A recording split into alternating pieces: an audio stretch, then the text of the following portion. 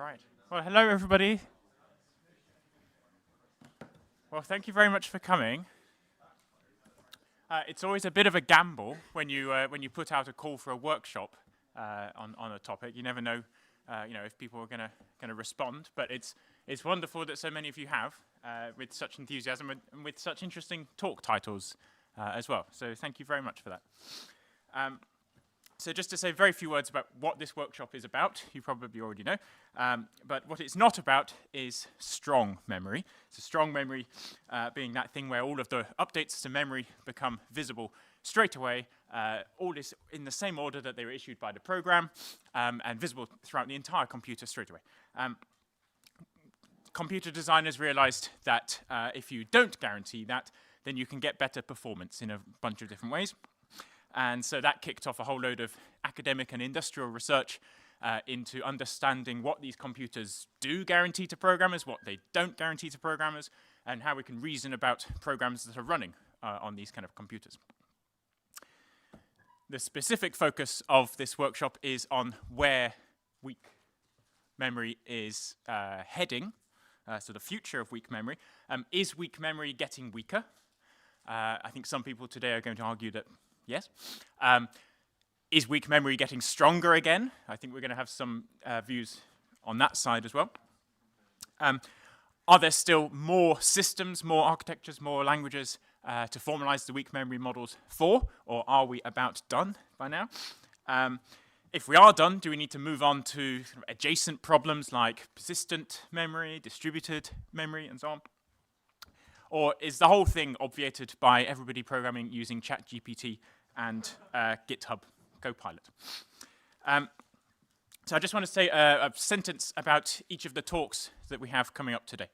So we have Matthew Parkinson from Microsoft, who's going to tell us about his experience programming concurrency in the presence of weak memory. We're going to have Soam Chakraborty from TU Delft, who's been looking at heterogeneous computer systems that combine several weak memory models together. We have Vasilis Klimis from Queen Mary, who's been taking ideas from how to empirically validate memory consistency models and apply that to validate memory persistency models. We have Mike Dodds from Galois, who's going to ask a very provocative question: does weak memory matter? We have Luc Giesen from UCL, who has been looking into how to test that compilers are respecting weak memory models when they optimize concurrent programs. We have Hernan Ponce de Leon from Huawei, who's going to talk about how we as a community should be doing a better job of making our weak memory models available, functional, and reusable. We have Hans Bohm from Google, who's going to reflect on the C++ memory model, what its intentions and assumptions were back in 2011 when it was first introduced, what the committee at the time maybe got right, and maybe a bit about what they got wrong. Stephen Dolan from Jane Street, who's going to argue against an aspect of weak memory and say that compilers should guarantee certain orderings to programmers, and that doing so doesn't restrict the compiler from performing certain optimizations, and in fact, actually enables certain optimizations. We have Paul McKenney from Meta, who's going to argue that compilers should make extra guarantees to programmers about respecting semantic dependencies. And then we're going to have Ori Lahav from Tel Aviv, who's going to argue the opposite, make a case against semantic dependencies, just to drive up a bit of controversy there. We have Akshay Gopalakrishnan from McGill, who's going to tell us about his research into deriving one memory model from another. We have Simon Cooksey from NVIDIA, who's going to argue in favor of ever weaker memory models, at least for NVIDIA GPUs. We have Reese Levine from UC Santa Cruz, who's going to be talking about GPU memory models, specifically the higher level languages for programming them, like web GPU. We have Gil Herr from Seoul, who will argue that every weak memory behavior can be captured by an in-order execution model. So there is no such thing as weak memory in a sense. And finally, Thibaut Perami and Ben Simner from Cambridge, who will tell us about the future of system-level weak memory models. So finally, can I make a plea for interaction, making the most of this in-person gathering? So please I haven't actually checked this with the speakers, but I'm assuming it's okay for you to heckle lots and lots during the talks. Lots of questions. There's plenty of time for coffee breaks and lunches, but make it a constant conversation. Great, over to you. Thank you. And the first talk is Matthew Parkinson. Thank you.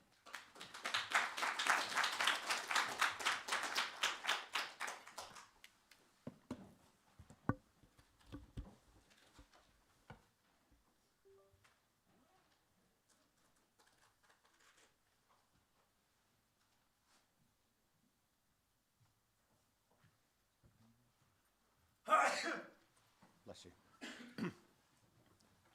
Is it just this microphone? Okay.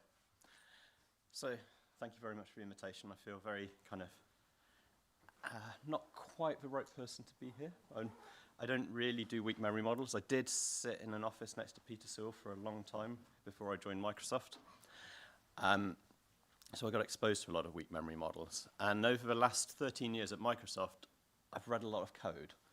John was slightly wrong in the introduction. It's not about the code I've written. It's about the code I've read that I'm going to talk about today, because I wouldn't have written these things.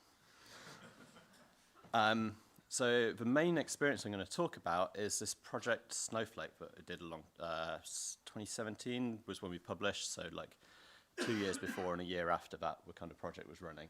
And it was about taking .NET Runtime, adding manual memory management to it, so using reference counting integrated with GC, lots of kind of cool, fun stuff.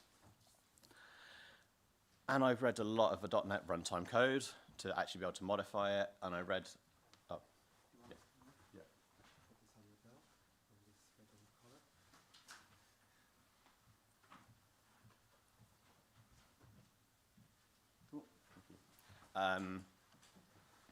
so yeah, I read a lot of actual .NET system services as well, and kind of went through lots of code. So this talk is kind of 3 nuggets that I found there. And as John asked for interaction, that's a very good idea. This talk gets worse as it goes. It's like a newspaper article. You don't really want to get to the end, so you want to stop me before. And it won't fill the time if you don't ask questions. So please do. So I'm going to start with my new best friend, flush process write buffers. So this is a Windows API call, which I didn't know at all about, and I'd sort of done concurrent programming stuff academically, but I found this in the .NET runtime. And it was kind of deep in this thing called thread suspend. So this is the thing that tears, you've got the GC running, and it wants to stop all the threads running, and it wants to know that there's no one doing mutation to the heap graph, and it's kind of getting you into that state. But there's a lot of places where you jump in and out of what's going on in the runtime, so it has to be very efficient. So it uses this thing called flush process write buffers. So I went and read the docs. So it flushes the write queue of each processor that's running a thread of a current process. So it does an IPI everywhere and runs basically like CPU ID or like a strong fence everywhere, and then waits for them to all respond, which sounds expensive, but if you're stopping the world to do a GC, then there's quite a lot of expense going on anyway. So why would you use something like this?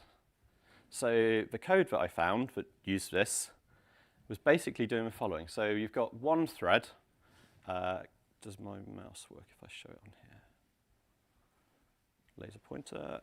So one thread, this is the mutator, is going to say, don't do GC. Oh, Paul, yes? Should there be a call that prevents the compiler from reordering something? My slides develop. So please, thank you. Thank you for interrupting. Please carry on. So yes, there's going to be more put in. So one thread's going to disable the GC, then it will check if the GC is there and wait. If it isn't, then it can modify the heap, and then it will re-enable the GC. So there's basically sort of steps in and out of like jittered code and runtime code. And some places we really can't afford to have the heap mutate. Meanwhile, you might have the GC code, so it starts by saying GC in progress, and then wait for everyone to go, and then do the GC, and then say the GC is not in progress. So this is sort of like a bit like a semaphore, but you're sort of doing one thread's notifying all the other threads that the GC is happening, and the other threads each have a sort of way of saying that they want it to stop. Yep. Won't this deadlock, like just the code on the screen? So wait for GC actually then unsets the disable GC flag, and if yeah. So sorry. There's a lot of code that I read. I tried to fit it on the slide, which is but yes, it doesn't deadlock because this waits. So this is a write read write read. So going to my classic understanding of memory models from the neighbor from the computer lab when I was there.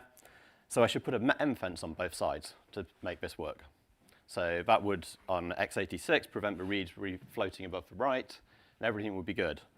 But the problem is that this code on this side happens a lot, and that's very expensive. And this code on this side doesn't happen very much at all. So if you can do something asymmetric, life is better.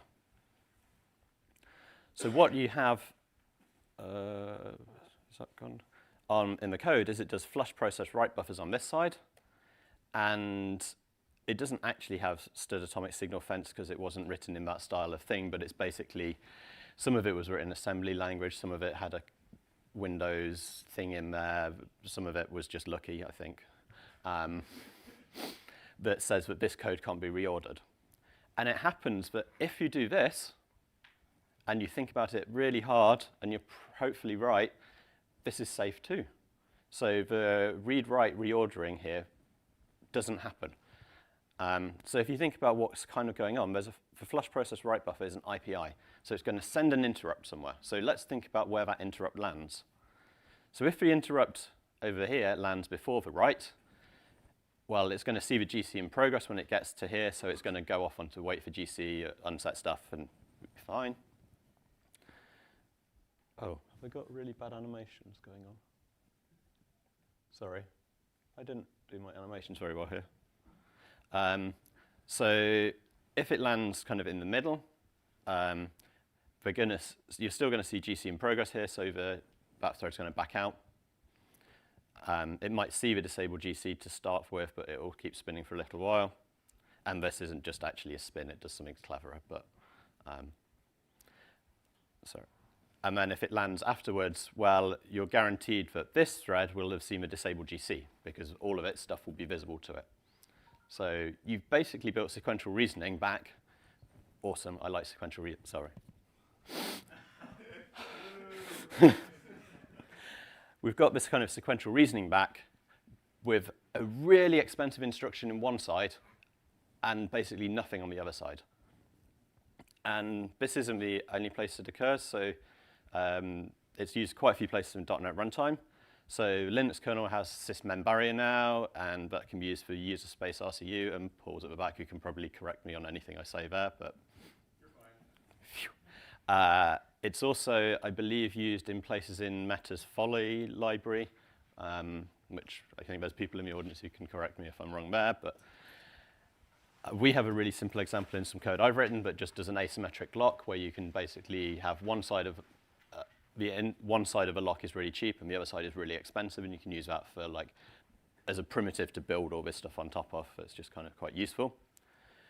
So to me, this is really awesome, but it's quite far from a lot of the memory model stuff because it's involving interrupts and kind of interacting the memory model with the interrupts, and hands. Yeah.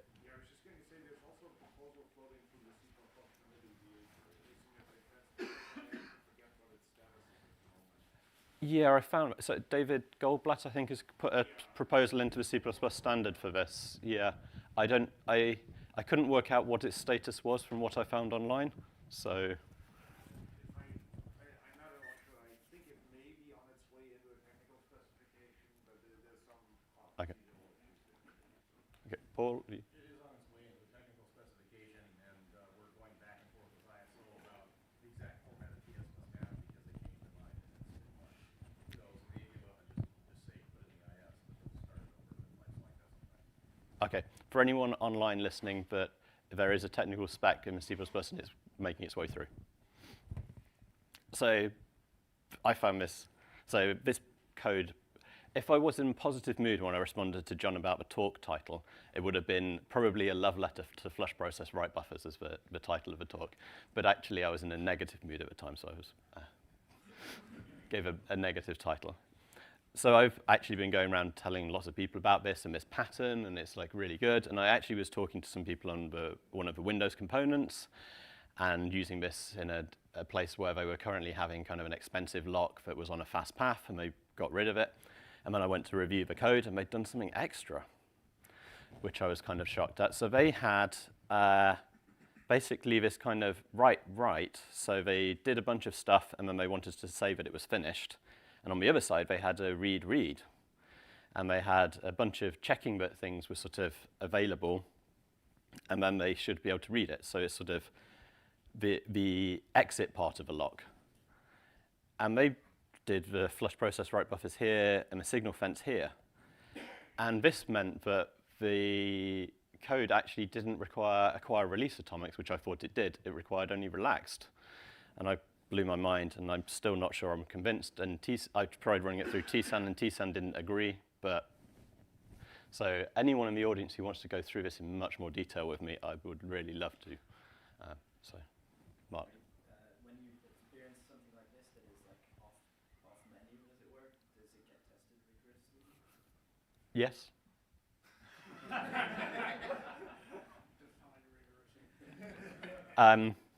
It will go into production rings, and we'll see what crashes.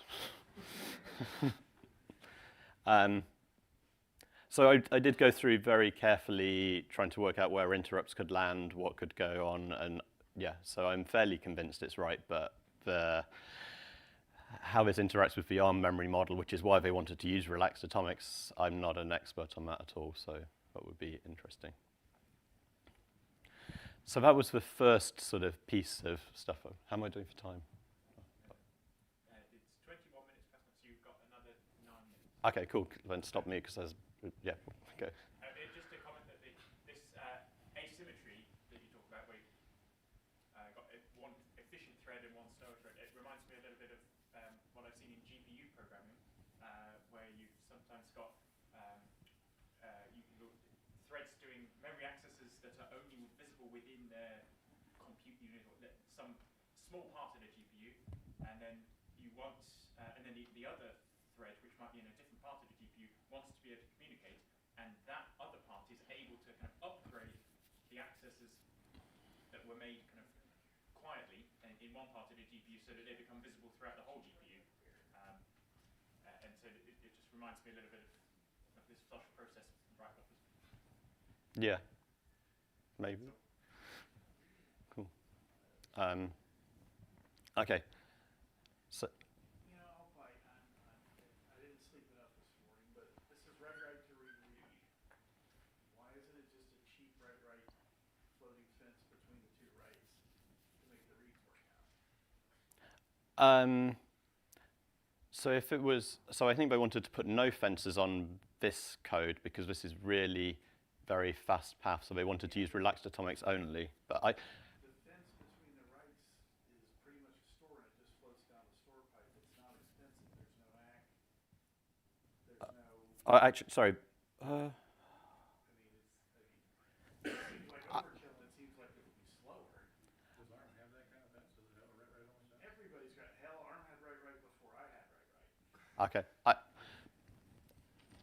You're the memory model expert. I just read code. Yeah. Cool. I'll go and feed back to the guy and see what he says. Peter. Know about what performance testing the authors of this stuff do? So for this piece, I have no clue. For the original .NET stuff, they did a lot of performance testing for the transition in and out of C++ code that was mutating the heap into the jittered code. And there was a very noticeable slowdown just having the M fence, basically having that fence in there, because there were a lot of little runtime functions which had to not allow a GC during them. It was C++ code, so they couldn't do anything inside that little stub function. So all of those little places that are like really cheap transitions becomes concurrent, expensive thing. And that's visible in the whole physical performance. Yes. I can believe that for the first example for this one, I wrote it out. Yeah, I don't know as this part was tested. They were mostly just wanted to just write relaxed atomics, I think. But I think it's probably because they didn't want to acquire a release, which is what we'd written in the prototype for them, and they wanted to put relaxed, but putting a fence, as Derek says, might be a better choice. Gil? Can you use non-atomic rights instead of relaxed rights? Is there any race on the relaxed rights? I think there is races. There's probably races everywhere. There's always races. 'Cause this is basically implementing kind of a lock pattern, but for a particular operation that's going on. A bunch of relaxed rights, that part is several threads can concurrently write to the same location, and then this guy wants to read the relaxed stuff. Whatever. Somehow, if there is a race, you don't kind of. Actually, some of these might not need to be relaxed. I think it was. That part I can see, but the previous part, you somehow It was- read all the relaxed stuff. Usually, you don't expect some two threads concurrently write to the same location, so somehow it's. Yeah, I think it was actually the reads were relaxed, but sorry, I haven't got the code stamped in my brain. Okay, so I'm in 15 minutes now. I've got 2 more examples to go through, so we're doing great on time. But I didn't want to go through them all anyway. So updating running code. This is another thing I found with a .NET runtime, which I'm just going to go through quickly to scare people, I think. So one thing I found when I was reading the code was there's this thing called a JIT fast write barrier, which has in it this lovely bit where it says move absolute into RAX, this constant. And there's a bunch of alignment stuff and patch labels, and they just write into the instruction stream where this thing is, overwriting what the write barrier says. So then there's some stuff about finding the patch locations for these things, and then you update the ephemeral write barrier with these things. But there are some cases where they do this while the write barrier is still running. Which, yeah. I think pardon? Works great on x86. Well, so they updated the code to work on ARM. So yeah.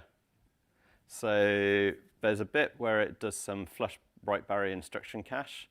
And then there's another flush process write buffers here because actually they're updating 2 things in the instruction stream, and they want to make sure the instruction stream gets updated in the right order. So if you have relaxed updates to the instruction stream, then it goes really horrible. So anyone who wants, I can send you all links to this code. It's all publicly available on GitHub. And yeah, you can sleep as well as I do. So any hands? There's actually been a lot of discussion, especially on the list 5 case, about how to do this. Derek, I guess something common was in the same discussion. But in general, the architectures even x86 imposes severe restrictions on updating code. You need to generally run something on the executing side before you can safely execute the code. Yeah, I think that's what this instruction, the system call here is doing, is going off. But Usually, you actually need to do this on every thread that can potentially execute the code. I think this one's an IPI as well. Oh, okay, so the lead But times we have so I'm a little bit confused because when I was reading the code to do this talk, it had changed since I last read it, which, but that was like probably a good thing. But this work item here was an x86 bug, which is now under an ARM ifdef. So, Paul? been having some fun with this kind of thing on Link as well. So I think it's a moving target at this point. Yeah. At least when I read the code the first time, you had to do a flush process write buffers to get the CPU ID to execute on every other core to get the code to be guaranteed visible in some way. You have to drain the post out of cache values. Yeah. Peter? Supposedly,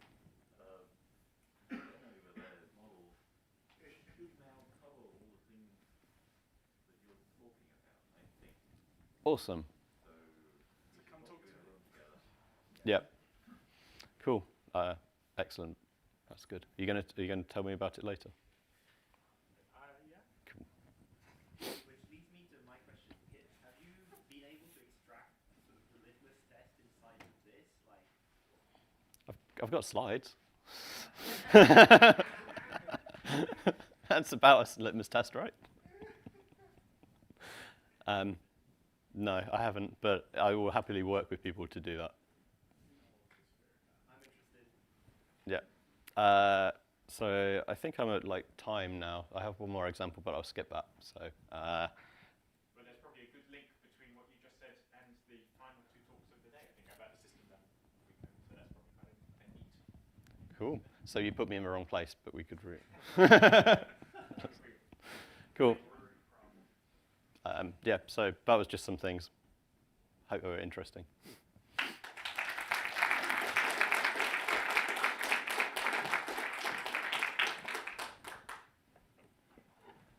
Do you need to do a USB-C? Let me check. Oh, you got HDMI on the side of yours, I think. Yeah, I think it should be fine. Good thinking.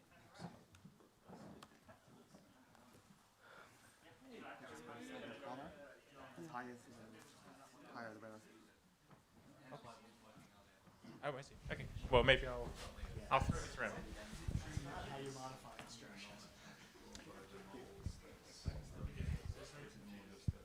Cool. Thank you, Matt. So next up is Soam Chakraborty from TU Delft. Can you hear me? I think they'll turn it on when you start talking. Okay. So yeah, if you have a question, let's try and do the thing where I'll pass you the mic.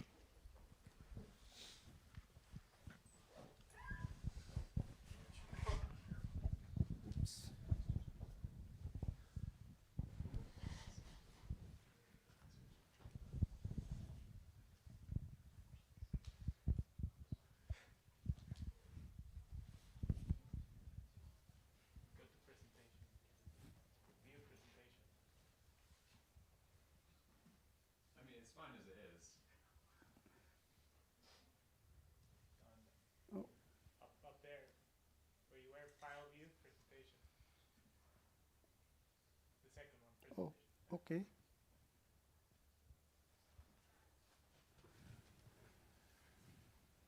Is it visible? Okay. Thank you for your invitation and welcome everyone to my talk. So in the invitation it was said that there should be something controversial or something nobody else knows. So I tried to make some statement controversial and which was provoking my thoughts. So let's see if I can provoke you also. So heterogeneous concurrency is a system where there are different type of processors are combined via shared memory. Now these systems are fast emerging because it gives a promise of performance improvement and energy efficiency. So, and these are actually appearing in various applications and all the devices. So I will start with an example to understand this phenomena. Before going there, here is a message passing example. It is quite well known that x and y are 0, and in the left thread we are writing two values on x and then y, and on the other thread we are reading it in the opposite order. Now if we consider sequential consistency, this execution of a equal to 1 and b equal to 0 is not possible. This is pretty well known. Now if we go to the program which is running on x86, then this execution will also not be possible because the write-write pairs and read-read pairs cannot be reordered, and this gives us this guarantee. Whereas when we go to ARM processor, these reorderings or the out-of-order executions are possible and this behavior is possible. So this is pretty well known. Now from there on, we can think of a system where we have x86 and ARM processor, consider this as a hypothetical system, are connected via shared memory. Now if we consider these programs where one thread runs on x86 one thread runs on x86 and another on ARM. Now the question is whether these executions will be possible or not. Any idea? Yes? I guess I'd assume that, like, since the two processors don't synchronize with each other, it's going to be worse than either of their individual models. Okay, so this will be possible. Okay, that's a good explanation. You only need one disorder to get disordering. Exactly. So if we consider the ARM processor, it allows the reordering of the write-write or read-read pairs. And because of this reordering, after that we can come up with an interleaving execution where this behavior is possible. Now, with this understanding, now we wanted to understand for another type of heterogeneous system, which comprised of x86 CPU and PTX, which stands for NVIDIA GPU. Now, the question is that what is the possible behavior? Now, when we went to this area, there was, first we wanted to understand that what are the difference between these two different types of processors. So there is a long list, you need not to read through that. But basically the threading models are different, the primitives have different properties, the orderings of these accesses are different. There is some more details for the threading models, so I will come to that. So to begin with, what we observed is the threading model for GPUs are very different from the CPU models, because the GPU actually structures their thread in terms of hierarchies, and based on the proximity of the accesses, that makes a difference when we have synchronization or different relations. Now, because of this, we have various different types of primitives. In x86, we have traditional load, store, read, modify, write, and fence, whereas PTX provides these operations along with memory orders similar to C++, and there is scope, different types of scopes. So CTA stands for if it is working on a very close set of threads. Then GPU says that if it is in one GPU, and the system is if it is an entire system. Now, with these three parameters, the memory access becomes a combination of memory operation, order, and scope. Now, so in PTX, you find a large number of possible accesses, and these accesses actually determine, based on certain relations, that what is the memory ordering and what is the synchronization property we can get within a GPU. Now, if we look at the other types of properties, for example, multi-copy atomicity and non-multi-copy atomicity, then here is an example, the independent read and independent write example. And here this behavior is not allowed in x86, but it is allowed in the PTX model. So now, if we take these programs and think of it that executing these, where the read threads are x86 and the write threads are the PTX threads, now we wanted to ask that what kind of behavior we can get. Will it be allowed or disallowed? Any guess?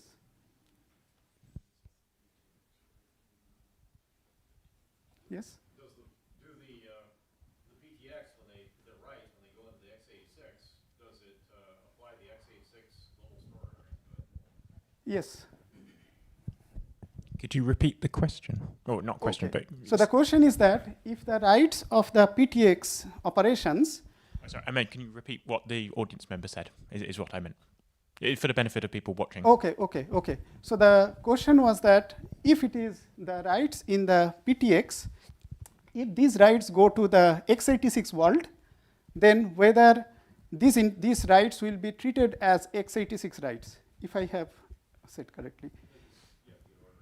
Yeah. So if that's the case, I'll naively say that it would be forbidden. Yes. So again, we have the similar kind of the other direction we can think of, where the writes from the x86 go to the PTX world. How will it be treated? So in that case, it will be treated as the PTX model suggests. And we have to deal with these two different types of behavior for different kinds of models.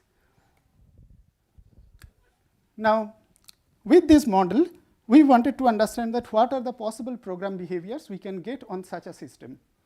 And in that case, the way we wanted to develop some formal semantic models operationally and axiomatically. Now, we started with the existing models, which looks like this. I think I need not to explain this, but the left one is x86, the right one is PTX. These are available in respective papers. And if you look at it, there are several differences between these models, but I want to point out to one or two cases. For example, if you consider the two very primitive constraints, the SC per location and atomicity, then in a CPU world, it is SC per location and atomicity is actually throughout the globally for the entire execution and for the entire systems. Whereas if we go to the GPU world, these properties are scoped. For example, that if you look at this, the properties in atomicity and essentially the SC per location, there is an additional parameter MS, which stands for morally strong accesses. So which says that how close are these accesses in terms of the scopes of the GPU, and based on that, we can give the guarantees of coherence or atomicity for these systems. So these differences are actually fundamentally there between the CPU and GPU world. Now, when we wanted to, and we had to consider these when we are trying to model these systems. So there are some, so when we are trying to combine these, we wanted to address some goals for the semantics. The first one we wanted to do is that if we have two systems and if we combine these systems and develop a joint model for these heterogeneous ones, then if we don't have the processor of one type, then the model should fall back to the original model of the system. So, and the second property that we wanted is that the existing compiler mapping from the existing programming languages to these architectures primitives should hold, because we don't want that if we just combine two different types of devices, the compiler needs to change completely. Questions?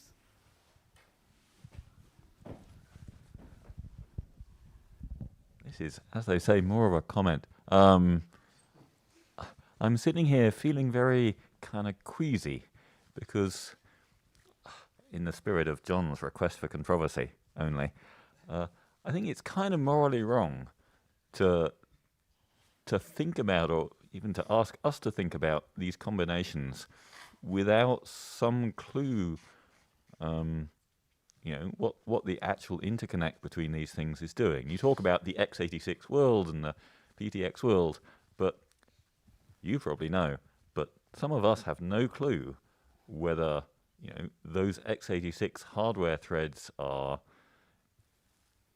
in an x86 classic system, and the processors are not, the memory models are not facts about the processors, they're facts about the whole system. Right.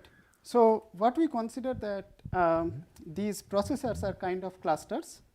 It is a system as its own, and they are connected via some interconnect. So I have not gone there so far. And we do not keep any assumption about the interconnects. So if we, for example, we have done some experiments with some protocols, but if we consider some different types of interconnects like CXL or other CHI, each of them will come up with different properties, definitely, and that will be also probably will strengthen the overall model that we are proposing now.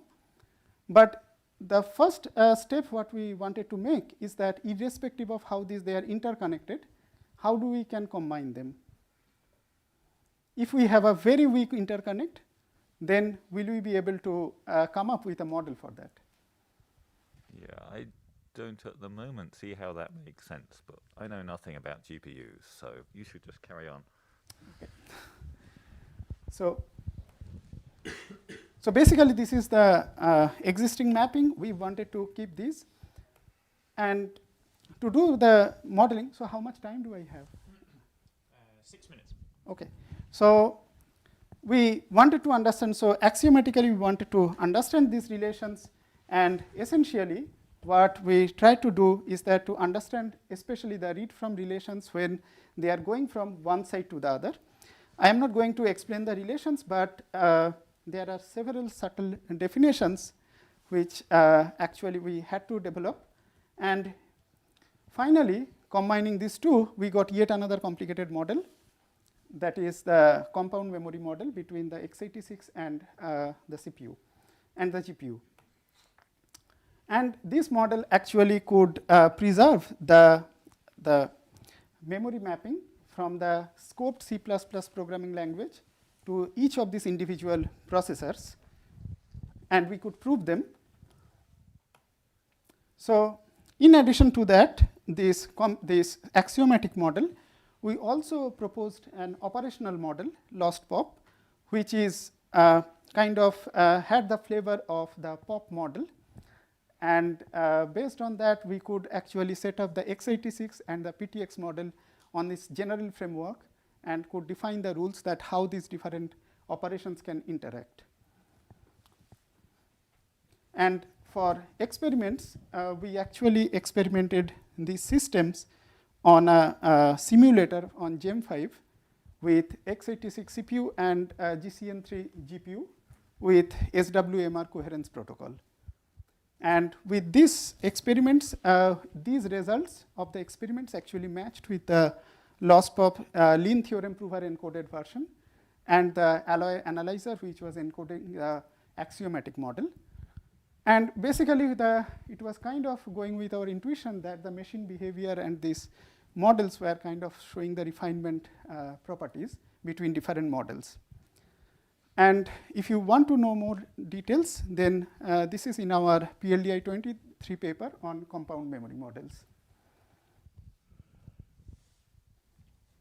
So this is briefly what we have done in this work. And I think there are several things we can do in this direction. So this actually revives the questions of all the things which we were thinking for the CPU or GPU models about the semantics of the programming languages, the compiler transformations, out of thin air behavior, rest freedom properties. And the question is, can we come up with some language model which gives us all these properties together? So the second one, a possible direction could be that if we can come up with some compositional semantics and reasoning technique for that. Because the way we developed the semantics, it worked for this case, but what if we are trying to compose different combinations? How easy or difficult it would be? So in that case, having something very compositional will be helpful, because in that case, we can guarantee certain properties and model them very efficiently. And what I think is that these heterogeneous models are not only within the architecture community for weak memory model. Yes? I was just wondering, I don't have a microphone. Thank you. It's counterintuitive to me that you would actually expect a different memory model for the programming language for these. Why would you not just expect the same memory model to apply if some of the pieces are running across the platform? Right. So the language, exactly not a new semantics, but for example, that we have to the formal definition may need adjustments, considering the compiler transformations can be different as well, because GPU allows different types of optimizations. So we have to recheck that if the existing semantic models are allowing those compiler optimizations. Okay. And when I say this multi-language concurrency, so this can also happen that different kind of programming languages also interact. For example, that one recent example could be rewriting some part of the Linux kernel with Rust. So in this case, Rust provides several guarantees for ownership and the certain properties of rest freedom. Now, if it is interacting with other memory models like C++ or Linux kernel memory model, the question is that what will be the overall properties we can guarantee there? I mean, Rust has unsafe code. So already within Rust, you can see all the weak memory things. Generally, unsafe Rust just uses a C++ memory model, though there's some asterisks there. Rust in Linux, of course, is interesting because now you have two memory models in the same process, which I don't think we want. So my advice has always been to just basically pretend we can use the LKMM, the Linux kernel memory model in Rust, Right. and hope it works the same way we hope it works for normal Linux in Clang. Right. But that's not very principled, of course. Right. Yeah. Basically write unsafe Rust the same way you would write unsafe C, put some nice wrappers around it to make it nice Rust, and then... Yes, so to add to your point that Rust has all this in the unsafe part, and probably Rust does not want to give any guarantees. Now, yes, so if you can also establish some more properties here. So I don't know, maybe it requires more thinking, but what kind of properties we can guarantee when it is interacting with other models? So Great. with this, the talk formally ends, but I'll be happy to take more questions and looking for discussions. Thank you very much, Sohan.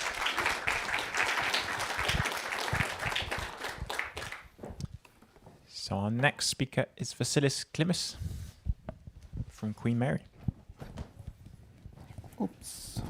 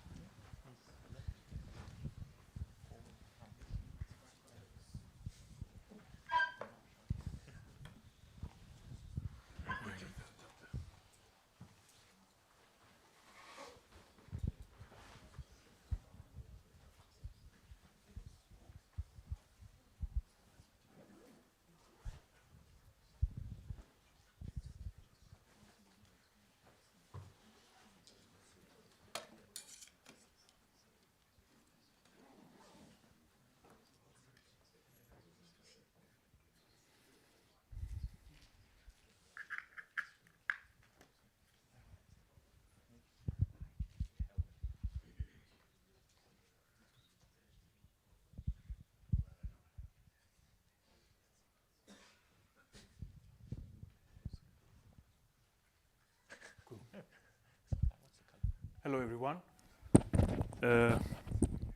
Here I'm about to pitch an idea on validating weak memory persistency models. It's an idea which is adaptable to any architecture, any hardware. And we are considering here active model learning so that we can enhance the automation of the whole process, the validation process. Now, why bother with validation? There are mainly two big reasons for this.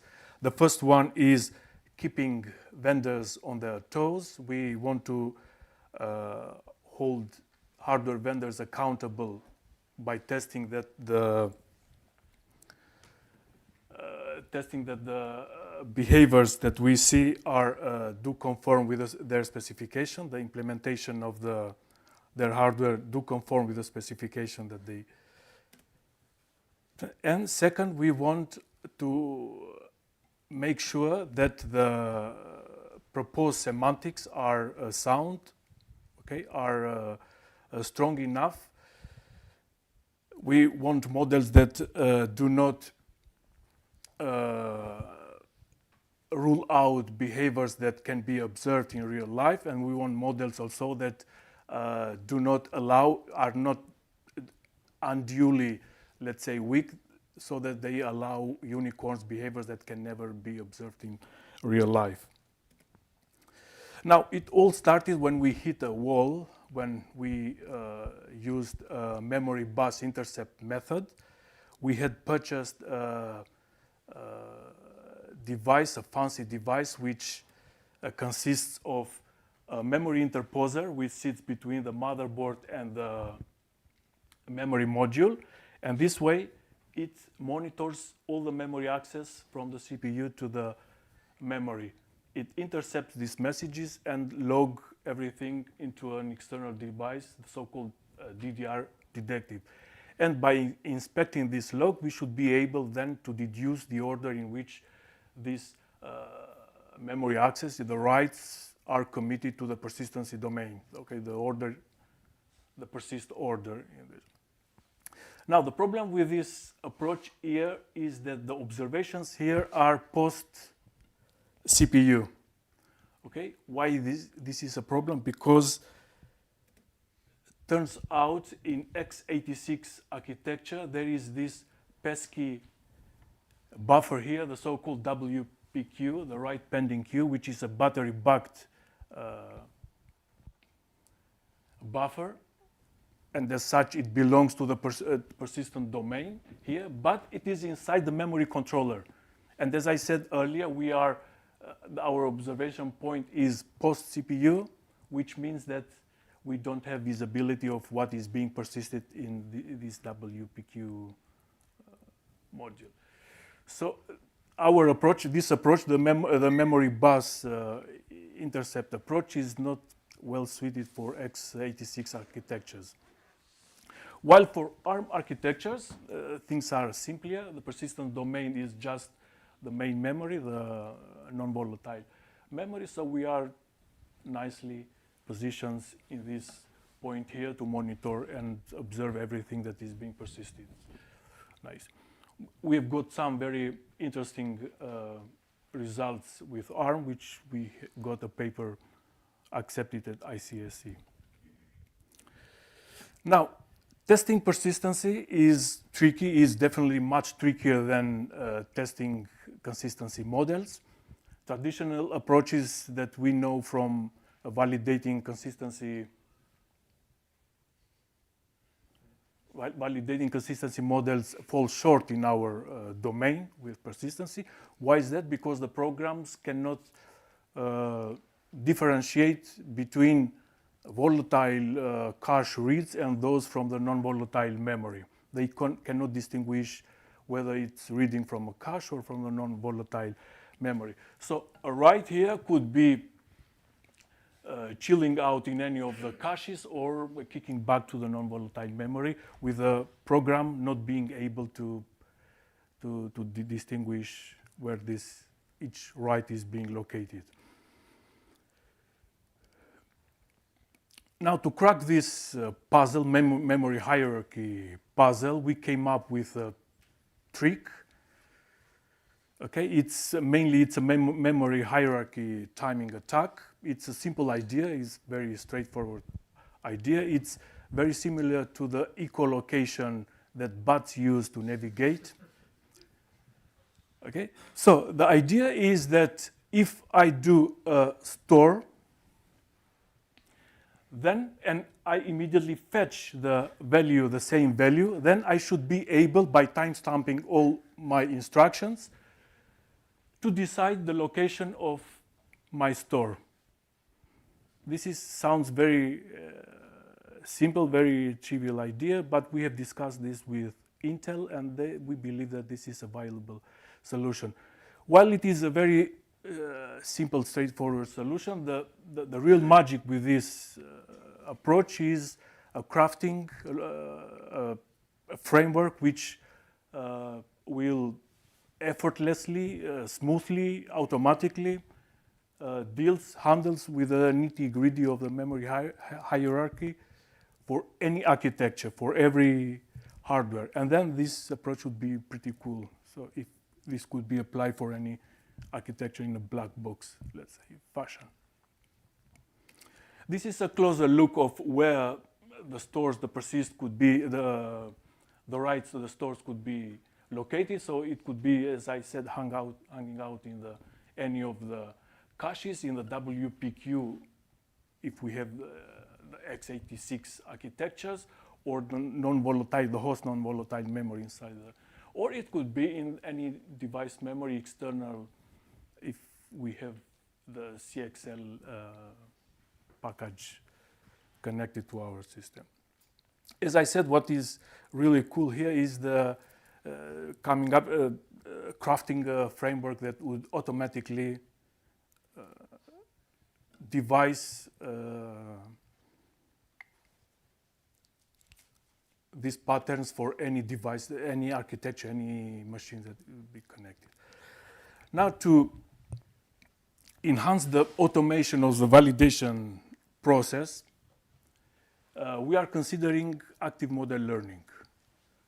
Okay, and through this approach, we will be able to refine the model that we are after, that we want to validate, in progressively in an iterative fashion, in a black box fashion. Okay, and I'm going to explain step by step how we're going to deal with this. Now, in this approach, machine learning, we have two main, if you want, two pillars. Okay, it's the learner, which is an algorithmic entity dedicated to information acquisition, and this is going to interact with a so-called oracle, or you might have heard a teacher. Okay, so no. The oracle is just a source of information with comprehensive knowledge about the target system. So basically, it's an abstraction of the target system, and in the context of black box approach that we are adopting here, it's the experiments itself, the oracle. Okay, this is the main idea. Now, to focus in and check out the details of how this, how the learner engages with the oracle, I'm going to detail now step by step what's going on. So, given that we have a persistency model, the one that we want to validate against the actual system, this model is posed to the oracle as an hypothesis model. Okay, and next, at the same time, the learner is posing through membership queries the inputs to this model and to the system, so that we can then scrutinize the system response according to this hypothesis. Then, so basically, these inputs are the test cases that we are going to work on. Then these test cases are used to simulate the hypothesis model, resulting in some prediction from the theoretical model. And we, at the same time, simultaneously, we execute these test cases to the actual machine, resulting to traces of behaviors. And then an equivalence validator will compare what the theoretical model predicts and what the traces of behaviors have been resulted from executing the test cases. In case of discrepancies, we should investigate carefully the reason for this. It could be a bug in the system, in which case we have to correct the bug, file a report. It could be a non-conformance with the specification, okay, in which case a revise of this specification would be necessary. Otherwise, we might need to refine the model so that we can align the predictions with the traces, okay? Because in this case, either the model over-predicted the result or under-predicted, in which case we need to refine it so that we can start then progressively with a refined version of this model, repeating the process iteratively until we reach into a satisfied, let's say, model. So this is mainly the idea of how we're going to refine a model, a prescribed model, a theoretical model, find discrepancy in this model, and not only find discrepancy, but refining this, improving this model into a better one. Now, machine learning here is quite handy, not only for refining the model, but it's also very handy for spotting patterns of timing variations that we discussed in the time-stamping echolocation approach that we mentioned earlier. Okay, if we connect different architectures, different machines in our framework, then the machine learning will be able to spot patterns. Machine learning is good at spotting patterns of timing variations, so that we can imply deduce what the timing variations are, where the stores are located in caches and so on for each architecture. Also, the machine learning would be quite handy in spotting patterns. Yes, please. So, also another handy thing that we are going to we will benefit from machine learning is spotting patterns, persistent ordering patterns. So in case of litmus tests, there is a post condition that we have already to check what the values of the variables will be. And if you have a big, let's say, litmus test with a complicated post condition that you want to check, you might need the help of machine learning to spot the pattern, complex patterns of persistent orderings. Yes. So from this, if you find that there is some mismatch, then also do you augment There that is some mismatch between the specification and the test Okay, cases? yeah. Do you also generate new test cases from Yeah, that? from the counter examples that we get, then so generating test cases, it might be from the counter examples, it might be, we might use a different repository with test cases. We might generate from the model using, for example, given an example that we could be, for example, alloy models. Alloy is good at generating instances that you can then transpile into test cases. And Thank you. yeah, this is quite high level. There are a lot of to be explored. I have a question about your echolocation. How precise are the measurements, and do you have any problems with noise, like in the sense that can you have a measurement of a lap if it's in L1 or in L2? We have done some tests, very trivial tests, and we have discussed with Intel that, and we believe that this is viable. I don't have much detail in terms of implementation to share with you now. This is very early days of this idea. But we have tried, we saw we can differentiate timing variations from caches and from non-volatile memory stores. We did distinguish a gap in timing variations here. But if it's so difficult to know whether a write is coming from persistent memory or from your caches, how do you know the ground truth in that when you're doing those experiments? How do you know this is right? This is a write coming from persistent memory, so that takes this. I'll measure that. That takes this long. How long? Whereas this is a write coming from the L2 cache, and that takes this long. Yeah, this is a job. Yeah, we believe that this is a job of machine learning. So if machine learning will just give us, let's say, a high-level figure of patterns.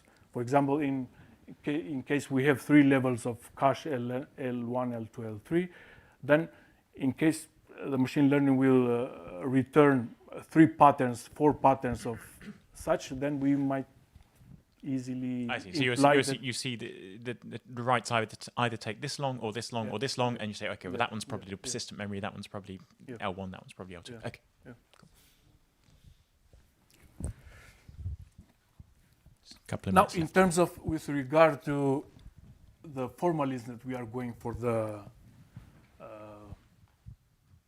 hypothesis model, there are different formalisms around to model concurrency, like the Petri nets, the process calculi, the actors models, and others. But the one that we are thinking seriously to incorporate in our approach is the concurrent clean algebra. It's quite elegant, and we think that it would be the best option to. So given this litmus test, this program, for example, you can easily, in this way, express in concurrent clean algebra this program. So the concurrent clean algebra introduces this operator, parallel operator here. So we have here a parallel composition of these 2 threads in this program here. Now the concurrent clean algebra expressions generate subclasses of POM set languages. A POM set is a partially ordered multi-set of events, okay, which nicely encapsulates an execution of the concurrent program. Now, to encode these concurrent clean algebra expressions, we think that POM set automata would be a nice formalism to incorporate into our approach. There is a lot to be explored about the subclasses of POM set automata to and learning techniques for these subclasses that we are going to explore. As I said, we don't have much details in terms of implementation and that, but this is roughly high level what, and I would love to hear your feedback if. Yeah.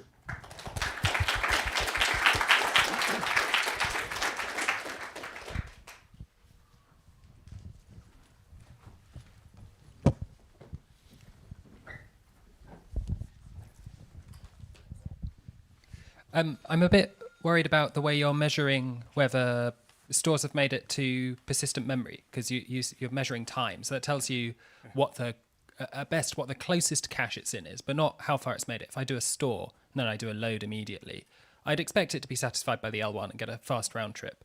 But I don't know if it hasn't made it to the persistent memory, right? Because it's writing through. So how are you going to cope with that? Because the caches would be pointless if everything was evicted as soon as you did a load or a store. Yeah. So we are expecting, we don't know, okay? I don't know, but we are expecting that since, for example, in this case, we have, let's say, 3 levels of lines here, we're expecting that if the machine learning will come up, will return 3 patterns in this setup, then we will deduce immediately that the first one, the shortest one, is a store which is located in the cache. The other, the longer one is in here, and so on and so forth. So it will be empirically something. I guess the point is that you can't tell the difference between there being X in the cache or X in the cache and X in the host attached memory, right? You've shown it as 3 distinct categories, and you'd actually expect duplication because that's what the caches do, they duplicate. Yeah. I don't know. We haven't thought about this. I don't know. Final question from Paul.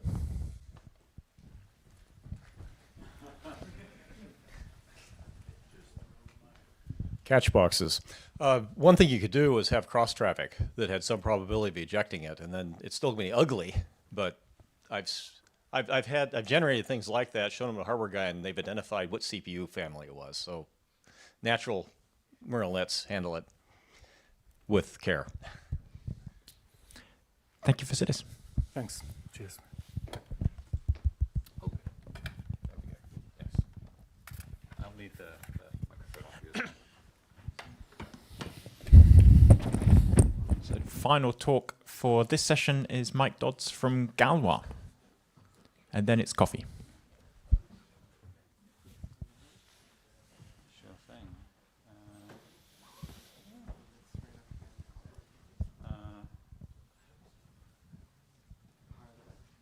Here you go. Okay, great.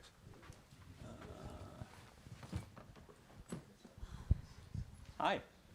So a bit of context on me. From 2004 to 2017, I was an academic. I was in an office next to Peter. I was also in an office next to Matt. So this is the sort of join or bottom of some lattice, I think. I did a lot of work on separation logic and concurrency and also some weak memory. And since 2017, I've been a principal scientist at Galois, working on a not totally disjoint set of things: formal methods, parser security, cryptography verification. And Galois, I think this is a bit relevant. It's a contract research shop. We do research by the hour. You pay us, we do research for you. And we mostly do security and reliability technologies, things like PL, formal methods, static analysis. And we do a lot of stuff for DARPA, US government. So the caricature prototype Galois project is that you all have written some PLDI papers. We take those PLDI papers, build prototypes, do further research, push it a bit further down the transition path, and then we find out what works in practice, because it's very hard to tell from just reading your wonderful PLDI papers or POPL papers or whatever.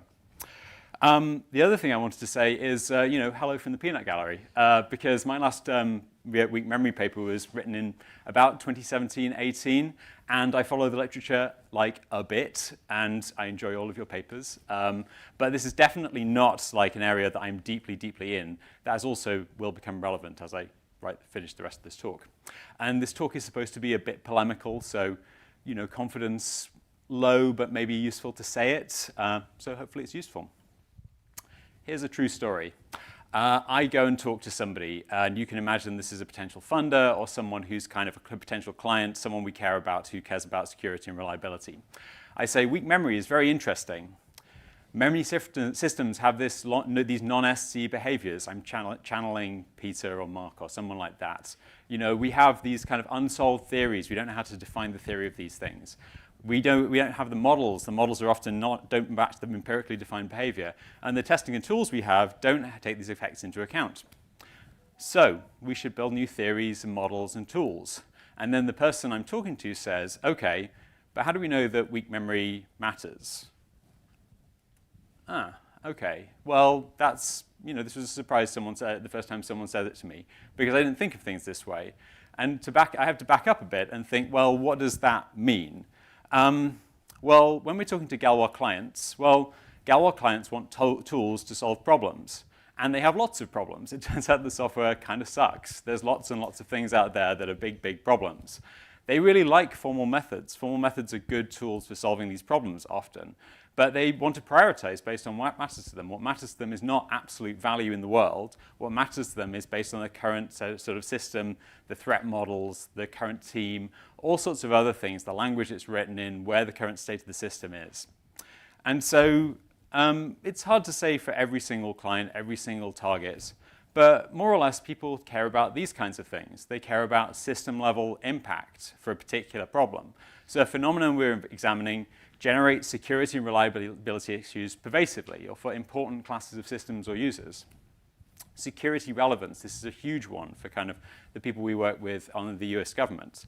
Like, it generates serious security problems. Expert teams can't solve these security problems, even given the tools they have at the moment. An inadequate existing practice. So even if we try really hard, even if we use our existing tools, they don't mitigate the problems. The problems are kind of big problems for them, even if we kind of try and fix them. And maybe we can mitigate them, but it's very, very expensive. OK. So this is a security-centric and system-centric view of the world. And this is not the only view that's available. I'm not standing here saying, like, you're wrong and I'm right. I'm just saying this is a view that I encounter an awful lot when I'm talking to people. So lots of formal methods domains matter in the sort of, I'm using the word matter here, but you should sort of put a little asterisk next to it every time I say it. Lots of potential formal method target domains matter in this sense. So memory safety is the really famous one. So Microsoft, thank you very much, Microsoft. Thank you, Microsoft. They put out this blog post where they very helpfully said 70% of our CVEs are memory safety issues. And then we were like, thank you very much. And we then told everyone to write everything in Rust. Great. That's really useful for us. It's really useful in like understanding the shape of the kind of reliability problems that people are facing. Parser security. I'm sure a lot of you have seen the recent Kaspersky blog post about this unbelievable operation triangulation exploit chain. I strongly recommend you look it up. It's really one of the most sophisticated attacks in history. What's that? Oh, yeah, the talk is great.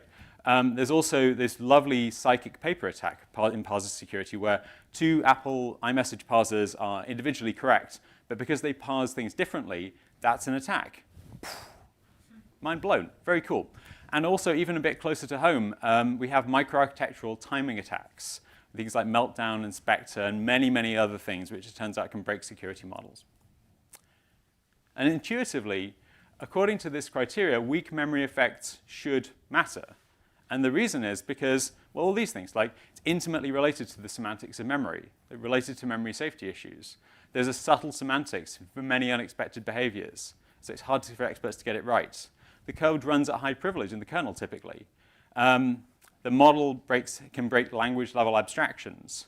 And we've even got a close family resemblance to microarchitectural timing attacks that have similar causes. And so now, if we think about this hypothesis that weak memory matters in this sense, how does it really stack up? What does our evidence look like? Well, the first thing is system-level or user-level impact. Well, I'm sure that there are crashes caused by weak memory effects. But do we have like real examples of system-level reliability or security issues that are caused by weak memory effects? What are they? Can we point to them? Well, I mean, I don't think that I have the kind of things to point to for that. Are they rare? Are they common? How are they mitigated at the moment? Matt said, well, you know, they just do an awful lot of testing. Well, okay, they're doing a lot of testing. That seems to work. You know, my iPhone works okay, and that's got weak memory effects in, as does every single device we use. Security relevance. Are there examples of security vulnerabilities or exploits that arise from weak memory? Are they pervasive? Are they important? Are they hard to eliminate? Well, I found one CVE when I went out looking for it. It was filed by the Rust Belt project. Thank you, the Rust Belt project. But it's not like an attack that's actually being out there being used in practice. Are there inadequate existing practices? Well, a lot of you all are practitioners, and that's great. But I don't have a real sense or like a lot of evidence that, in fact, you're struggling to build the systems you want to build.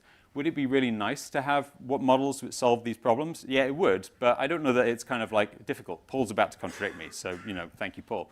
John, do you want to go over and counter to him? Paul can tell me I'm an idiot. It's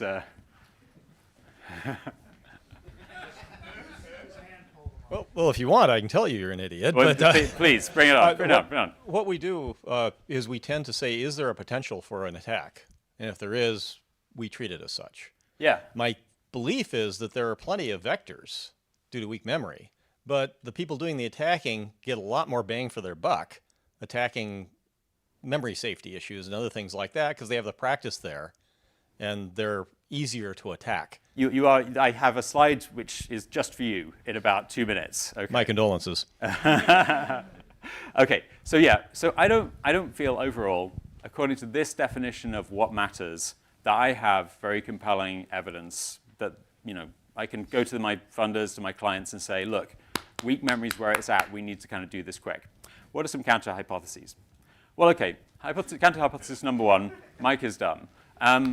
There are weak memory effects do matter in this sense. There's lots of evidence. I just don't know about it. Great. You know, hello from the peanut gallery. The peanuts are delicious. Thank you. Thank you. Counter hypothesis number two. Okay. Weak memory effects basically never happen. And so what we have here are a big set of behaviors that are allowed by the models. We have a middle-sized set of behaviors that are allowed by the in the lab effects. And we have a teeny tiny set of behaviors that actually occur in production.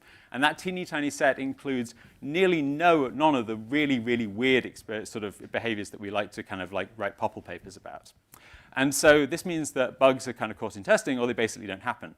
But microarchitectural timing attacks are also rare and also very hard to correlate, and they cause attacks. So another hypothesis is that weak memory code is very tiny and very encapsulated, and it's mostly core concurrency constructs. So the code is already highly reliable. It's tiny in scope. It's heavily audited. It's written by super experts, hell out there in the audience. The code's often co-designed with the models. So the designers of the code are working with the model designers to make sure the model and the code are doing compatible things. And the code is also deeply encapsulated in the system. So it's in schedulers, it's kind of locks, right? You know, as compared to like a crypto library is very smart, written by very smart people, it's very heavily audited, but it takes untrusted inputs. A scheduler doesn't really take untrusted inputs in that sense. It's just hard to kind of attack it in that way. Another hypothesis which came up when I gave my practice talk is weak memory developers are just extremely careful, and there's way too many barriers in the code. And then on the other hand, maybe there are just like a lot of crashes out there, and we just can't tell. So like someone who works on BSD said, hey, you know what? Things crash all the time. We just don't know that they're weak memory crashes. Because like, how do you reproduce that? You can't. But how would we establish either of these things are true? You know, could we build tools? Are they actually a problem? And how does this mean that weak memory effects matter from a, you know, the security relevance, system level effects point of view? And you know, who are these developers? What is the impact at the system or user level? And like, this is maybe my most spicy, you know, it's not really a hypothesis, but like, is there some reason why these weak memory bugs are not dangerous in some sense? Like a dangerous bug is like a security failure, or the adversary can write to memory. And weak memory bugs are like very rare mystery crashes, or very rare memory corruption. Is there a reason that doesn't matter, that we don't have to worry about it? But is this even plausible? Is there some reason why we would think that weak memory bugs are like not dangerous? what are typical bug or vulnerability patterns caused by weak memory effects? Those would be very interesting to know. So could we refute some of these counter-hypotheses? I don't strongly believe any of the counter-hypotheses either, aside from my being dumb, which is well established. So are there any other explanations here? I'm sure there are plenty of other things that could be going on. So I'm going to wrap this up on what matters. All our clients really like formal methods. They really like modeling, but they have limited budgets. I mean, everyone has a limited budget in time, engineers, learning new tools, all these kinds of things. And they have lots and lots of problems. And so this means picking problems with evidence that they actually matter. And that means security level or user level impacts. That means security relevance. It means inadequate existing practices. And I personally don't feel that I have the evidence from the weak memory world that the weak memory effects matter in this sense. Now, that's not to say that it's not worth working on these kind of problems, but it would be very, very helpful for me personally in my job to be able to sort of point to this, something that says, look at this. 70% of blah is blah, or sort of like, look at this thing over here. That is very useful, and it also helps to kind of expand the community, as we've seen with the microarchitectural timing attacks. Once you have that kind of evidence, that can be a real motor for building new tools, doing new research, expanding the community. I want to finish off with a provocative suggestion. Here's my modest proposal. Stop building models, start building exploits. So if we want evidence that weak memory matters, we should build the evidence that weak memory matters, and that means becoming vulnerability researchers.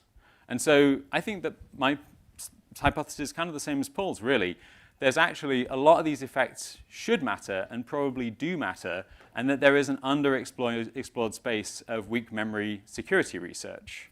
And what that means is building system-level CVEs, exploits, and case studies that result from weak memory effects. We have all these amazing models. We know all these kind of weird behaviors. Matt's been saying that the kind of code does like all sorts of exotic things, many which we don't even know how to account for in the models that already exist. And then we take them and we write white papers and go to DEF CON or Black Hat or Oakland and say, hey, look at this. I broke this kind of like security guarantee. I built this exploit chain.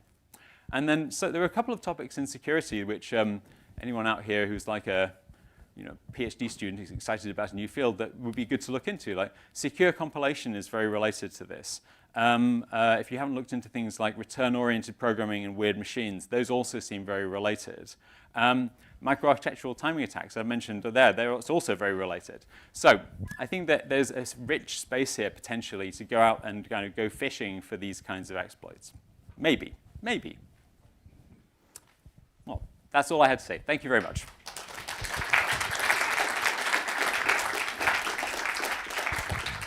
I can give you one anecdote in favor of your over-synchronization thing. One of the good things in the last few years, I've actually got some people that are studying my code and learning it, in case Mother Nature forces me into a retirement program soon. And they found a place, it wasn't on a fast path, where it was over-synchronized. But we left it because if you removed any of the memory barriers that formal analysis showed you removed, it became very difficult to explain how it worked. Yeah, and it's sort of interesting to think, so let's imagine we kick out all the memory barriers we think we kick out. Well, what do we expect to be the performance improvement? If it's 5%, well, maybe, that's not like a big deal. But maybe if it's like 500%, that's a big deal. Well, okay. 5% of what is the kind of key, yeah. Yeah. So its source of weak memory exploits that might be worth looking into is the JVM. So applets in the browser are not really a normal deployment model for Java anymore, but at least it's a design goal that you should be able to run completely untrusted code that you got off the internet in the JVM, and it should be sandboxed by JVM mechanisms. Those sandboxing mechanisms rely on type safety. If you can get two pointers to the same memory that disagree on what type they are in JVM bytecode, then you can break everything.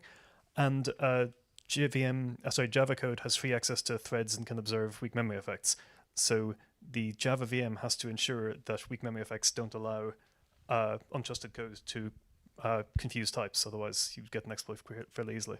Yeah, and I think that I know that there's been a couple of papers, I think one of Victor's papers pointed out that you can use kind of some of these weak memory effects to kind of break like type guarantees. And so that's the place where if I was going out looking for exploits, you're exactly right, that's where I would look at kind of like breaking the security model and then trying to kind of build exploits. And I think you're right that JavaScript is another place where kind of you've got, I think that's where some of the Meltdown and Spectre attacks were kind of via JavaScript injection. So I think that the browser is a great place to go looking for those kind of things.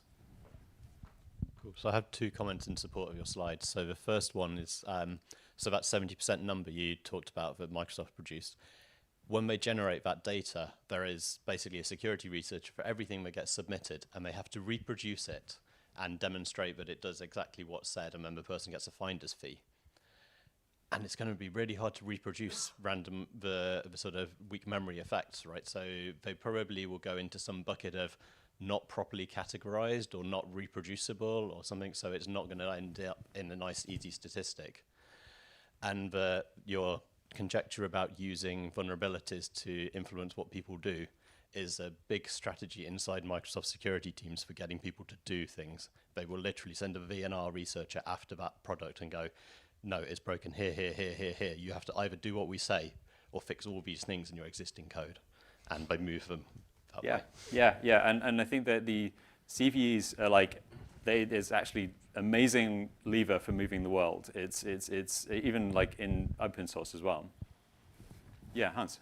Yeah, security is of course very important, and vulnerabilities are very important. On the other hand, I'm sort of with what everybody else is saying here. With that, it's very hard to exploit these concurrency issues very often anyway. On the other hand, there's another issue here. I mean, what we see, and I think most other people I've talked to have similar problems, that especially for code base written in C++ or something like that. We see sort of this background level of bugs that are really annoying to deal with because they're impossible to track down, and that's where a lot of time goes. And I don't know how many of those are actually caused by weak memory issues, but I suspect it's not negligible, but I don't really know. So I think that's another possibly more hopeful way to justify this. Yeah, and I think that if we had some data that, like, I mean, I don't dispute that hypothesis. I think that that's very plausible, but it would be great to have like system level tools. I mean, it's a very, very hard problem, of course, because like tracing all the way from like, database fell over to kind of like, there's some sort of reordering in the kernel. But I think that in order to kind of, justify that this, it'd be really great to kind of like know, like for sure that this was caused by this, that would be very helpful. I mean, I think that maybe another related thing is I think that some of the systematic concurrency testing, which I know that Matt has been somewhat involved with, is like the kind of Coyote thing that Microsoft built, which is about kind of basically controlling the scheduling and trying to kind of show that you can demonstrate bugs.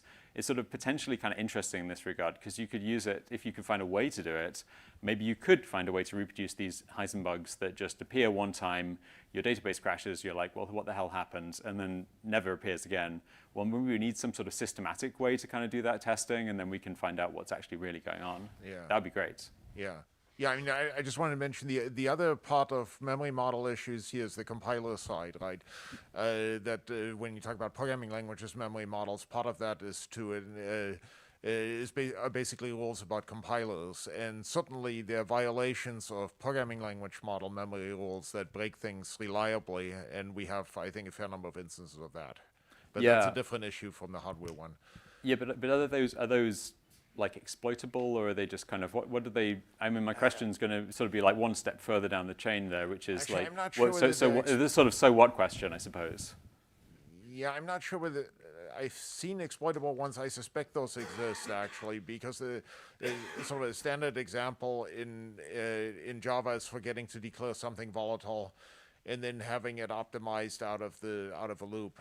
I would be surprised if that hasn't resulted in a vulnerability somewhere. But yeah, I mean, that would be really cool to have that kind of captured somewhere. The sort of zoo of weird weak memory effects, sort of bad things. That would be great. Okay. Final question from Enan. I see you have a point in the last slide about what the community lack is hackers. We need more hackers, because I spent some time a couple of years ago taking a look to this Spectre thing, and where I heard that security people, even before Spectre became a thing in 2018, they knew for quite a long time that speculative execution was a surface attack. But it was not until they managed to actually consistently reproduce or come up with a tag that this became a thing. So I think that in memory, weak memory maybe has the same thing. So there might be a surface attack in there, but it's just that we don't know yet how to exploit that. Yeah, it's there's a journal like it's not very serious. It's called what's it called, Proof of Concept or Get the F Out. And I think that that's like an attitude that these kind of people have. But I think there are a lot of papers about this might be dangerous. Well, until you can show like a proof of concept, then people don't really take you seriously, is my impression. This is exactly the kind of thing you said at the beginning that Gabor does. He writes a couple of PLDR papers. This is eventually it can be done. As I mentioned, I have tried. So yes, I also would like to do this. Yeah. Thank you very much, Mike. Thanks.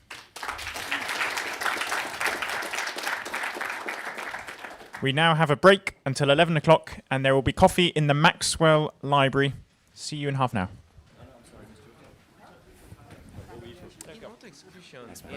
Thank you.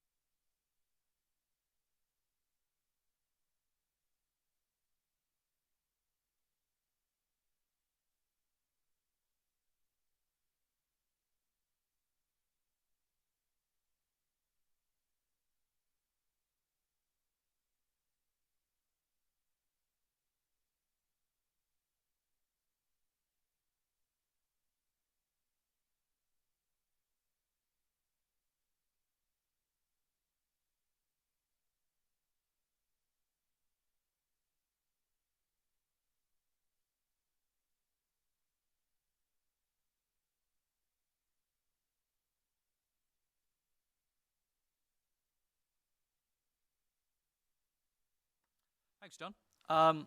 So the last talk was well placed because you were talking about Heisenbugs and systematic testing to find strange behaviors, and also or the question of whether weak memory matters. I'm going to put forward a different position, which is actually that these things do matter. Models do matter in particular. The title is slightly different, as was what was on the website, but the content is the same, just last-minute review things. So I've been developing techniques to find concurrency bugs in C++ compilers using relaxed memory models. Now, briefly, as some of you will know, a concurrency bug will arise when the compiled program behavior under some hardware implementation or model therein is not a behavior of the source program under some reference semantics, such as C or C++. In practice, outcome of execution that you don't expect, which is not otherwise allowed by the C model. Now, it's been a decade since the C and C++ models were introduced, so you might reasonably expect that most of the bugs have been found, or at least most of the testing's been done. There's been a lot of eyes on this, both in academia and in industry, so that's a reasonable assumption. However, I'm here to say that actually that might not be the case. Now, the thing I'm claiming here is that hardware implementations are increasingly exploiting the allowed behaviors of relaxed memory models. So what I mean by this is hardware implementers, they want to get as much performance out of their chips as they can, so they're increasingly using the allowed relaxations of these relaxed architectural models. This claim isn't surprising, but the implications of it might be a little more surprising. In summary, more relaxed hardware means more potential outcomes of a concurrent program, and that potentially means there are going to be more compiler bugs, which may not have been observed under prior techniques and prior work. So I'm going to be exploring that today. In particular, I'm going to be exploring 3 implications of that claim using a running example of a bug I found in LLVM a few months ago. It's been reported. I believe it's going to be fixed by some engineers soon. The 3 points today that hopefully will be a bit controversial and stir up some interesting chats. We're going to need to update our compilers and our testing tools to reflect architectural relaxations. We might need to have a look at our test generators to make sure we're covering all the edge cases. The last talk mentioned Heisenbugs. This is one of them. And we may need to revisit assumptions regarding the soundness of compiler optimizations as hardware is more relaxed. So I'll be going over those one by one using the running example here. So this is a litmus test. For those of you who don't know, litmus tests have concurrent threads of execution, P0, P1, that read and write to shared memory using shared locations X and Y, using atomic loads and stores. The order in which instructions are executed on each thread will be synchronized by fences and control flow, and so on. So if you run this test from some fixed initial states where X and Y is 0, the C++ model permits that this program will end in one of those 3 outcomes of execution on the right. Now, quickly, that syntax means thread P1, local variable R0, will have the final value 0, and shared location Y will have the value 1. This is a bit of a terse syntax, but essentially each line is an outcome of an execution. If you compile this to target ARM v8.2a with the large systems extension enabled, you will observe one more outcome. That is not allowed by the C model, and yeah, that is what I call a compiler bug, a compiled program behavior that is not allowed by the source semantics. This is the running example. I'm not going to go into detail on now why this is a bug, but you'll understand by the end of the talk, hopefully, the details of why this is a problem. So, back to my claim. Hardware is increasingly exploiting relaxed models. The first implication of this claim is that we're going to need to update our compilers and our testing tools. So this test, I didn't actually find this compiler bug until herd tools was updated. That's the basis of all the checking I've been using. And herd tools was updated to reflect the architectural intent of the ARM architecture specification, which is the official source of the allowed behaviors of the ARM architecture. Now, the ARM architecture reference does allow this reordering that gives rise to this buggy behavior, but if you were to run testing on old hardware that doesn't implement 8.2a, you wouldn't necessarily observe this outcome of execution and hence this bug. So yeah, consequently, any compiler testing tools that rely on old hardware might not observe this bug as well. The conclusion I bring from this is we need to parameterize our testing over source and architectural models so that we can find compiler bugs, but also bugs in the testing tools themselves, such as herd. And this is drawing back to a previous point about the need for systematic testing of atomics. Cool. That's what I'm doing. In upcoming work in CGO 2024, Lee and I are presenting a tool called Teleshat, which takes a concurrent C or C++ litmus test, compiles it, and simulates the allowed behavior of source and architecture, source and compiled programs under the source and compiled programs respectively. We found quite a few compiler bugs. We found a few toolchain bugs in herds, and as far as I know, this is the first tool of its kind to be deployed in industry. It's the first one to be deployed in automated regression testing for ARM compiler.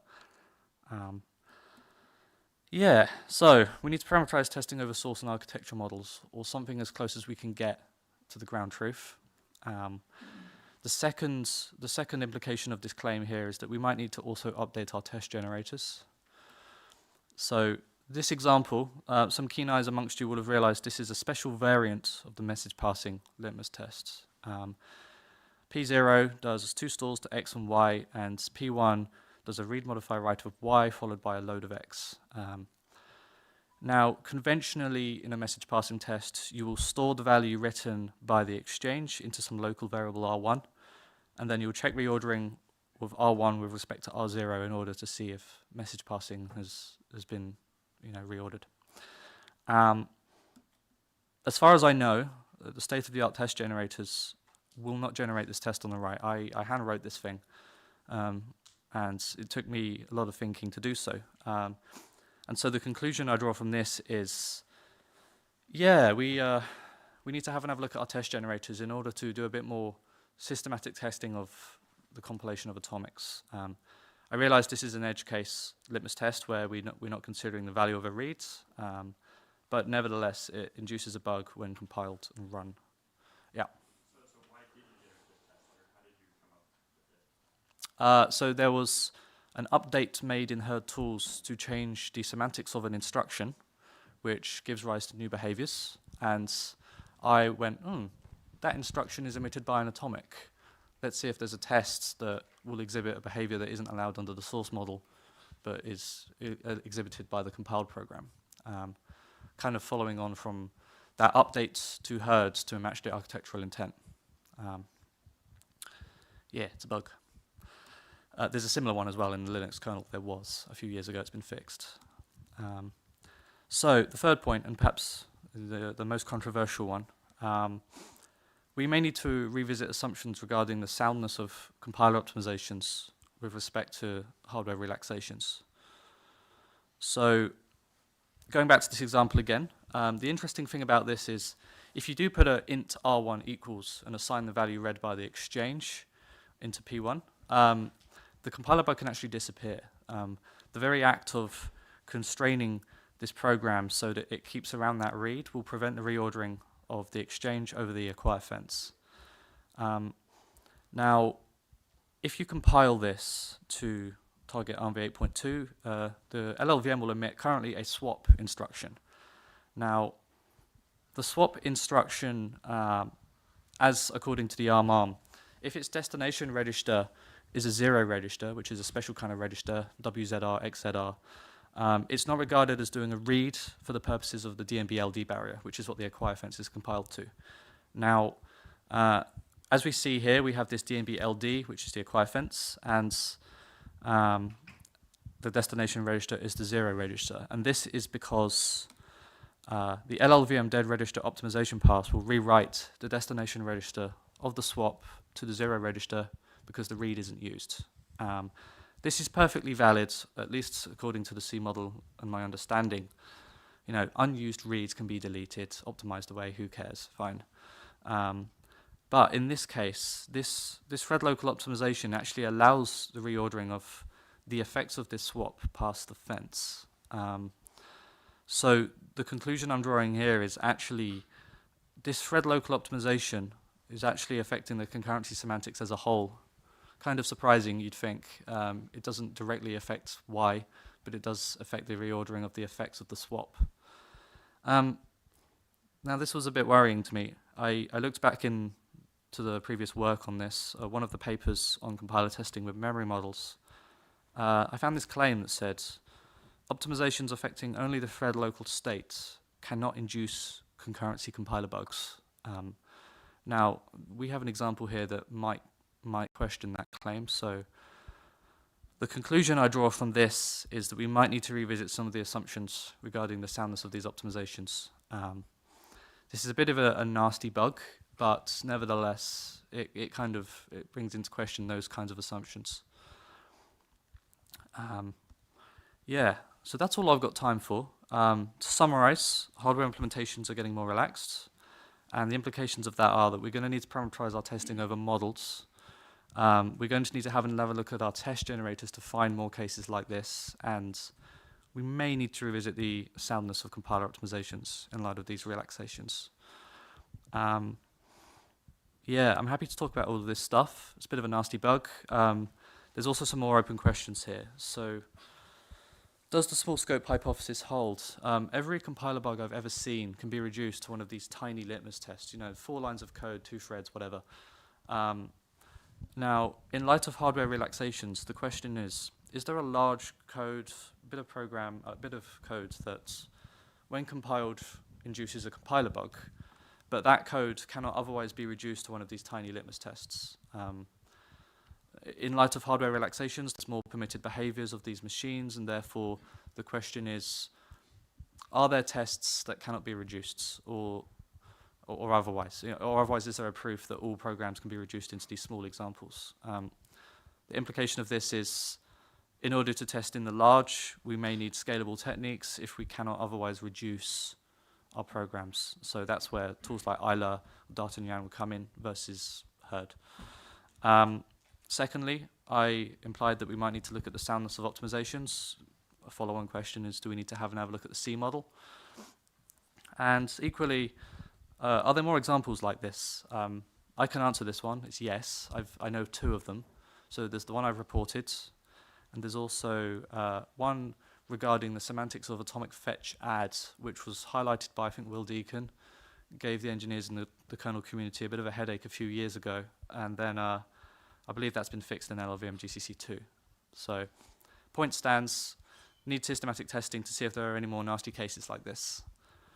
Yeah, that's all I've got time for. Obviously, I want to thank my supervisors, James, Earl, and Lee, partner Anna, Richard, Wilco, and Thomas from ARM, Ali, John, and Tyler, who I've been working with recently, and all the people in the ARM architecture and compiler teams. I have to mention that I'm a student. My work is not officially endorsed by ARM, and this is my personal opinion. But yeah, I'm happy to talk about any of this stuff. It's pretty awesome. And yeah, thank you.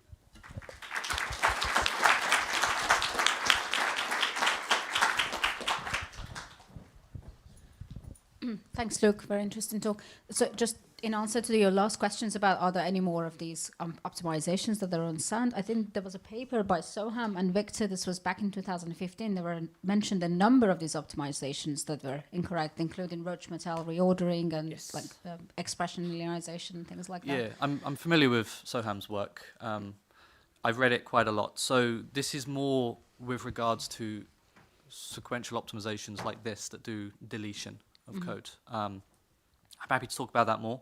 I'd need to think about it for a bit, but yeah, it's a valid question, I think. Thank you. Interesting bug. So in my work, I mostly focused on architecture-independent optimization, but it's interesting to see that it is also happening in architecture-dependent optimizations. So I have a question regarding where you show the reordering of the memory access exactly. So this ISHL DMB load barrier is still allowing this reordering of this. Yep. But according to, if I understand ARM semantics, then this should forbid this kind of reordering. Nope. I can give you a litmus test you can run in under the ARM AR64 model. It will allow this reordering. Okay, so I believe that. So the point is that is it a bug in the compiler or in the architecture in that To be case? clear, it is a bug in the compiler. The compiler, by rewriting the destination register to the 0 register, has triggered this edge case that allows reordering. The architecture implementation and the model, they don't have bugs. This has been in the ARM for years. If you look at the ARM pseudocode and you trace the swap instruction, this is in there. This isn't a bug in the architecture. This is just the compiler mapping and trying to delete something that you might reasonably think you don't need, but in this case you do. I mean, it's a choice in the architecture. You might wonder if they should have done it that way. It's an architectural oddity. I mean, what does it mean for a store to have acquire semantics? It's a bit weird, right? But I mean, the fact that you can just say, we're not going to treat this atomic as a load because it's going to this one register. yeah, As but an it's ISA architect and hardware coordinator, that yeah. rubs me really funny. yeah. Yeah.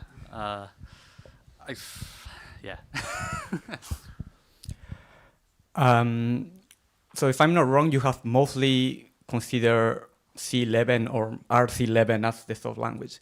Have you taken a look to LKMM? Because a few weeks ago I was talking with Paul actually, and I was telling him that our tool can do some kind of like compilation, but we're kind of like hard coding this. We're not handling the real assembly that is there. And he was asking me, did you find any bug in there?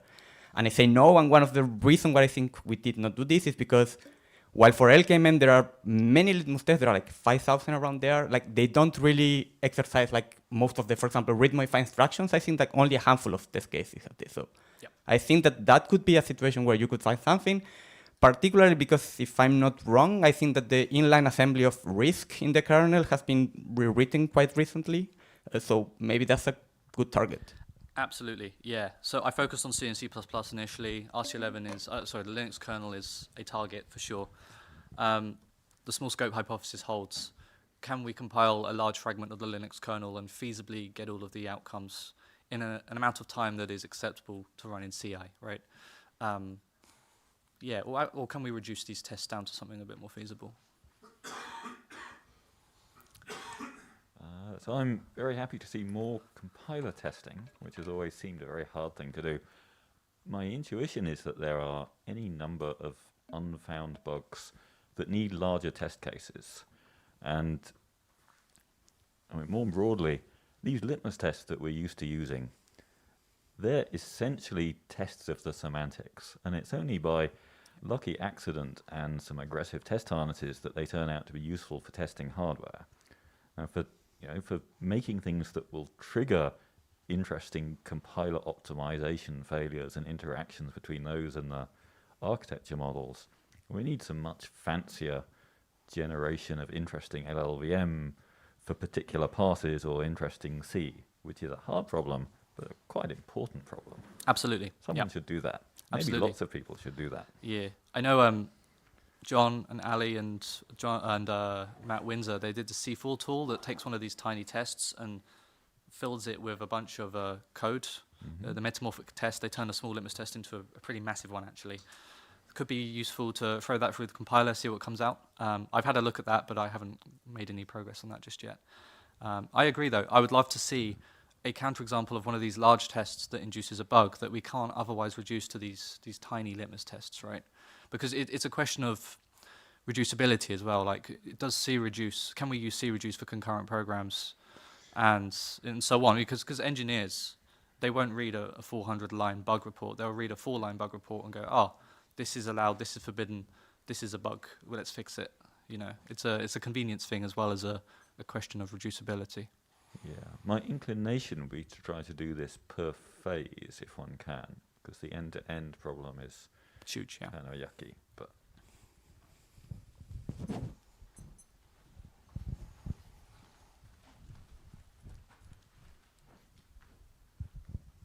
just a quick question, since you told us you read the pseudocode, is it the case in that case that this line is directly implemented in the pseudocode as the swap, just not doing any read?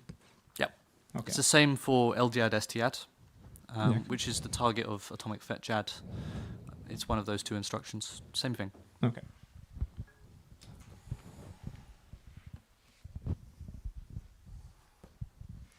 Do you have the bug number for LLVM Yeah, I can give you the bug report. I can ask in the break if it's Yeah, easier. if you go to my CGO paper, shameless plug. Okay, yeah, I can do that. It's the running example in there. Great, perfect, And thank you. Yeah.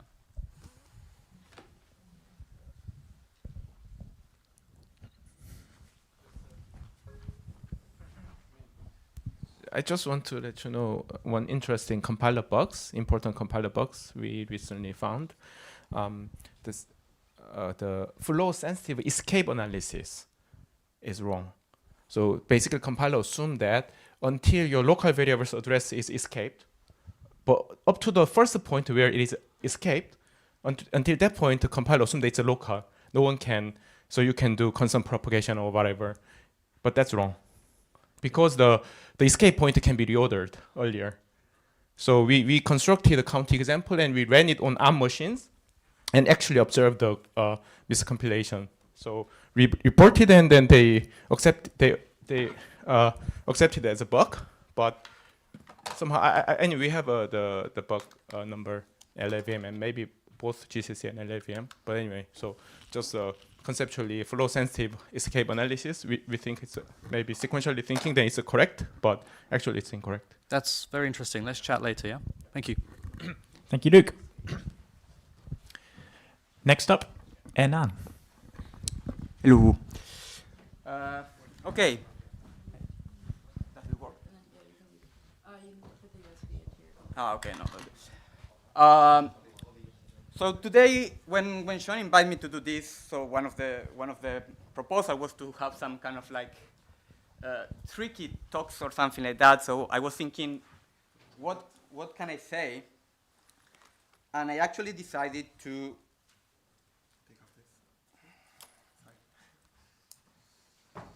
better? No. No? Okay. And actually, I decided to collect a couple of my own experiences when I was actually trying to either find or use or build on top of research from some other people. So I asked my question, like, what have we done in the last 10, 15 years in terms of availability, functionality, and reusability of formal memory models? So basically, I'm going to split this in three parts. So the first part is going to talk mostly about where I consider that we still have not done a very good job, and we need to kind of like move forward in the directions. But not everything is bad. So there are a few success stories that I want to share, or at least what I consider success stories. And I'm going to finish to kind of like discuss what all those cases have in common and what can we learn from this to kind of like have more success stories in the future. So the first example, it was about a paper about formalizing some memory model, very nice paper. And it was not just about the formalization, but actually they have very nice empirical evaluation showing that the hardware was actually conforming to the formal model that they have. And one of the nice things is that they say, like, OK, we provide all the experimental data online. So then I was in one of my roles, as for those who don't know, I'm developing one tool called D'Artagnan that it can handle like many different models. And I say, cool, there's a new memory model, so let's try to actually add support to my tool with this. And then when I actually try to access the data from there, error. It's not accessible anymore. So actually what happened, it happened that this paper was developed in the context of the one PhD thesis, and eventually the PhD student graduated, he moved to a new institution, and this was not available anymore. So my claim is actually what we need is we need permanent accessibility to this kind of like data. To be fair, this was like maybe 10 years ago, so I think that the community have made like a very nice progress in direction about like with all these batches that we have for availability, reusability, or things like that. But for example, the ASIM batches is one of the things that they say is that in all the cases we need to actually show some plan how we are gonna give this permanent access to the stuff. And they actually say that personal web pages should not be the solution that we use. Another example, a few months ago, I was attending a workshop where someone was actually giving a presentation on their verification efforts for some library that was supposed to be running on top of some weak memory models. And at some point, the presenter was claiming, like, OK, for this particular API, we need this fencing here to make the code correct. And the funny thing was that, so this person was mostly talking about the verification efforts, but both the library was done by someone else, and the memory model formalizing was even from some other group. And actually, the developer of the library was actually in the audience, and she was saying, like, actually, I think that you're wrong. I don't think that you need that strong a barrier. I think that you can get away with something weaker. And there was a very long discussion during the workshop, and there was not a real conclusion about this. And even, there was even worse. So someone was actually asking, like, okay, but really, like, what model are you referring to? So because there are different versions of the model, what kind of like semantics are you really using? And not even that was clear. And I think that here there were two problems. First of all, for some models, we still lack tool support even for answering very simple questions. So I think that if we have tool support in this, answering if the code is correct with or without this barrier should be kind of like trivial or very easy. And the second one is that sometimes we have way too many models, and we don't have a clue how those models relate. So is one weaker than the other? Are they equivalent? Like, sometimes we don't have a clue. My claim here is that what we actually need, first we need executable models. So then we can actually build tools that can actually answer this question for us. Another example, similar story as the first one, new paper on some weak memory model. One of the nice things, like there were many examples in there, and there was this piece of code, and they were saying, like, okay, for this particular piece of code, the code is going to be correct according to this model that we are defining. And one of the good things is that this new model was actually coming with a tool. So again, I say, OK, I want to add support to this new model to my tool. And when I was actually trying the examples, yeah, my tool was saying, like, yeah, according to that model, the program is wrong. And I was like, what the hell? Like, what am I doing wrong? So it was like very litmus test, small litmus test, so there has to be something stupid that I'm doing. It took me a while, but actually at some point I said, like, OK, let's see what the other tool says. And actually realized, OK, actually their tool also said that it's wrong. So maybe I'm not wrong. So I contact the maintainer, and I was like, hey, look, there is this paper, there is your tool, the paper claimed this, but the tools tell me something different. And actually he said, oh, yeah, by the way, actually, we are not really implementing this memory model. It's a slightly variation of that. So here the problem is that in many of, so there are some tools available, but the problem is that the memory code is hard-coded on that, and sometimes it's obscure. And this is in line with what Luke just said, that we need kind of like this support parametric stuff. And this is exactly my need. So we need tools that hopefully are up to date with the memory model. So some memory models are evolving or adding new features. And hopefully, like, even if we have like a tool that is completely parametric, like that would be amazing. Another one, new model, again, same things. There was one initial version. Then there was another version that was kind of like building on top of that with some new features. There was some tool support for one of the tools, but there were only like around 100 litmus tests for reason about that. And I say, OK, let's try to write a few more litmus tests to take a look like what happened. And I took a look to the literature, write some litmus tests. I took a look to the spec, and I found another, like, there was a missing message passage, trivial stuff. Cool, according to both to the natural specification and to the first model, this thing should pass. But then when I ran it with the second one, actually was failing. So what was the problem? So there were a few things in there. First of all, the natural specification was a little bit ambiguous about this new feature that was adding how those interacted with the fences. Second problem, there were not many litmus tests. So actually, this was not catch because there were basically not litmus tests for that. Another problem is that there were no tools for actually to compare the both examples. So we could not do any kind of like regression. The need is actually we need more validation of the model or empirical validation. So we have some talks about this in the past. Final failure story. So as was discussed earlier today, at some point there was like in this security stuff, these Spectre attacks where actually people were showing that due to speculative execution, you could actually like have some attacks, and basically were a ton of papers after that, like focusing on operational semantics for modeling this kind of like things. And then at some point, I wrote a paper about how to use axiomatic semantics to model this kind of like things. And at some point, one of the things that I wanted to do is, when I was trying to talk with security people, like none of them could really understand axiomatic models. So they mostly were thinking in terms of operational models.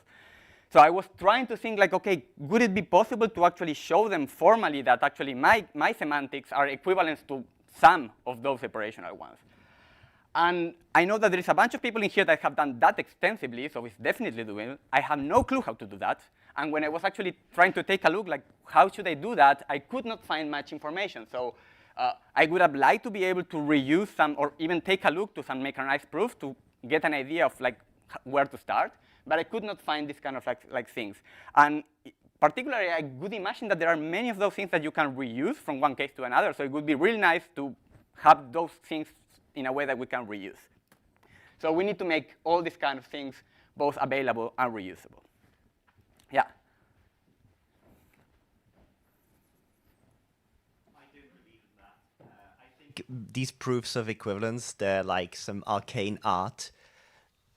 There's like one guy who's written one proof and another guy that has written another proof, and we don't know how to do these things in any kind of reusable way. So you say that you don't believe that there is a way, in such a way that we can reuse this kind of like stuff? I don't think we know how to do that yet. Okay, yeah, maybe you're completely right. I don't know, but I would argue that and even mechanizing them is really hard. Pardon? Mechanizing them is really hard. But okay, maybe I'm wrong, as I say. So I have no clue about this kind of stuff. I never did this, but I would imagine that there are many things that you can share between proofs. At least, for example, formalizing, I don't know, if you're talking about axiomatic semantics, the basic stuff, like what is an event, what is a read from, all this kind of like stuff, could be reused, I would imagine. I'd suggest you talk with Gil and with Thibault and with other people who've had some experience doing that, but maybe not now.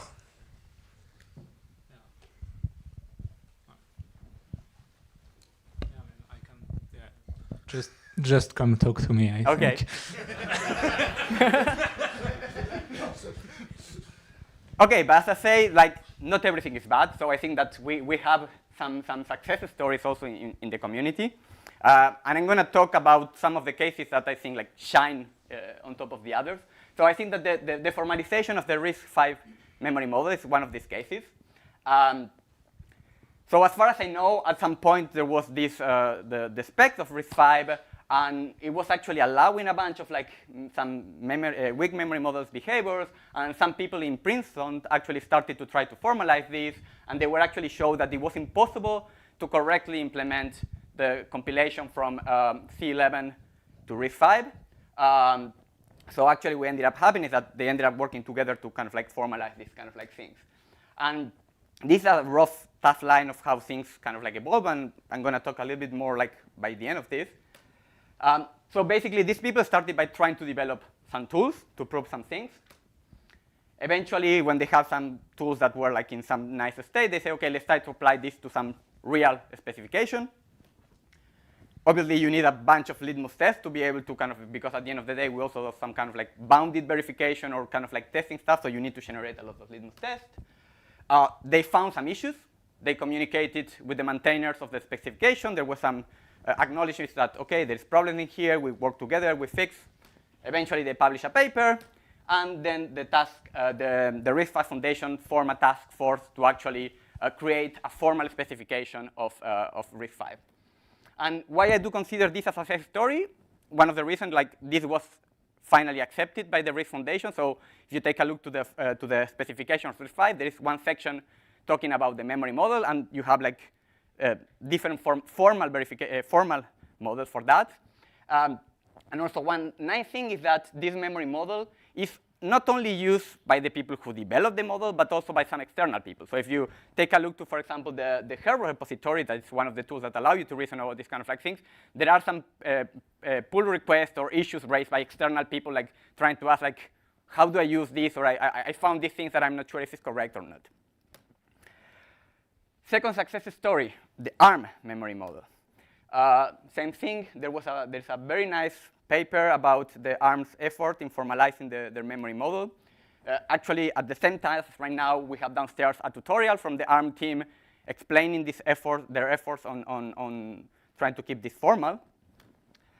And so what is the timeline that they follow? And here you will see that, because actually I think that they have done several things, so pretty much they follow the same recipe for all of these new features that they want to add. So either they keep developing or they extend the tools that they already have to work with this. They apply the tools to formalize the memory, the specification. Again, you need to generate a bunch of litmus tests. One of the good things is that they keep a promise that they're going to be keeping in sync both the axiomatic. Actually, they have a few axiomatic memory models and operational ones. So they keep a promise that they're going to keep proving the equivalence between those. They talk with the stakeholder to eventually get accepted of these kind of like things, and they publish. Why this is a success from my point of view? Okay, first of all, like I'm really happy to see industry spending effort and money in creating a whole team to maintain these kind of like things. So they see value on this. They also have this, I think this quote was coming from the paper where they actually say that we promise to do our best to keep the equivalence, proving the equivalence between the models, and they have done extensive validation on anything new that they develop. And the final case, the final success story from my point of view is the Linux kernel memory model. Again, there is a very nice paper about this, which actually tries to formalize what it was in this document from the Linux kernel, which I heard a story. I'm not sure if it's true. Maybe Paul can say. So I heard that Paul at some point was visiting UK. I think it was Oxford, and he saw in one desk this document printed with a bunch of like marks and notes and things like that. And it was actually Shad actually trying to formalize this, and this is how actually this paper kind of like started and came to life. This is true? Good. So what was the first evidence I had that somebody had read that document front to back with intent to understand it. Good. Yeah, so what was the timeline here? Okay, first you need to write this infamous document, actually. Then we also need, again, we need to use the tools and actually some methodologies, and I'm going to mention this in 1 second again. What do I mean by this? To actually analyze these memory models. You try to formalize the spec. You need, again, the litmus test. You communicate with the maintainers, try to get them feedback, accept or not whatever you're proposing, and eventually you publish. Why this is a success story? Okay, first of all, the Linux kernel formal memory model is part of the Linux kernel, so this was a big win. It has been extended by external people, and this is related to this thing about the methodology that I say. So actually, there was this first version of the memory model, and actually, a while ago, one of my colleagues started to taking a look to that, and he was not very happy about how let's say, the shape of the memory model. So he actually believed that it was, when this was designed, it was not following what he called a nice methodology of defining a memory model. So actually, following his methodology, he actually do some kind of like changes to the memory model that he communicated to the maintainers. Some of them were eventually accepted, some of them not for whatever reason.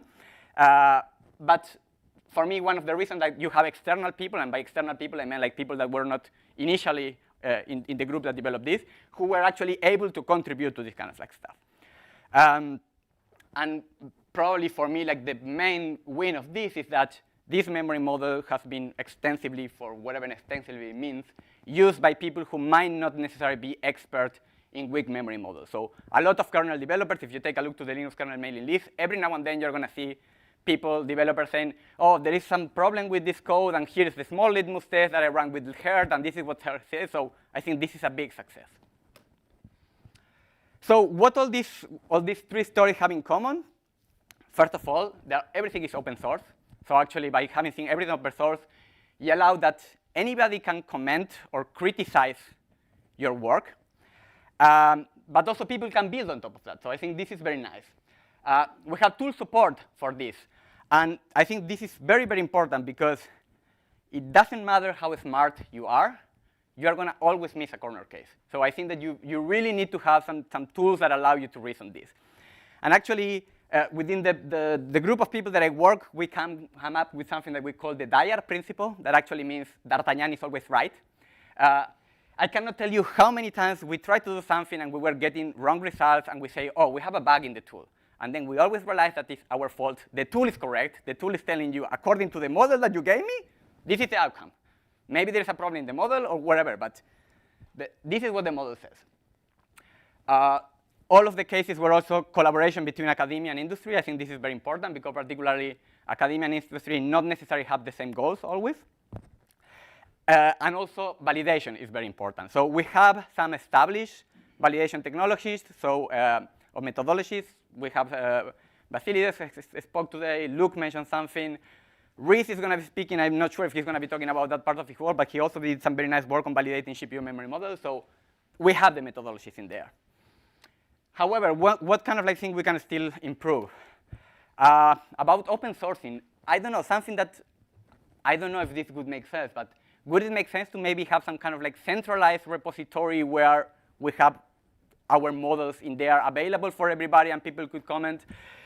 This is something that I have seen in other communities, maybe different, but in these competition communities where things are completely available and can people build on that, there are some success stories in there, so maybe it would make sense. I think it's very hard, so I think there are also some problems, so I don't know what, yes, Paul?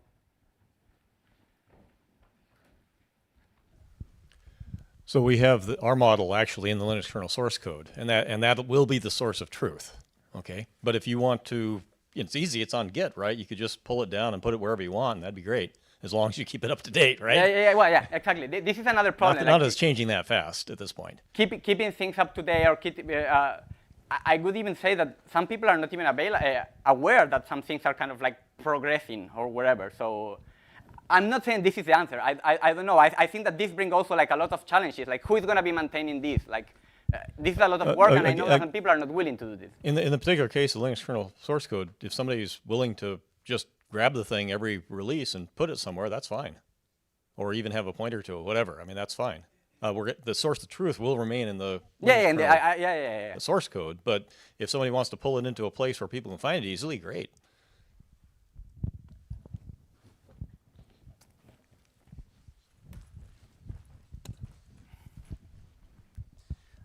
Yeah, I would like to add a bit about the centralized community repo.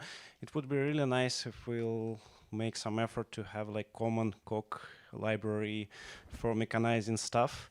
Yeah, because like from time to time it's extremely annoying. Then we want to extend like our IMM framework to have an hour compilation correctness result, and we have to like redo some work and adapt someone's Coq project which is like not compiling, or like compiling only with old versions of Coq. Yeah. This was related to what was discussed before, that in my naive believing, like, I think that part of them should be achievable, that we can share this kind of, and it would be really nice to have this in a centralized way that people are, you know, like, I don't know, like, we keep it updated with the latest Coq version or all these kind of like things. That it would be great if this could be like a community effort.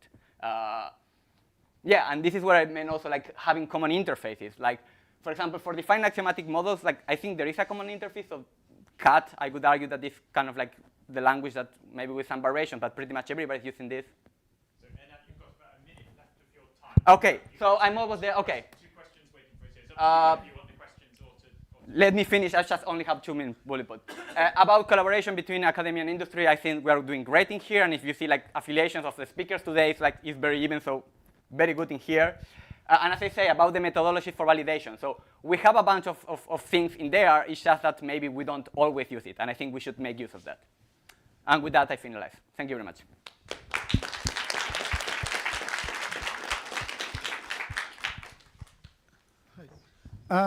Two comments or questions. So in one of your slides, you said that there is a lack of tools of comparing 2 different memory models. I think in this space, actually, John has some work, Memalloy, which you can provide that to memory models, and it can give you an example which actually differs these 2. Great tool, but unfortunately, last time it was updated was 6 years ago. So if you try to use it, like, you have some issues. I have tried, so I know. Okay. I have not tried. I know that since a couple of months it's available. I have not tried, to be honest. Okay. I want to add one comment to one of your success stories, the second one about the ARM memory model. So actually, we found it's a kind of a problem in the memory model. We actually identified some revisions. We reported that to the people who wrote this paper, and I'm happy that they accepted that change, and the model is now revised. Exactly, and you managed to do that because everything was online and available, and you can build on top of that. Exactly. And if you look at our POPL'23 paper, it is explained in details. very quick Peter question. Very quick Peter question. That's not possible. So I kind of obviously I would agree with all of the things that you want. I want all the things that you want, but let me say two things. So one thing is you can ask people for things, like Christopher Poulter, who I think is not here today, but he did some of these proofs that you're talking about. You can talk to him. It's allowed. The other thing I want to say is, all of these things are expensive in effort, to maintain, and none of them ever can be expected to be stable. Right? So Thibaut will talk later about some effort to build some Coq definitions that we hope to be reusable. But each time anyone considers some significantly new feature, they need changes to tools, changes to the underlying meta language, changes to formal definitions. It's not feasible to expect all of that to be kept in sync all the time. So I agree, we'd like to have as much of that as possible, but I completely agree, and I know that this is very hard, but I would argue like pretty much everybody that I know working in weak memory model is probably in this room together. So for me, it was kind of like the perfect opportunity to at least pitch the idea, see like, does it make sense? Is people interesting? Like, is people willing to do the effort? Because as you say, it's a lot of work. I know, and not everybody may be comfortable with this kind of stuff.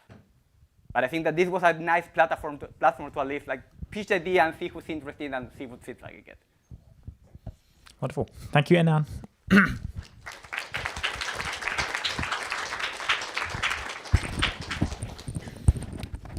Over to Hans.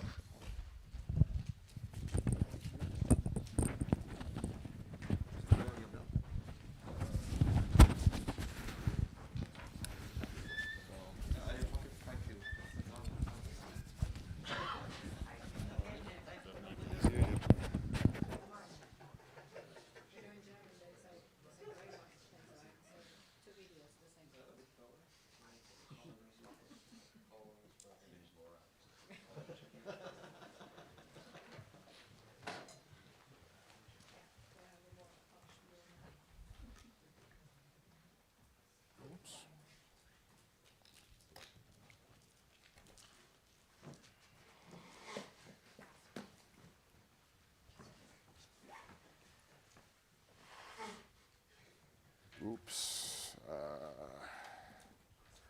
That issue. Let's see if we can.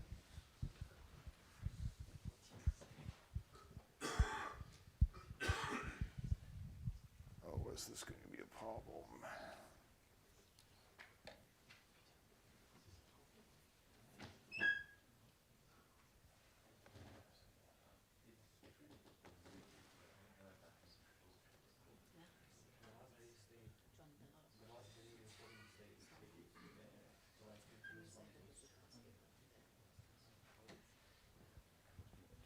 Oh, I can't get it on that screen very easily.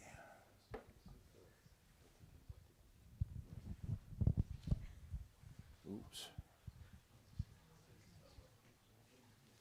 Why is this not? Oh, okay.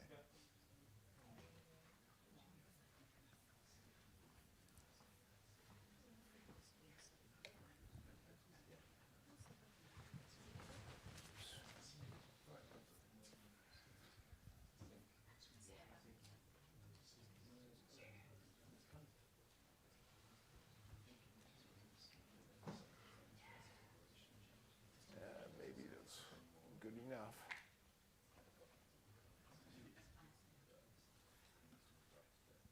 Okay, let's see if we can, if this is good enough. Except.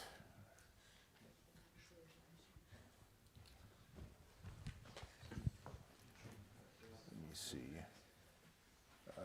Yeah, the problem is I have this on a second screen, which I can't see. Yeah. I can, okay, if we can collapse this. Oh yeah, here, look at. Okay, I think if we can collapse this.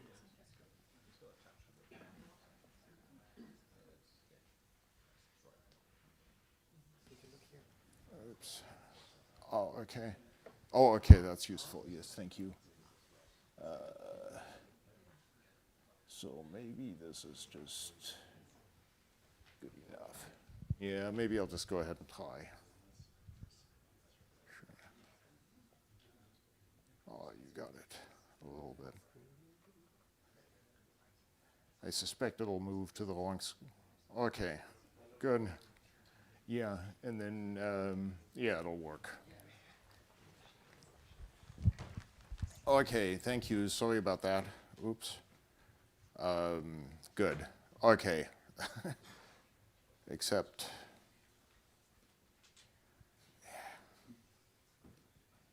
no. Okay, good. So what I'm presenting here is my own opinion about work that's been done jointly with various other people at various times, as usual. Some of my collaborators here in the past are in the room and won't agree with what I'm saying up here, so we'll hear about that later, I suspect. So my own background in this area is I co-authored the C++11 memory model many years ago. I was initially the chair of the working group that developed that. The last point here is important, actually. Since then, I've been spending a lot of my time working on Android. So whenever I talk about experiences, usually that tends to have that bias, that it's the experiences of somebody working on the Android code base, and not all code bases are likely to be the same.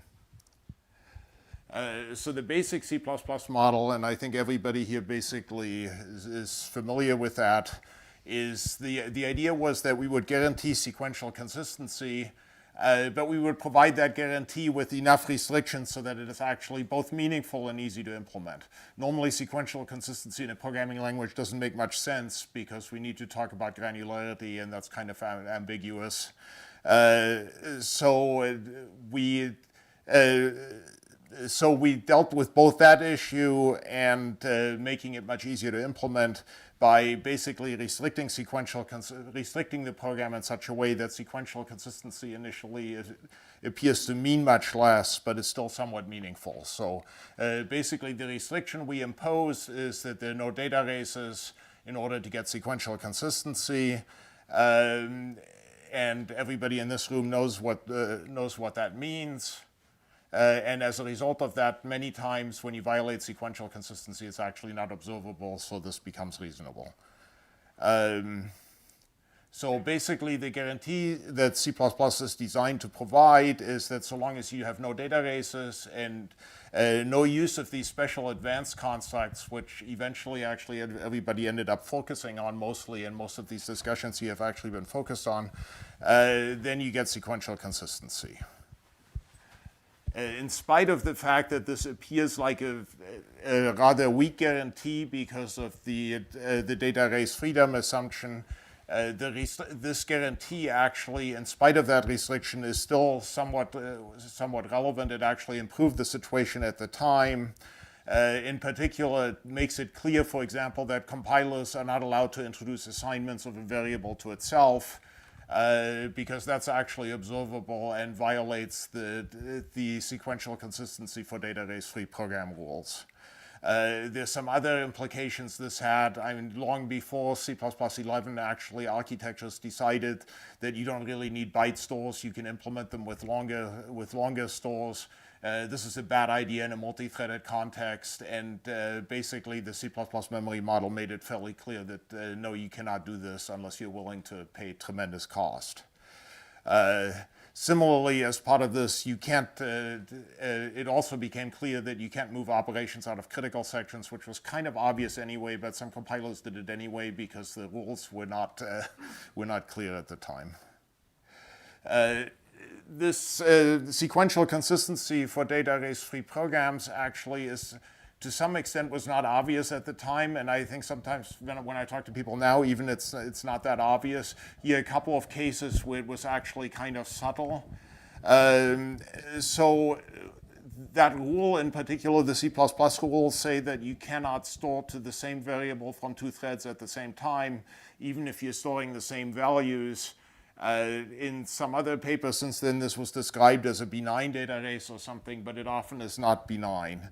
In C and C++, this has explicitly undefined semantics. It's allowed to cache. And it turns out that particular piece of code, depending on the type of X, actually may crash. So we spent a lot of time debugging a bug, which was basically this example. But in that case, X was declared as a shared pointer, as one of the C++ smart pointers, and then it actually does not work correctly. So I think this is actually a reasonable thing to say.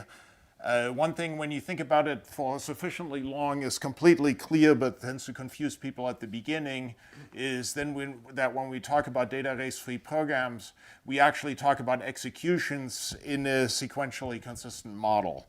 So in particular, this is sort of the canonical example, which I think originally Sarita Adve kept reminding us of. If two variables are initially both 0 and then each thread tests one of them, and if it's not 0, then performs an assignment, that program in the context where each variable is initially 0 is still data race free because it performs no stores. It does not write. The C++ model then was that well, interesting programs need to use shared variables. In order to do that, they need to synchronize. We gave you a collection of synchronization primitives. The model was that most programmers would actually write their code using higher level synchronization primitives like mutexes and condition variables.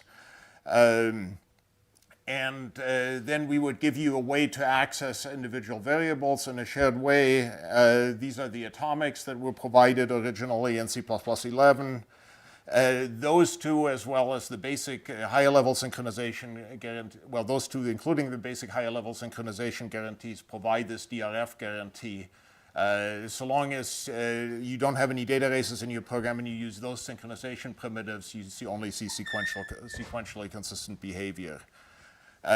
But then various people, including Paul especially, persuaded us that that in fact was not sufficient. We needed some lower level primitive in order to get the right kind of performance that's necessary. So there were various ordering primitives that you've all seen before that were introduced that don't preserve DRF. Now what's sort of interesting in retrospect is the committee actually had a model here as to sort of how frequently used these would be. Which has turned out to be largely wrong, I think. So the original model was that we had these higher level synchronization primitives which would be commonly used and the standard thing to use. We then had sequentially consistent atomics which would be used whenever you needed some low-level synchronization primitive, and these were still sort of understandable but more complicated, so they would be less commonly used. And then you had these primitives that did not preserve the DRF guarantee that were an explicit exception to that were sort of meant as expert-only tools and were known to be error-prone, which would be used every once in a while, very rarely. I think what we actually saw, at least sort of based on my experiences with the Android code base, again, is something like this, that the high-level synchronization primitives are commonly used, but so are the explicitly ordered atomics, usually with something other than sequentially consistent ordering. And then occasionally people use the sequentially consistent ordered ones. And I should point out at the beginning here, and I think Paul will, I'm sure, will say more about this. There was this memory order consume ordering that was specified in the original C++11 standard that I think is basically unused because it basically turned out to be broken the way it was specified. So, but the others are fairly frequently used. Right. Because dependencies, because their job is to make things go fast, which involves breaking dependencies. Yep, you'll talk about that. So does this make sense that everybody is so focused on these low-level make it go fast primitives? Well, it used to make a lot of sense, I think, for CPU hardware, because when I started working on this, it typically took 100+ cycles or so to implement a fence, and the way you enforce the ordering for these atomics was to insert a fence. These days, we rarely use, these days, fences have gotten cheaper, But these things are, at least on newer architectures, tend to not be implemented with fences either, and so they've actually improved significantly, actually. These things are sufficiently important to performance that it clearly makes sense to pay attention to performance. On the other hand, I'll give you a slide coming up next here, is that it's not at all clear anymore that actually the penalty for enforcing ordering, even sequentially consistent ordering, is actually high enough that a lot of this still makes a lot of sense. In the CPU space, in the GPU space, it probably does. I'm less of an expert on that. So these are some recent micro benchmark measurements, so you should take these with a grain of salt, on various ARM implementations, measuring the cost of a plain load versus a sequentially consistent load implemented in a couple of different ways. So basically, the bar on the left here is a relaxed load. The one in the middle of each group is a sequentially consistent load implemented using the ARM primitive, the ARM instruction that basically is a sequentially consistent load. And the one on the right is one implemented using fences, and a convention that actually associates the fence with the load. So the interesting comparison here is the one between the left two bars. As you can see, as we go from left to right with the groups of bars here, we're going from very, well, I shouldn't say very simple, but relatively simple processor cores to more complicated ones. So the Cortex A53 there is a relatively simple one. There's a little bit of a difference. You gain a little bit by using a relaxed load rather than a sequentially consistent load. Cortex A55 seems to be sort of an anomaly. There's a fairly big difference there for reasons I don't understand. Then as you move to the higher end implementation, higher end out of order implementations, it basically doesn't make any difference anymore. Usually the fence still costs you something, except on the Apple M1, where they've somehow managed to optimize things sufficiently that we managed to construct an example where inserting a fence actually sped up the code. But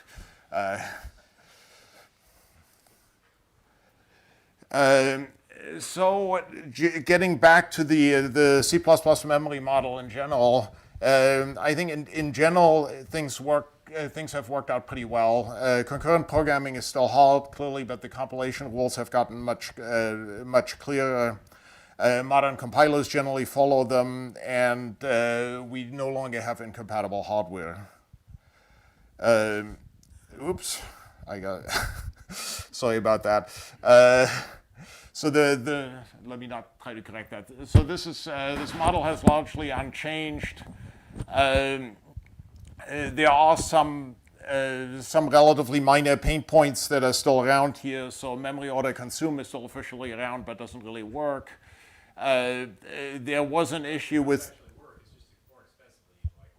right.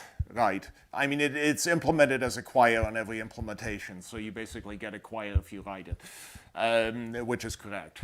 There was an issue with C++ versus C compatibility, which I think has largely been resolved, not always in the way that I would have preferred, but it's resolved.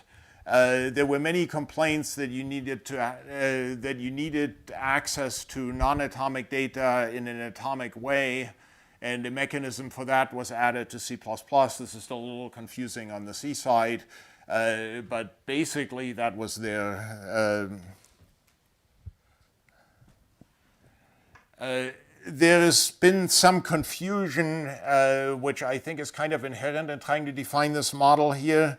Sequentially consistent operations are often misinterpreted as fences, and I think that's actually a point of divergence with the kernel memory model. The kernel memory model has them more that way. But this confusion also existed for mutexes before we started. So people have been writing empty critical sections occasionally when they meant a fence, and it doesn't work. It never did work. It still doesn't work. one complication which I think is important for everybody to be aware of that people have tended to overlook as this went on.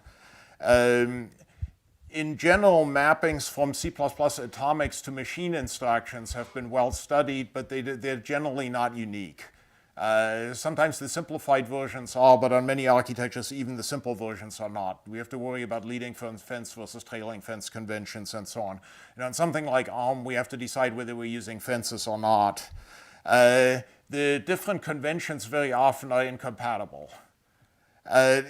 On the other hand, basically all code that has to run in a process has to agree on what that convention is. This also means across languages. So it's not acceptable to do one thing for C and then do another thing for Java because after all they're separate languages. So this is sort of a generalization of an application binary interface or an ABI that actually applies across languages to the whole platform. However, that traditionally has not been recognized as such. So one particular example that I wanted to bring up here is, oops, I'm running out of time, I think, is similar to RISC-V, is related to RISC-V, though this was after the success story that was mentioned in the last talk. So what we've seen happen there is that normally RISC provides a bunch of normal load and store instructions as you would expect, some atomic read, modify, write instructions as you would expect. The atomic read, modify, write instructions allow you to specify explicit C++ style ordering essentially. On the other hand, there were no load and store instructions with explicit acquire release style ordering or C++ style ordering. The spec provided a mapping for the C++ atomics to the actual architecture, and it actually also provided a mapping of C++ to the architecture with load and store instructions that had acquire and release ordering. Unfortunately, the two were not compatible, which meant that if you started implementing this now, and then later added those load and store instructions, basically in the process, all the old code you generated would no longer be compatible with the new code, which is just not acceptable. So we sort of found ourselves in this situation where we ended up having to pessimize the mapping in order to make it possible to do that conversion in the future. There are some more serious theoretical issues that are still pending, and I think you're mostly familiar with this. So the acquire-release interaction with sequentially consistent is complicated, and I don't want to go into the detail here. Ori Lahav pointed out that there was actually a problem still remaining with the current spec. So that one is kind of interesting because it actually, I think, tells us one mistake we made is that we ended up specifying the memory model in standard Ds as the standards committee wanted, rather than specifying it formally. This last bug that we introduced there was basically introduced by my bad translation from the paper that Ori Lahav et al. Authored that had a correct formal definition, and we tried to adapt it both to make it easier, more palatable to C++ programmers, and also to translate it to standard Ds, and that translation didn't work correctly. We have the out of thin air problem, and I think I'm sort of too far out of time to say much about that, so I will skip through that, and I will jump on to the conclusions here. Oops. Sorry about that. That was a consequence of not being able to project this correctly. Fortunately, he didn't say anything particularly embarrassing, especially on this slide. Cool. So any questions for Hans?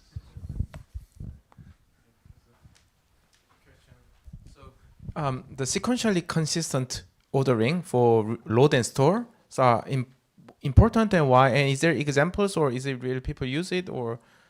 It is actually used. I think that one of the earlier talks had an example. Actually, it turns out not to be that uncommon to have two threads each store to one variable and then read the other one. in a handshake. There are a bunch of handshakes that are commonly handled that way. It's less commonly needed. It's less commonly needed than acquire release if you try to optimize this. There's an argument that in terms of the cost, there actually shouldn't be that much difference if they're used rarely, and that generally seems to be the case. Yeah, but the semantics is somehow so complicated, or somehow if there is I try to model sequentially consistent, but the semantics is unclear for many reasons. When it's mixed with the release acquire and other things. Yes, I mean the semantics we actually had in C++11, which is different from the current one, which is broken. The one we had in C++11 I thought was reasonably clear.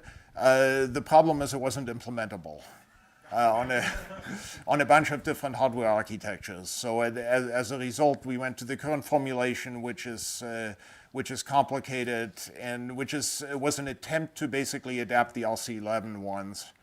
And this needs further work. It's tricky. It's unfortunate. I think it's an unfortunate constraint of the hardware.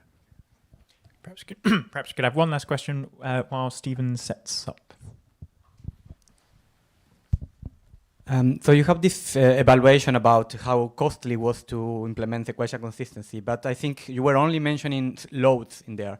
Have you measured what happened with stores? Because my group has some idea. We have done some experiments, and actually we realized that there is no point in, for example, trying to get rid of acquire semantics, because we don't gain anything. However, release stores tends to be quite expensive, so I'm wondering if you have measured that.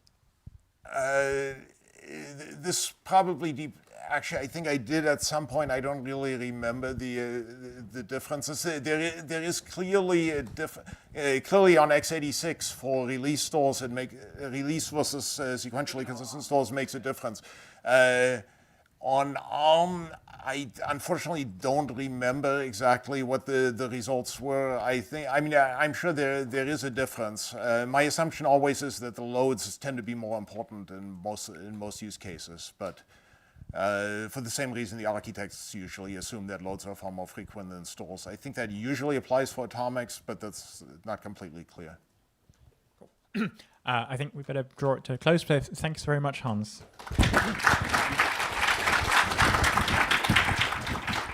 Our final speaker before lunch is Stephen.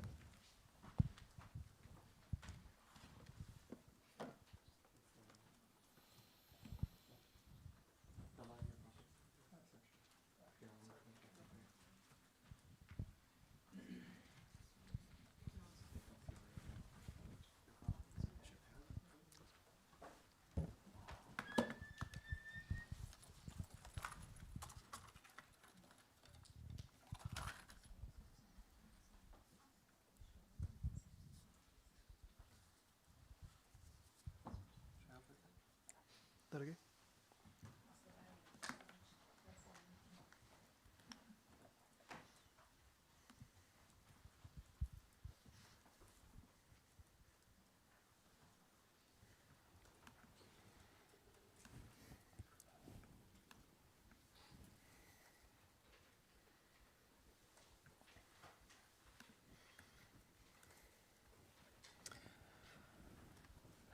Okay, thank you. So I'm going to be talking about why I think programming language memory models should preserve load-to-store order. So that means this talk is basically going to be about this shape of program. So this is the classic load buffering type example. It's got two threads. They run in parallel. They both do a load followed by a store to different locations. And throughout this talk, I'm going to use capital letters A and B for shared atomic locations and lowercase letters for just local variables. So supposing A and B are both initially 0, the question is, can this produce 73? And there's an argument that it can, and the argument is, well, the left thread loads a variable from A, happens to get 73, then writes 73 into B, the right thread loads that, and then writes the same 73 back into A, which satisfies the original operation. And this is clearly nonsense and should not be happening. This is the classic out of thin air result. And then the question is, how do we define a memory model to prevent this sort of thing from happening? So the simplest and I think probably oldest answer is just ban anything like this. Just say there shall be no cycles in the reads from and program order relation to the program. This has been proposed many, many times in many, many papers, and even still is still used in recent work. So I'd like to point out that as well as simplifying this and removing all this out of thin air problems, this is actually a really useful reasoning property. Since we're talking about finite execution graphs, to say something is acyclic is the same as to say that it is well-founded, that there are no infinite paths in it. So saying something is acyclic is giving an induction principle. This is saying you can do induction, and in your inductive argument, you can reason about things that are earlier in this order. So you can reason about stuff that you did earlier in the same thread, that's the PO half, and values that you got from other threads, which is the ORF half. So it's useful to be able to do that kind of reasoning. It's just another point in favor of having this axiom as part of your memory model. But major memory models, in particular the C and C++ memory model, do not include this axiom. They actually allow load buffering examples, not necessarily the one that I showed earlier, where I just made up a value out of thin air, but some sort of load buffering examples where load to store order is not preserved. And I'd say that there are basically three reasons why that sort of load buffering is allowed in major memory models. The first one is, well, observing that we maybe don't need to worry so much about it just making up a value, because compilers and hardware don't just make up values out of thin air. That the issues with out of thin air under this view are an issue with specifying the model rather than an issue of real practical concern. The second one is, if you look at the hardware and so on that does these kind of reorderings, they only reorder independent ones. Whenever there's a dependency from the load to the subsequent store, like there was in my initial example where the same value is being copied around, then those don't get reordered, only the independent ones are reordered. And that causes no problems. And the third reason is of course, performance. That allowing these reorderings, having a memory model which admits load-to-store reordering improves performance. So in keeping with John's request for polemic rants, I'm going to argue that all of these are false, and that we should actually just adopt the axiom that says, let's not have any of these cycles, and let's just order load-to-store. I think for the first two, there's plenty of examples along these in the literature. I'll provide some more, but I think they're not especially new. The third, I think, is less widely appreciated, but let's keep going. So first of all, compilers, it's hardware, but mainly compilers, do just cause values to show up out of nowhere sometimes. So here's an example using, I'm cheating slightly, I'm using a non-atomic global A, and we're just doing non-atomic accesses, so this is in fact a data race and even worse than out of thin air, than the normal cycles.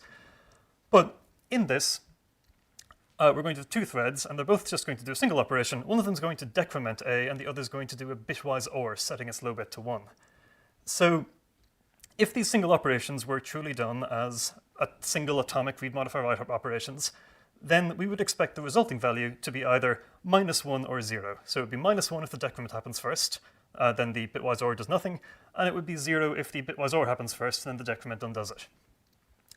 But of course, the compiler does not actually implement these as atomic read modify write instructions, even though they're written as a single operation in the source code. The compiler will split them into several operations. There will often be a load, then the computation of the new value, then a store. And that introduces another possible outcome. We can find that it can also end up being +1. If they both did the load first, they both saw the initial 0, then the ---- completed, stored back -1, then the bitwise OR completed and stored back +1. So there's another value that can occur because of how the compiler compiles this. Of course, if you actually take this program and you run it on, say, recent GCC and XT6, then you will find that when you run it, the values that the program produces are, in fact, -1, 0, +1, and -255. So this is not a value that you really expect. It doesn't show up in the program. It arises from GCC noticing facts about how many bits operations will affect and doing optimizations along those lines. But the general principle I'd like to point out here is, speaking as a compiler developer, do not trust compiler developers. They will do like they will do something as weird as they are permitted to do. So anything that says out of thin air behaviors or this sort of behaviors are just a specification concern and won't, like, no real compiler will do anything that crazy. This is not a trustworthy thing to do. We should really like really nail down exactly what the compilers are allowed to do here. So for the second of those points was about the idea that load buffering only happens with dependent operations, and that when there's a dependency, then the load buffering won't occur. So the trickiness of exactly what a dependency is well known. There's many cases of compilers optimizing away fake dependencies, but here I'm going to talk about a dependency that is, at least to me at least, looks real. So here's an example. This is another classic out of thin air example. The question is, can P be null here? So on the left-hand side, P is loaded from A. And if P is not null, we store null to B. On the right-hand side, we load from B and copy that to A. So here, there's the same pattern of both sides doing a load and then a store. And in both cases, the resulting store is dependent on the load. On the right-hand side, there's a data dependency. It's the same value being passed through. On the left-hand side, there's a control dependency. It's the store only happens if the left-hand side occurs. So because of this dependency on both sides, because the value really matters, then the out-of-thin-air behavior can't occur. So the load buffering is not going to happen. So therefore, P will not be null. So we can, because basically the only place the null can come from is that store to B. And that store to B only happens if P is null. Sorry, the store does not occur if P is null. So we know that P is not going to be null. When we know that a pointer is not null, it's safe to dereference it. So let's modify this program and return the value of P. P is not null, so we know that we can look at it.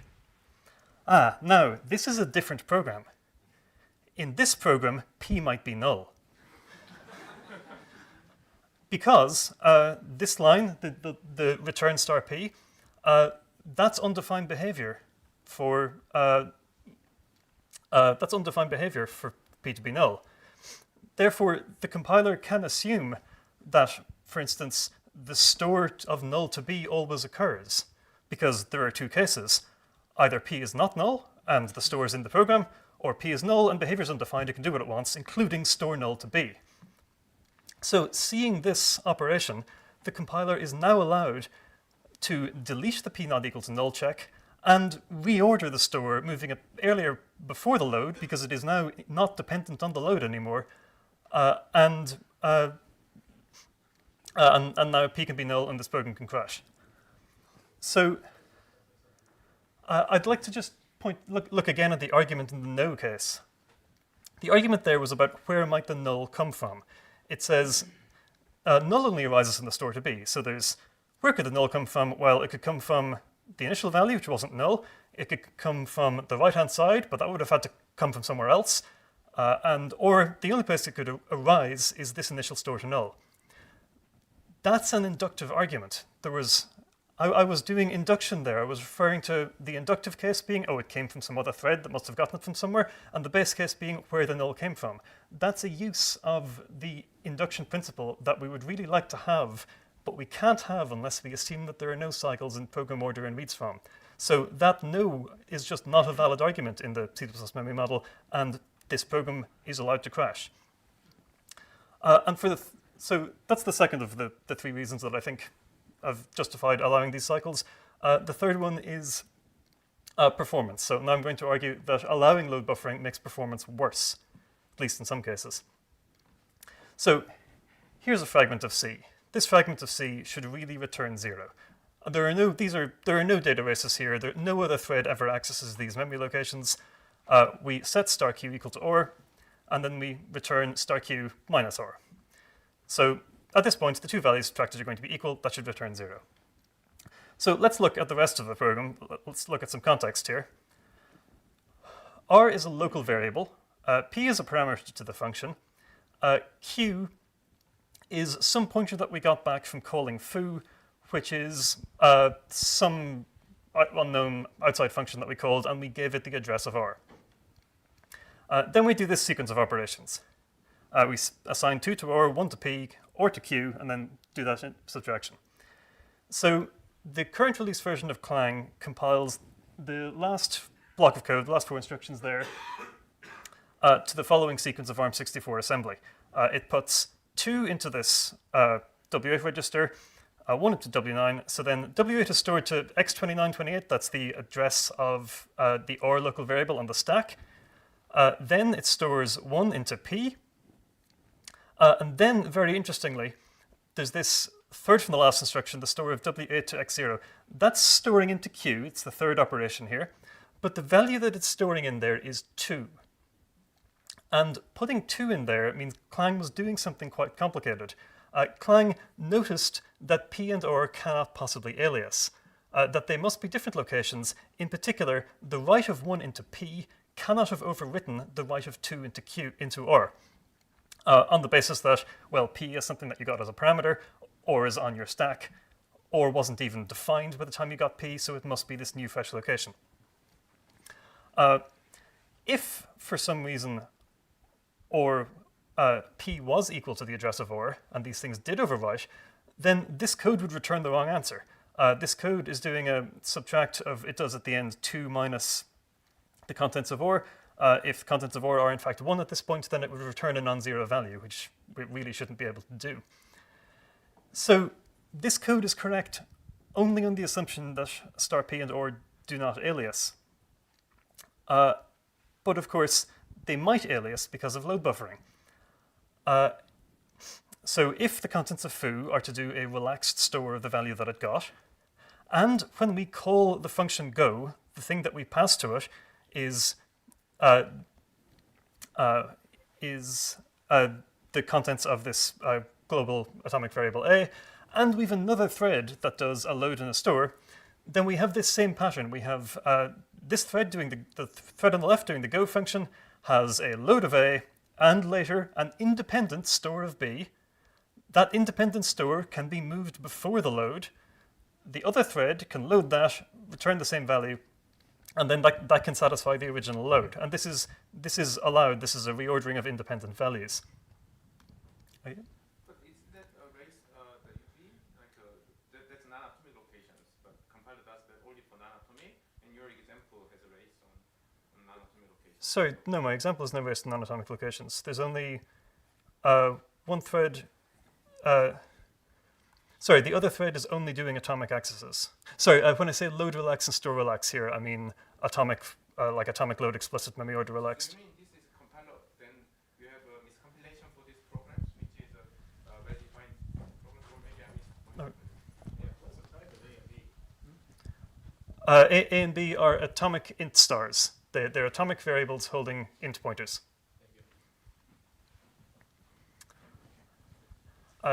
So the point of this example is that it means that because of load buffering, fresh locations are not necessarily fresh. If you define a new variable on your stack, its address is not necessarily distinct from other pointers that you have lying around. A newly defined, or for instance, the return value of malloc. The return value of malloc is not known to be different from other pointers that you have, because the return value of malloc could later be stored into an relaxed atomic variable. That could be copied to a different relaxed atomic variable. That could be loaded, and that load could have been in your program earlier than the call. Actually, that's exactly the... Yeah. So, I mean, we worked on it. We have a solution for this. I mean, we encountered the same problem. So we developed the weak memory model for non-atomics, and we found that the flow-sensitive escape analysis is wrong. So we think that's compiler bugs. So that's because of compiler bugs, and we discussed with LLVM and GCC, and they think it's a compiler bugs, and so they will fix it. So I think that's not problem with the modeling. Somehow they did something wrong with the escape analysis. So somehow, yeah, I think it's related to escape analysis. Yeah, I think that sounds like the same thing. So here Yeah, I mean, I'm thinking of it in terms of aliasing, but it's essentially the same problem of at the start of this function, could or have already escaped? Could the address of or be the same as the value of b? Not every load buffering is a problem. Only some load buffering is a problem, and compiler shouldn't do that load buffering. And then compiler writers, that's their mistakes. Right, but I'd like to point out the load buffering is not visible in the source code of this problem. What caused the problem here is a compiler transformation on completely sequential code. The code on the left there contains no uses of atomics. They happen to be used before this function was called and in the But that's in the body of compiler foo. bugs anyway. Even if it's completely sequential, they should be careful about escape analysis. It's their bugs.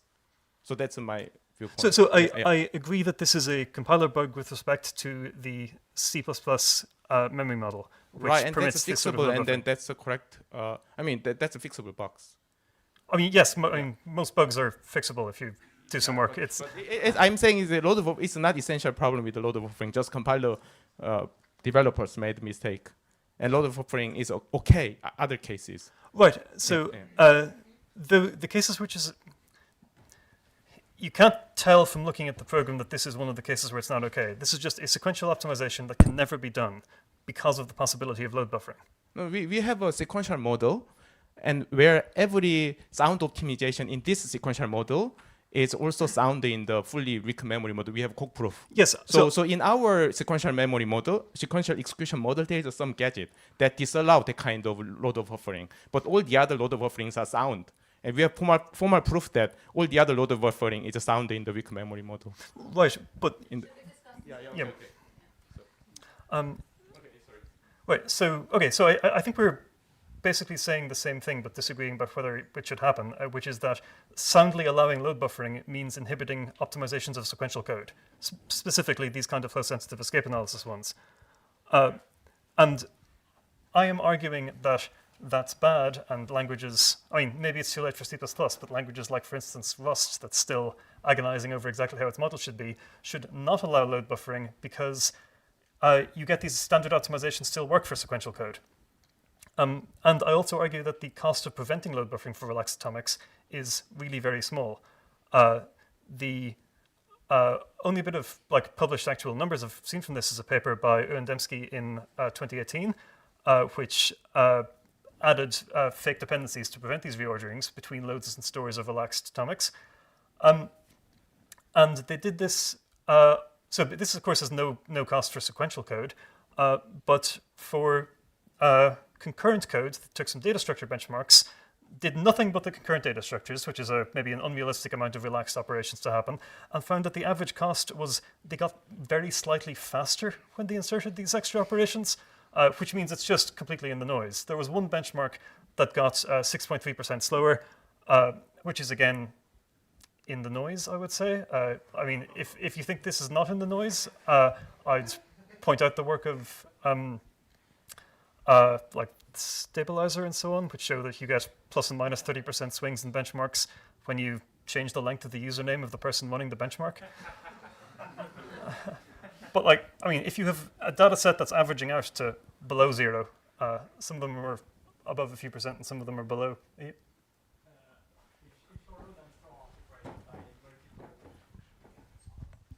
If your load and store are separated by multiple function calls, how do you introduce a fake dependency through the ABI of multiple function calls? Oh, right. So there's a few techniques. There's a couple of them listed in that paper. So the simplest one is to have a branch after the load, because everything after the branch has a control dependency. Yeah. There are other few slightly trickier ones, but it's doable. Right, and then if we don't have load buffering, then we get to keep the sequential optimizations. We get to reason inductively on values, and we get to keep programming logics. Like the Rust belt relax logic, for instance, works on Rust but assumes this axiom. So if we have any time left, I'll take some questions, but also I think we should just have this axiom. It's great. Thank you, Stephen.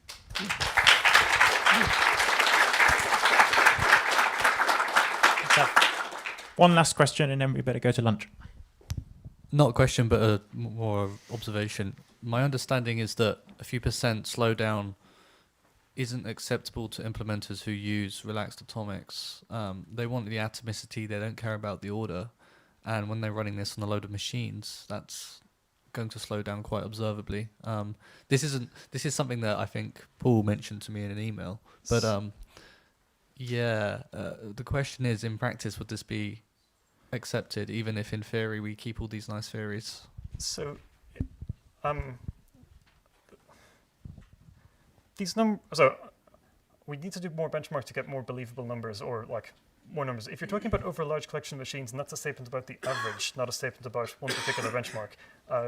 The one paper that I have that actually measures this shows some getting slower, some getting faster, and averaging out to a wash. So it's not clear that this would be multiples of percent or even a single percent move in either direction. Great. Let's go for lunch. Back at 2, lunch is in the Maxwell Library, where the coffee break was.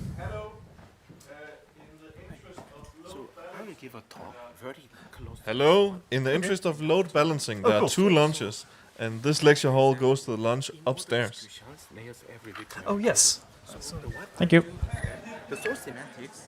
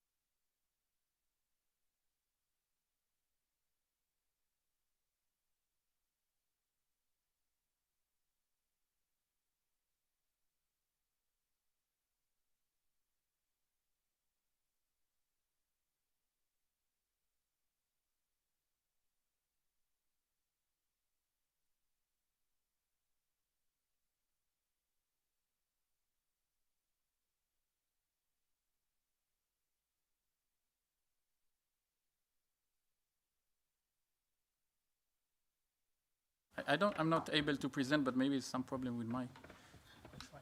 Okay.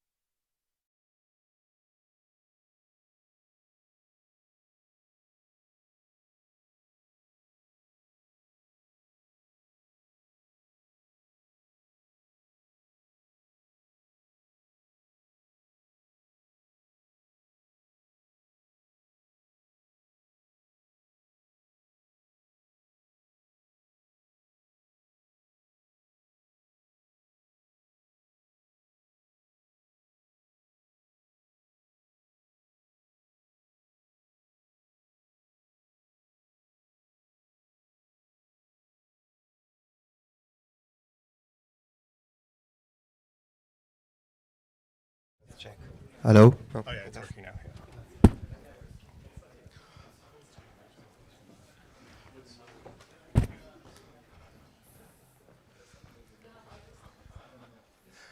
Okay, so welcome back to our third session, which is the first session after lunch.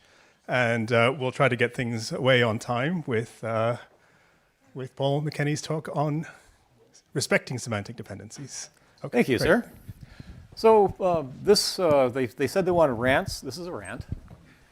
Now, this is my first ever official rant. So I felt the need to... Official rant, official. So I felt the need to get some guidance, so I talked to a prominent academic who was also highly placed in this conference, and he was very understanding and kind. But the advice he gave to me was, Paul, just be yourself. And the people who know me already know that they've been warned. So there were a couple questions I didn't get a chance to ask Lynn last time, and one of them was GPUs. I did have a chat with a GPU vendor who does have concerns about performance with forcing loads before stores. And undefined behavior and all the examples, but here we are. What I'd like to do is kind of get a sense of the room. I've got this title here, compilers should just get over themselves and respect semantic dependencies. How many people feel that's tautological, that that's just the way the world is? Okay, yeah, a few of them, all right. How many people believe that it's not tautological as written, but if you were to add a few reasonable qualifiers, it would in fact be tautological? Okay. Got a few there. Okay, good. How many people think that it probably is true, but there's a huge amount of work between here and actually getting that? Okay, a few more. How many people aren't really sure? I mean, same deal, a lot of work, but aren't really sure what the answer would be? All right, yeah, some assertive people there too. Good show, good show. How many people think it's probably false, but again, it would be a huge amount of work to prove it? Okay, yeah. And then how many people think it's just false on the face of it? I mean, it just doesn't make any sense at all. It's anti-tautological, as it were. Okay, yeah, all right. Brave man, good show. How many people think it's just a matter of opinion, really? No takers on that one. We got one poll result with no, oh, okay, thank you for filling in. Wouldn't want to have a zero after any of those, after all. Okay, well, we'll talk about that a little bit. And the meantime, first thing I'm going to do is go over some properties of semantic dependencies. I've had a lot of people tell me that semantic dependencies must be one way or another way, and we'll go through a few of those and see what we end up with. One really nice thing is that you'd like the static dependency to be a property of the code fragment. So you got the code, and it either has static dependency between here or there, or it doesn't, and life is good. How many people agree with that? Okay. And the thing is, you got things like this. And I'm using weird notation here. For variety, instead of capital A, capital B, capital C, I'm using X, Y, and Z for the shared variables. R1 and R2 and so on are the locals. The locals are initialized as 0, just to save a little space on the slide. And so what we got here is we're going to do a relaxed load from X. If the value loaded is non-zero, we're going to pick up R2 from Y, relaxed load as well. And of course, if R1 is 0, R2 will keep its initialized value of 0. And then we're going to multiply those two things together and do a relaxed store to Z. And my question to you is there a semantic dependency from Y to Z? Okay, we got, so even if R1 comes back 0 and there is no load instruction, there's still a semantic dependency?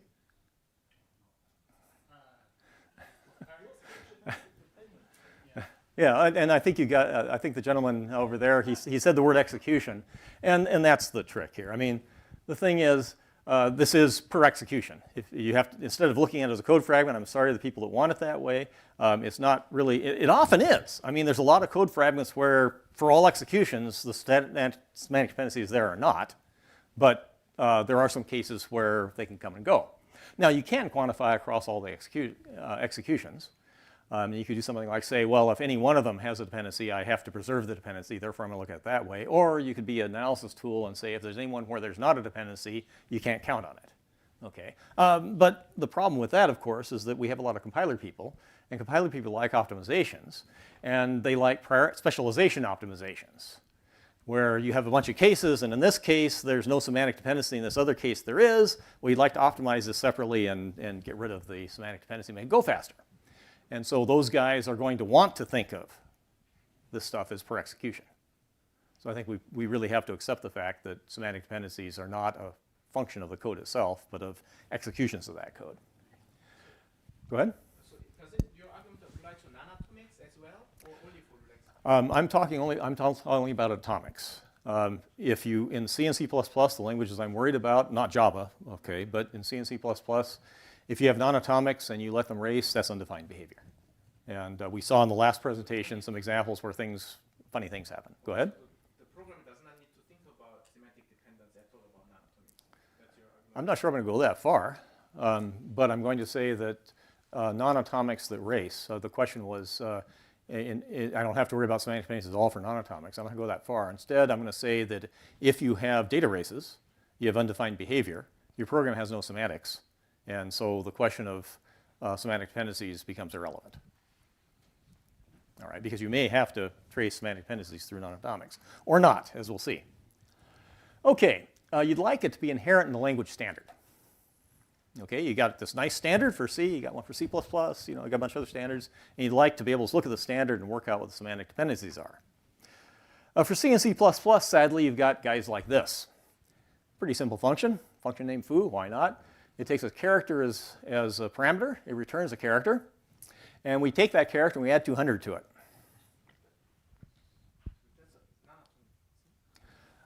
That's true, and so that was possibly answered your question. Presumably, for it to be relevant, this is not communicating. Presumably, for this to be relevant, there's something else. They call this function that did an atomic load and then takes and does an atomic relaxed store based on it. Okay, but this is strictly non-atomic. We also don't have any. It's single-threaded as well. And the thing is there a semantic dependency from that parameter C to the return value?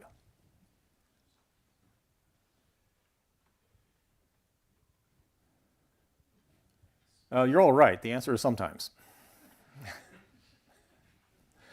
You see, the C standard and the C++ standard don't specify, I should say, whether char just by itself is signed or unsigned.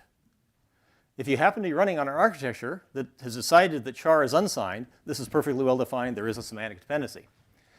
If you're running on an architecture that happens to have 8-bit bytes, and it has signed chars, this is guaranteed undefined behavior because of integer overflow. And then there might be a semantic dependency or not, but the program has no semantics, so who cares? Yeah?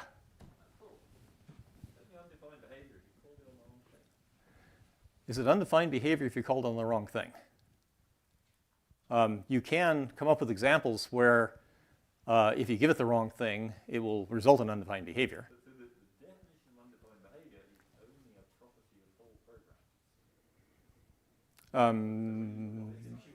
True, but you could. But in this case, again, I'm not doing the standard. I'm saying bytes are 8 bits. Okay. And in this case, if I have an 8-bit byte and it's signed, the largest value it can represent is 127. All right. If you're in a program that only uses this with nice small c, then there's no undefined behavior. Okay. You're right. I messed up. I should have made it 300. It doesn't have. No snippet has undefined behavior in isolation. Really? If I say p equals null star p, that doesn't have undefined behavior? It's not called, then no. Okay. I'll put the qualifiers in if it is called. I'm sorry?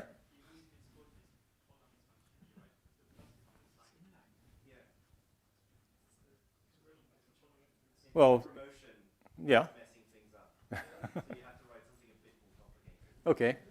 I'll accept that, and in any case, I'm going to assert that I could write an example that on some architectures would, if ever called, would do undefined behavior, and other architectures would define behavior, and I apologize for my mistakes here, which is why I need compiler diagnostics, and among other things. Okay, in any case, the signedness of char is per architecture. We do not like this in the Linux kernel, and so we give the compiler this guy that forces the chars all to be unsigned regardless of what the architecture wanted.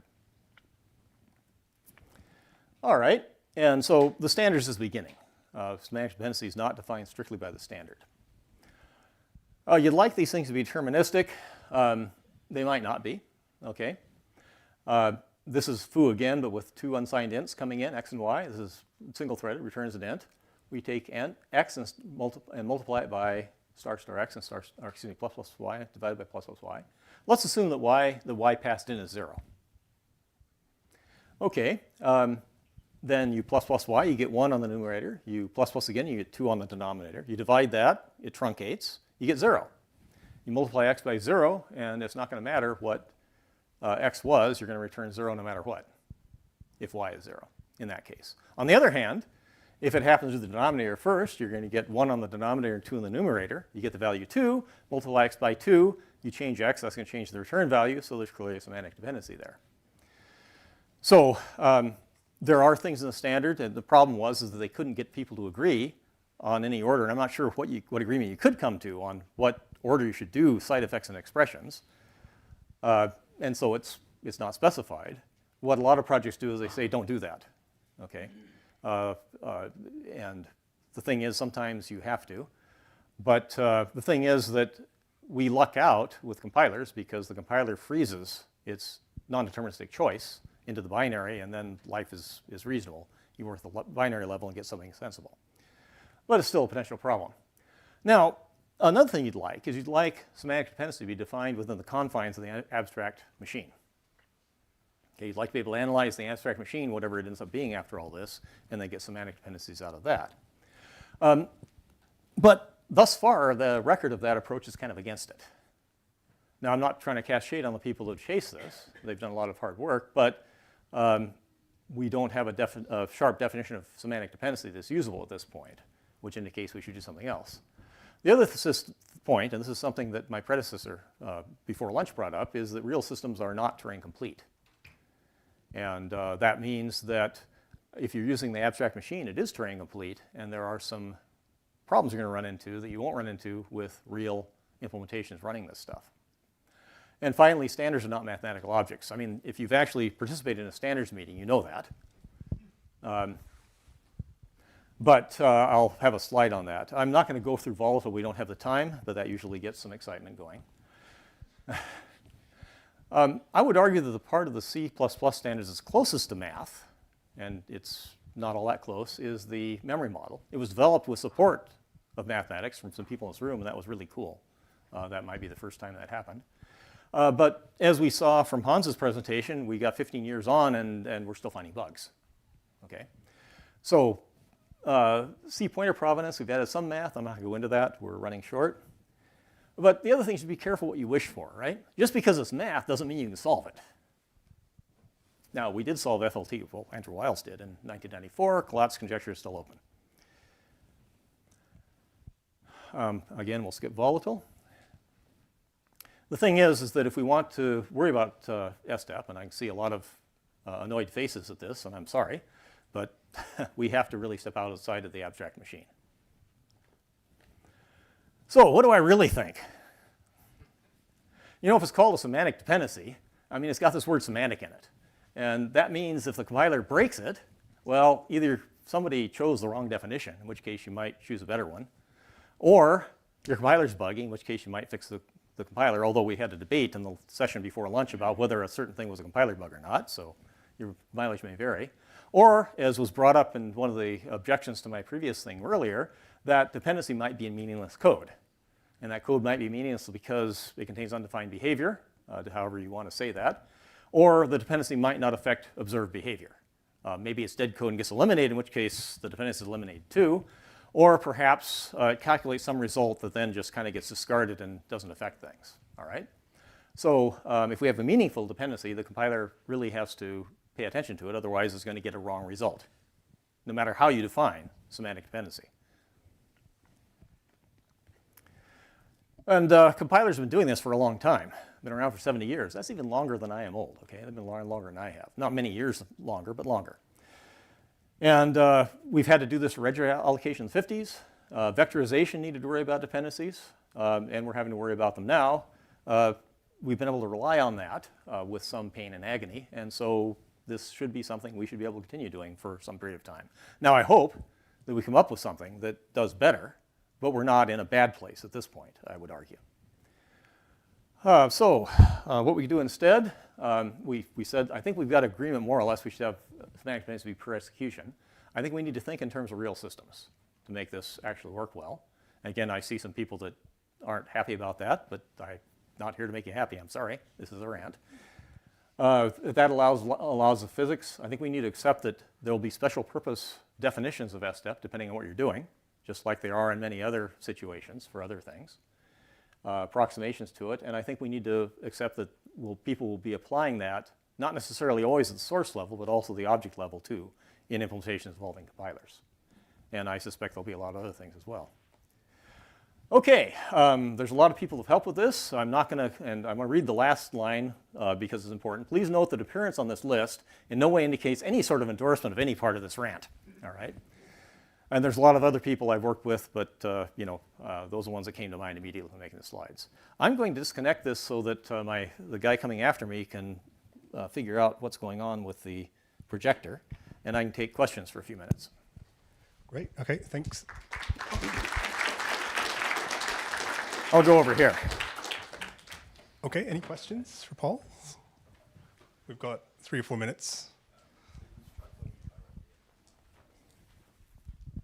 It's less of a question than something of a comment. So C actually has something that is a form of dependency that is in the abstract machine, and you don't like it. It's called pointer provenance. It actually has several. One of them was covered earlier this morning with the bit about not introducing data races, meaning that you have to respect control dependencies if the thing in the if statement is a non-atomic right. Right, but that's not explicitly in the standard, right? Like, usually semantic dependencies are something we define in terms of like you define your language, and then you can have a derived notion, which is what are my semantic dependencies. Okay, so let me try restating what you're saying. What you're telling me is the compiler writer is happy to respect dependencies as long as they make me angry. Sorry, I couldn't resist. Maybe, I don't know.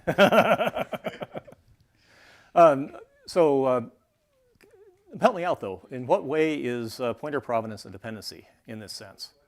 I mean, the most direct version of dependency that I know in the C standard is how restrict is specified, where they even say something about if changing this value changes that value or something, which I don't know anybody who knows how to interpret that. But the actual interpretations of that's usually the case, right? Are all based on provenance, as in you add some magic ghost stuff to the pointer, and then you can track in a single execution how it flows through the program. Because otherwise, dependency is more like a hyperproperty. You can't really talk in a single execution about dependency. You can only talk about it by relating multiple executions. If you want to do it in a single execution, the only thing I know is provenance, but most systems programmers don't like provenance. So I'm happy to. Well, I don't mind provenance. I just want some way to keep the compiler from going crazy with it. I just want some way out occasionally. I'm okay with it being there in general. But thank you for the thing about restrict. I will keep in mind that there actually is some dependency in the standard and use that with as much effect as I can. Maybe another question there somewhere too. But so in compilers, there are a lot of speculative optimizations they perform, like speculative load introduction and so on. So do you consider in your definition that is it a semantic dependency or it is a breaking semantic dependency? So there's a lot of things you might mean by speculative load. In the hardware, we have speculation. And what happens is that you speculate and then you execute speculatively, and then if your speculation turns out to be wrong, you throw it away and start over. You do the same thing to compilers. And that's fine, okay, as long as you actually check. If you speculate and then don't bother checking, that's a bug waiting to happen, right? So, but the check has to be done after you know what the load really was. And then that makes things work out. You've got a temporal relationship there, and life is good. Okay, any other questions there? Yeah, I was going to say, we've got time, yeah. Help out our next speaker, ask some more questions. Can you give me an example of semantic dependencies which compilers should respect? Can I give you an example of a semantic dependency that compilers should Yeah. Respect? Okay. If you have two numbers and you add them together, it'd be really good if it actually got the sum. Right?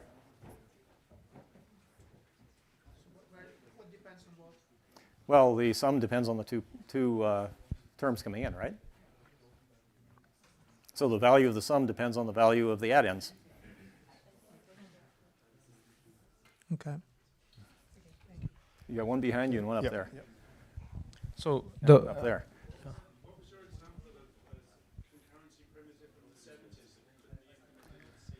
LIFO stack push. So you use compare exchange to push one element on the stack, and then use an exchange thing, like the thing that was pointed at the bug that Luke pointed was buggy in the compiler, to yank the whole thing off at once. And come to me and I'll show you, we got some papers that go through it. I'm not going to try to go through it right now. Hopefully he gets, I mean I could, but hopefully he gets his display working before I get done. So the motivation of semantic dependency is to rule out of thin air? Is that main motivation, or what's the? That's one use of it. If you have semantic dependencies and you actually have to compute based on the value when there's semantic dependency, and you're running on a real system, there will be global time will advance from the point at which you do the load till you do the store. Okay. And that will get the load store ordering that our gentleman this morning, Stephen, wanted for free, as he pointed out. So it will also allow a number of optimizations to be taken out. Right now, they're just really careful with optimizations because they're worried about introducing OOTA. Yeah. Go ahead. Okay. Then in the afternoon, in my talk, I will tell you something about the related thing. Okay, that should be fun. Looking forward to it. I can't connect, but I get a memory stick, and you can put it on a memory stick, and I can. That work? Okay, memory stick, backpack. Well, if you tell me what the password is for the. You got a memory stick? You got the password. Okay. Or maybe maybe you've got one. Do you have internet already?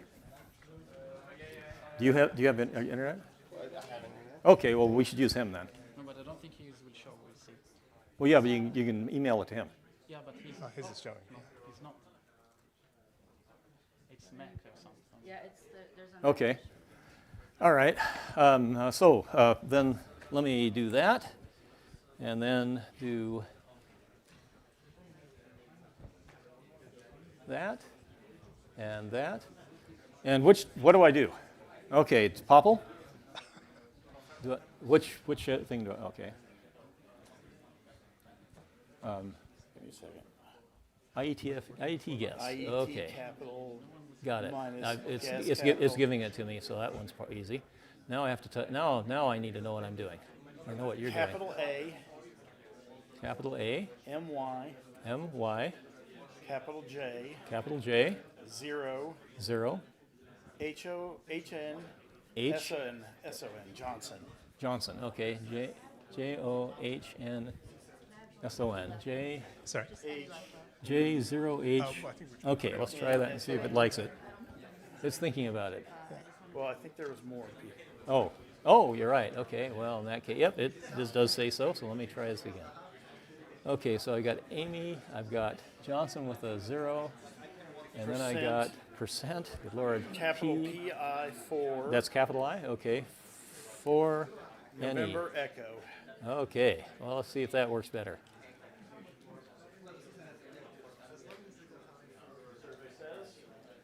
It's thinking about it. No, it doesn't like that. Well, why don't you look at what I typed and see if it's right.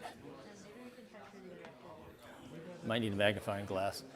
Holy shit, okay, I can't even read Okay, it. fine. Well, I'll have a better time just typing it. Okay, just type it then. Click and then, yeah, there you are. A, capital A, M, Y. J's. J0HNSON. Is this just from here? I for I think it's something to do with these new models of Mac. Okay, that would explain it. Adapter has been working with Macs before. We'll figure something out here. Actually, if somebody has something. So mine and you have the same model. Dot. It's waiting. It's thinking about it. Oh, see if it says sucks. Okay. Wasn't there a percent in there somewhere? That's been the PC one. Seems to work for Oh, PC. come off it. The Mac one. Did we try that one? I'm telling you, semantic dependencies are easy. It's connecting to the projector that's You're hard. trying to get onto the internet. Is that I am. I'm trying because then you can email those slides. We can click those up and you can display them like a laptop. Are you trying to connect to the? I'm trying to connect to the IET guest thing. Okay, What- so it's it's a 0. Is that a 0 or a Well, let's capital O? make sure it's a 0. Yep. And then Okay. the other one, that's a L. You're missing a 4 after the L.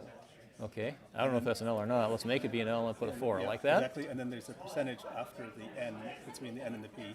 Okay, so right there, there is a percent. Yeah, Like that? Yeah, I've typed Take it a- in several times. Okay, that good? That looks good. That looks good to me. Okay, let's take a look and see what it thinks. It's, oh yeah, look at that, success. Okay, if you mail me the slides, if you, it looks like it. Now what happened to the, here's the adapter. So let's, I do, but it didn't work this before lunch.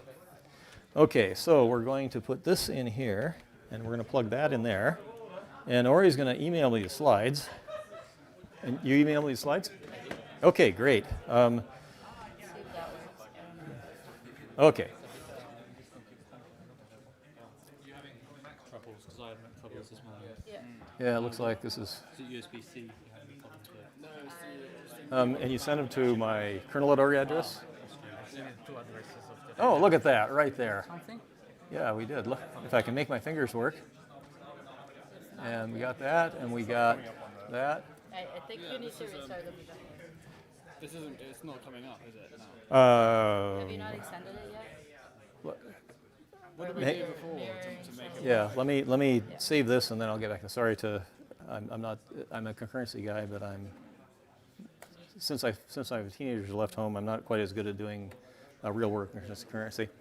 Okay, so let's do that, and then do displays, and then okay, and we got this. It's there. So let me do this like that, and oh, come on. If I could type, this would be better. Okay, and then let's go.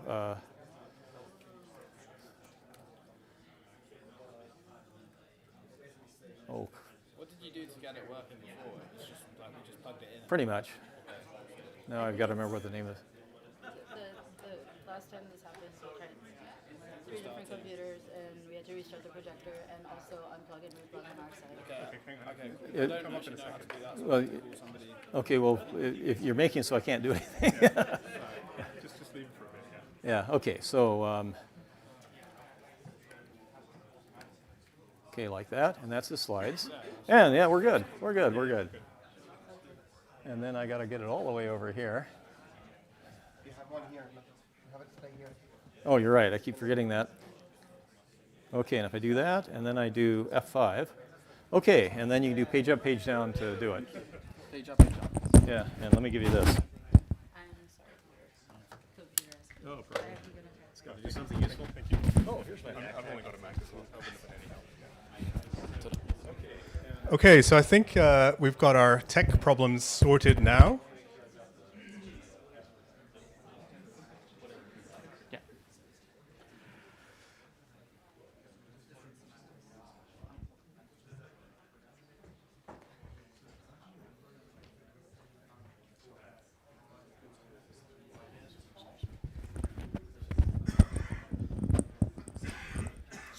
It's okay. Thank you very much.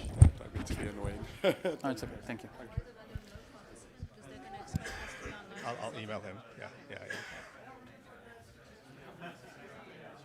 Actually, could you be able to email him? Rajesh, let's start another. Okay. All right. I think we're ready to start now.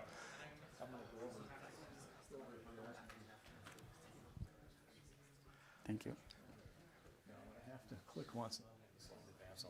Okay, that's okay. Thanks. Thank you. Thank you. Excellent. Okay, great. So sorry about the slight delay on that. So I'll pass it over to Uri. Thank you. Sorry for the delay as well. I'll try to be quick. So I I think the organizers put us one after another because they thought we were going to say different things, but I'm not sure I got everything Paul was about to say, or something from what Paul was saying. But I think we say more or less the same thing in the end. It's just the title is different. And especially my running example is very similar to the example that Paul showed first. We're just going to look at it in a bit more depth. Okay. So it requires some background, some context. Let me see. Page down. Yeah. So I think there is a recent proposal for C and C++ standard, a fix for the thin air problem that, if I understand correctly, is more or less this is the idea. So we will have a new model that will have 3 steps. Maybe I'm wrong, but think about this, just a possible idea. So step 1, we're going, just like now, calculate all the candidate execution graphs. So ignore consistency completely. Look at all possible execution graphs that one can generate for a program. And then, given this big set, derive a semantic dependency relation, this SDEP that we talked about, for each of these graphs. So we have a global view of all execution graphs, and we derive this SDEP relation. And then we apply the consistency predicate from C or C++, and we can change it or whatever you like about consistency. So this is the idea. I keep this step 2 and step 3 parametric. I'm not saying how we are going to do this, but let's imagine it's going to work. So this is the consistency predicate of RC11, for those of you who knows, the bunch of derived relations. It's not so important, but what we get on top of RC11 is that we are able to replace this axiom, this no thin air axiom, very conservative axiom, no cycles in program order and Reed's form, by a much less conservative axiom, no cycles in semantic dependency, union, and Reed's form. So why do we want this? Because it will allow us to have a more efficient implementation. We will be able to reorder relaxed accesses, something we cannot do in RC11. Yes, Paul? Why RF instead of RFE? RFE, same, yes. I should have said SDEP is a part of program order, is a subset of program order. Maybe it can be RFE, even better, I'm not sure. So we'll be able to reorder these two relaxed read followed by relaxed write, which we cannot do in RC11 as long as they are independent. The compiler can do this, the hardware can do this. The hardware doesn't think it's a primitive access, so we can actually use ARM with primitive accesses for relaxed accesses of C. And one of the nice things here, and the nicest I think, is that we have this problem in the C standard for a long time, and we can now not change too much. We are not going to dramatically change the model, like go to the promising semantics or event structures or things like that. We just add this step 2 in the middle and somehow change one axiom and things will work. So you can see from my tone, I guess, that I think this cannot work. And I'll argue with an example that first, the step 2 thing cannot be thread local, which is already quite counterintuitive. You have to look in the code of other threads to see if you have a semantic dependency or not. And Paul was showing similar examples before. And the second one is that step 2, I think, actually has to be aware of the consistency predicate of step 3. So we cannot separate the concerns nicely like this. We have to be aware of consistency when we check for semantic dependencies, which is maybe something Paul already said. I'm not completely sure. So, yeah. So just a bit of a background how this can work. So this is a small program. We have 2 threads. The left thread is reading X. If it read 1, it writes 1 to Y. Then it prints foo. And if it doesn't read 1 for X, it writes 1 to Y as well. And the other thread reads Y and writes the value it read to X. And we ask, can foo be printed? And we want to analyze with this model that I said before. First, we observe that with very simple compiler optimizations that are there, it has to be allowed to print foo in this program. Compiler can change this A to 1, this is just a trace preserving transformation, and then take this Y1 that appear in both branches to move before the local read of this local variable A, and then the hardware can reorder these accesses. So let's say these are relaxed accesses, the hardware can reorder them. And then if Y1 happens first, and then the second thread runs, it will write this 1 to X, and then I can read X, and then foo is being printed. So we want to allow this, and how this SDEP idea will work. We generate all the candidate execution graphs. I'm choosing just suppose you have only 0 and 1 as values. So we have only 4 execution graphs. I ignore this foo also in the execution graphs up there. So left thread has 2 options and right thread has 2 options. And now we analyze these for dependencies. So I'm not being specific, but it's clear that on the right side we do have dependency because the value that we read from y is exactly the value that we write to x. While on the left side we don't have dependency. We can see from the graphs because no matter what I read from x, I will write 1 to y. So with this sort of analysis, you can imagine some way to define it. We can conclude that there is a semantic dependency on the right thread, but not on the second thread, but not on the first thread. Yes? So I'm not sure if to take questions now or later, but go. Another question. This is a statement of confusion. I have no idea. It sounds as if you're looking at events with the same variable in different execution graphs and somehow thinking that there's a relationship between them. I don't know what that relationship is. Okay, let's chat about this later. Maybe I'll get your point, but the analysis is important, is looking at all execution graphs. We all understand by now that by just looking on one of them, I don't have enough information, but I look on all execution graphs of the program and then I do the analysis. Suppose there is some way to do this. And I'm saying as if it's not, no one calculates this, it's just a part of definition. It's not, doesn't have to be computable or anything. It's just a way to define semantics. Maybe it can work. So here it works because indeed when we focus on this last execution graph here, we see we can add these reads from edges and then we actually check consistency and we can see it is consistent, there is no cycle. And this last execution graph, this one depicted here, is actually the one that is printing foo on because you read 1 from x, and so we say yes, foo can be printed. So this is how such a model can work. Now, the slight variation of this shows the problem, and it's very similar to the first example in Paul's talk. Instead of, in the else branch, instead of just writing 1 to y, we read some other variable z, and we write this value that we read into y. So b is z, and then y is b. And a third thread is writing that z has to be 1. So we try to do a similar analysis. We have 3 execution graphs for the left side, 2 execution graphs for like before, for the middle side, and 1 possible execution graph for the right side. And we want to somehow, it's completely clear that we have semantic dependency in the middle thread, right? Because we read the value that we are going to write the value that we just read. But the big question is whether we have a semantic dependency on that case. If there is some analysis that we look on these execution graphs and we'll say, yes, there is semantic dependency, or no, there is no semantic dependency. And this will lead us either to the first case above, that there is no semantic dependency, and then there is no violation of any axiom and foo can be printed, or to the second case where there is a semantic dependency and then there is a cycle in SDEP and external reads form, and then foo cannot be printed. So this is the important question, whether we have here a semantic dependency or not, and do we have enough information? Now, we have the full program, nothing else is happening to decide on that.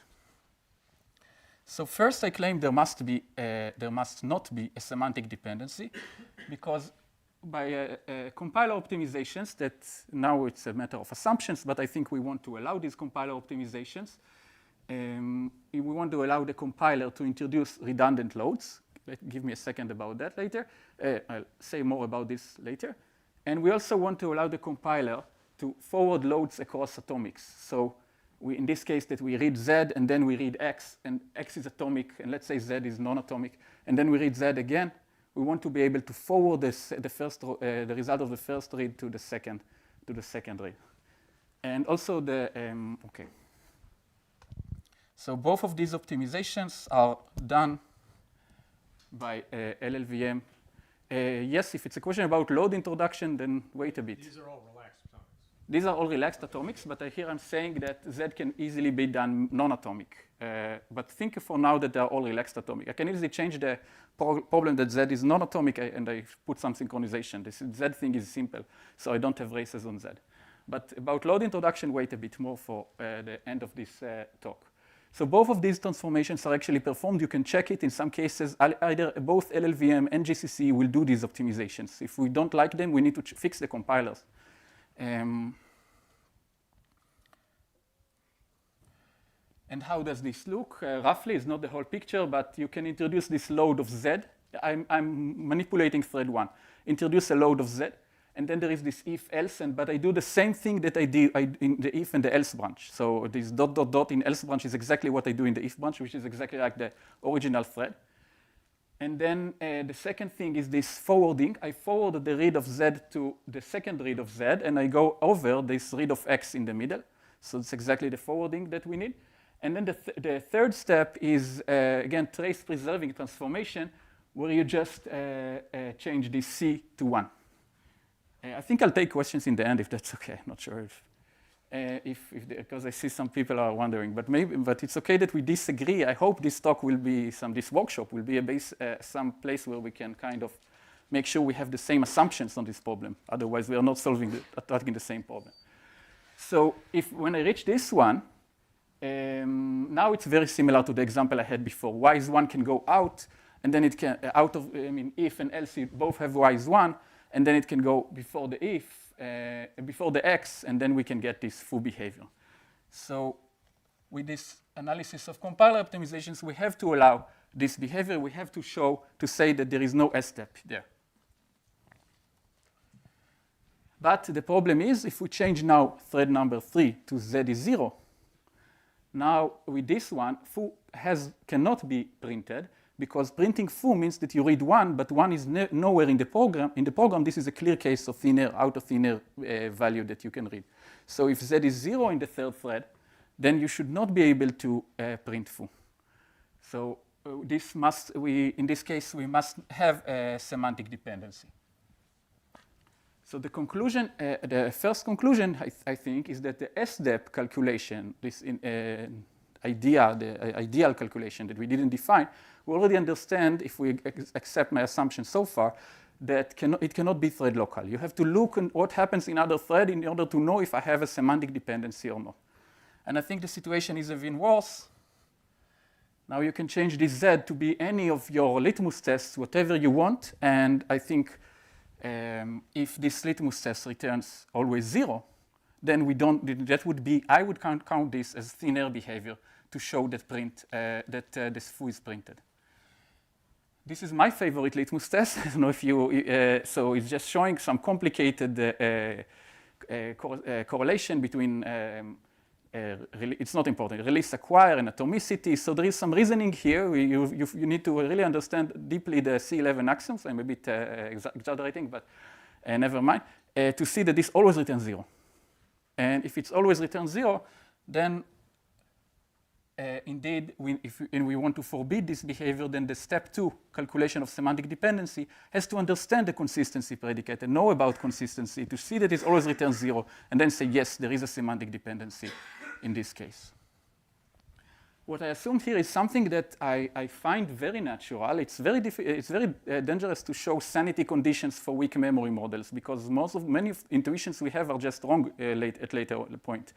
But this thing I haven't seen, maybe you know it from some other places, but I believe is essential for reasoning. I call it substitution of equivalence. If f always returns 0 in some memory model M, then f should be equivalent to 0, should be able to replace f by 0 and vice versa in the memory model M. And here I assume that this f doesn't touch, suppose it runs on a completely different thread, it doesn't touch any of my variables, it's completely orthogonal, completely disjoint to my program. I think if this doesn't work, we will not be able to reason about our programs. So if you think this is too strong, I'm happy to understand why. But I think memory models we design will have to admit this property. And this is what in my analysis before, this is what I assume. A few more words about this. We can assume like 2 different memory models. One for reasoning, like thin air for me. No, the outer thin air is like a very basic program logic, invariant-based logic that you can apply in your programs. But you can have maybe later a more complicated program logic that you want to be sound. And then it may show that SDEP must exist in some cases. So essentially what will happen is that we have a memory model for reasoning that we use to calculate SDEP and another memory model for the actual behaviors. And you can have a gap between them. But if you ever want to have reasoning to be potentially precise, so I can always improve my program logic to be complete, in a sense, then SDEP has to know precisely all the details of the consistency predicate in order to calculate SDEP. So what is the source of the problem? And this is already there in Paul's talk, I think, is in my words, is that semantic dependency are dynamic. They are not a static thing. You cannot start by calculating them. You need to, on the way, see.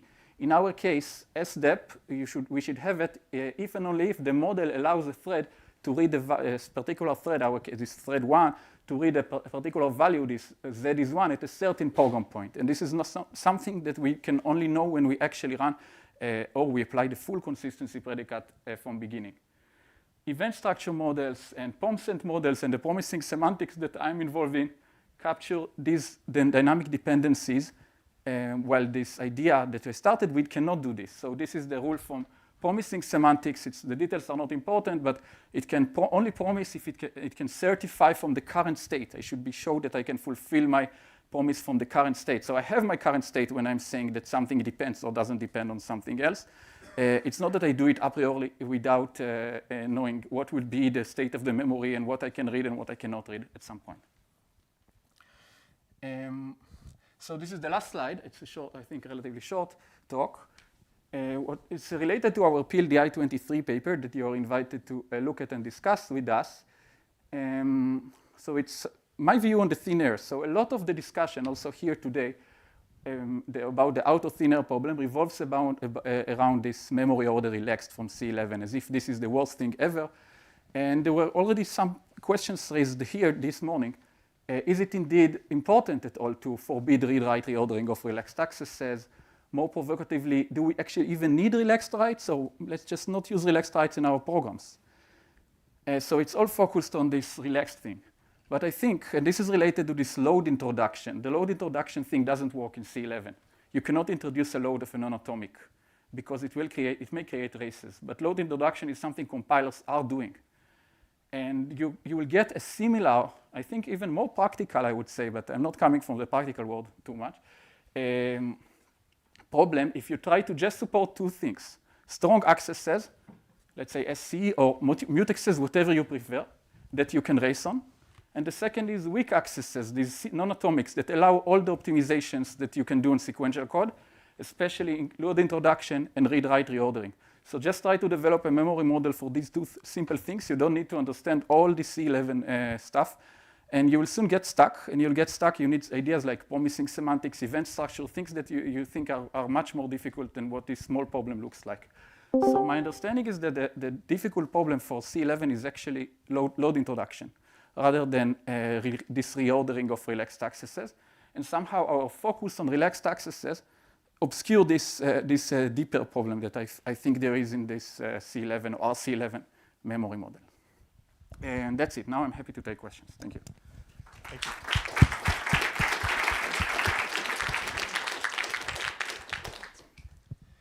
Great talk. Thank you. Could you please go back to the slide where you showed the original litmus test where you wanted to introduce a load?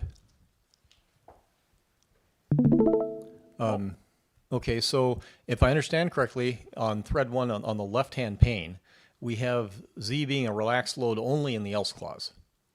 And then as we go over there, we introduce a load before the if statement. If I it's a relaxed load everywhere. Right, understood. So we've got B equals Z in the else clause only. So on the left-hand pane, the then clause does not load Z at all, and the else clause does. Right. And then we go to thread 1, and Z is loaded unconditionally. In correct? the first part, yes. Yeah. Yes. Okay. Great. Yes. So as somebody that writes programs, I would find that extremely inconvenient because it might, in some cases, because it could be the then clause is called really, really often, and the else clause rarely. And it could be that loading Z almost always gets me a cache miss, in which case I'm going to be very, very annoyed at you if you hoist that load out of that if statement.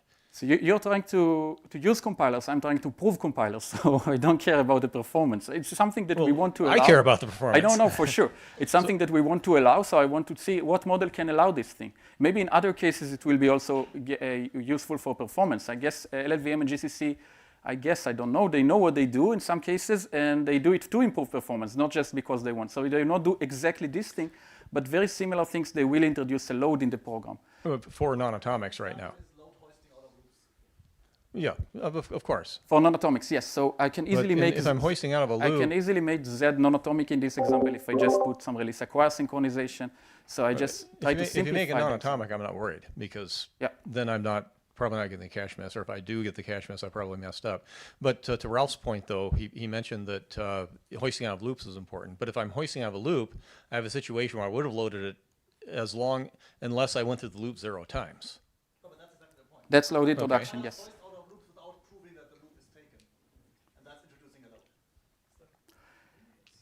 And you do that right now for... Yeah. Okay, so you do that for atomics right now? I really like the trick of C11, undefined behavior for races. I think it's simplified our life a lot, but somehow the fact that I cannot just read something. I want to debug, I want to do something, I don't care about anything, I just want to read Z, and somehow I gain behaviors by reading something. It's very unnatural to me, so I think when you try to do modular reasoning or the notational reasoning or whatever, you'll get stuck if you read introduction is not allowed. You cannot just observe, it's like in a sense in this model. So this is why I'm saying I think Z should be non-atomic, because the real... if you make it non-atomic, I got no problem. Yeah, but then I agree that I again say that the problem is that load introduction is unsound for non-atomics, even though compilers are doing this, and we are all ignoring this fact for some reason. I think, and maybe not all, but... Okay, how quick is your question? We're kind of running short on time, that's all. You could repeat it very quickly. Will axiomatic models ever work for C++? With non-atomics plus load introduction, so the final slide I was trying to say it's a difficult challenge. And it's difficult because simple axiomatic models don't work. You need to look event structures. You need to go promising semantics. I guess, do you have to throw away the axiomatic portion of the C++ standard to solve this effort? No, you need to play with it differently. You need somehow you can use it in some other context. Of course, very useful, the consistency predicate, but it's not just take all executions, filter, and that's what you get. You need to do something smarter, more difficult. Okay, actually, the next talk is online, and I think Daniel has a burning question he wants to ask. Is it quick?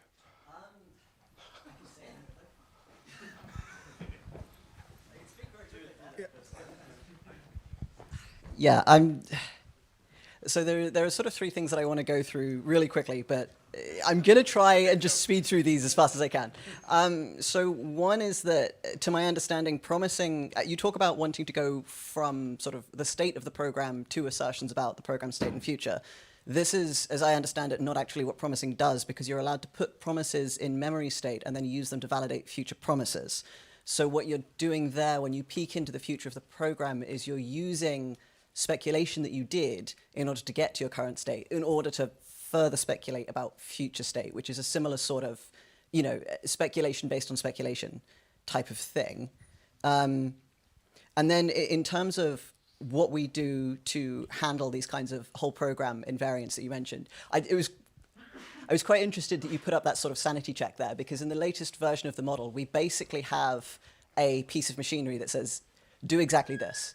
So we split our sort of dependency calculation into a thread local step and a global step. And we say, if you've done your thread local step and you've got some invariant that holds across every single execution, then you're allowed to go back in and just put that in as an assumption. So if in every single execution you observe 1 at that location, then you can just optimize that to a 1. That's completely fine. Yeah, okay, thank you. I'm out of time, apparently. I will just say that the split between semantic dependency and consistency, also in your proposal, is not there. Like you do all of them together somehow. It's not like you can do semantic dependency, wait a bit, and then do consistency. They are interleaved. We do a sort of fixed point, where we say, do semantic dependency, do some consistency checks, and you throw out some executions. Yeah, okay. Fixed point is even worse than... Yeah. Yes, thank you. Yes, but we're able to represent these dependencies in a way that is a finite lattice if you have like finite types. Okay, I'll need to look at the details. Thank you. Let's. You guys can discuss this offline, I guess. Yeah. So, is the online talk set up, guys? It was up a minute ago, and now it's disappeared again. No problem. Too much fun. Okay, sorry. This session's running a little bit late. We're just going to have to eat into our coffee break a bit. So our next speaker, Akshay, can you hear us? Can Akshay hear us? Can we hear Akshay, by the way? Can you maybe?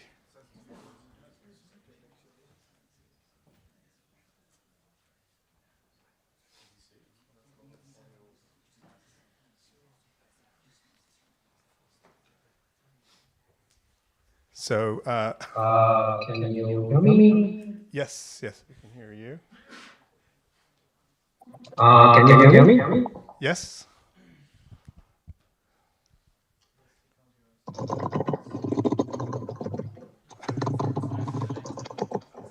Sorry.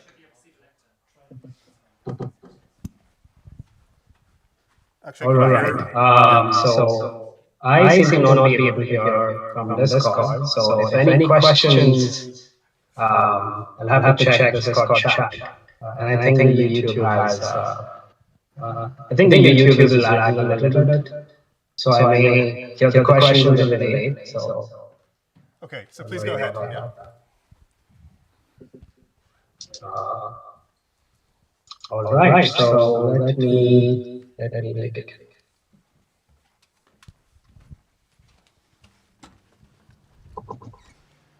So, good afternoon. It's morning from here. I'm from Montreal. This is Akshay, and who am I briefly?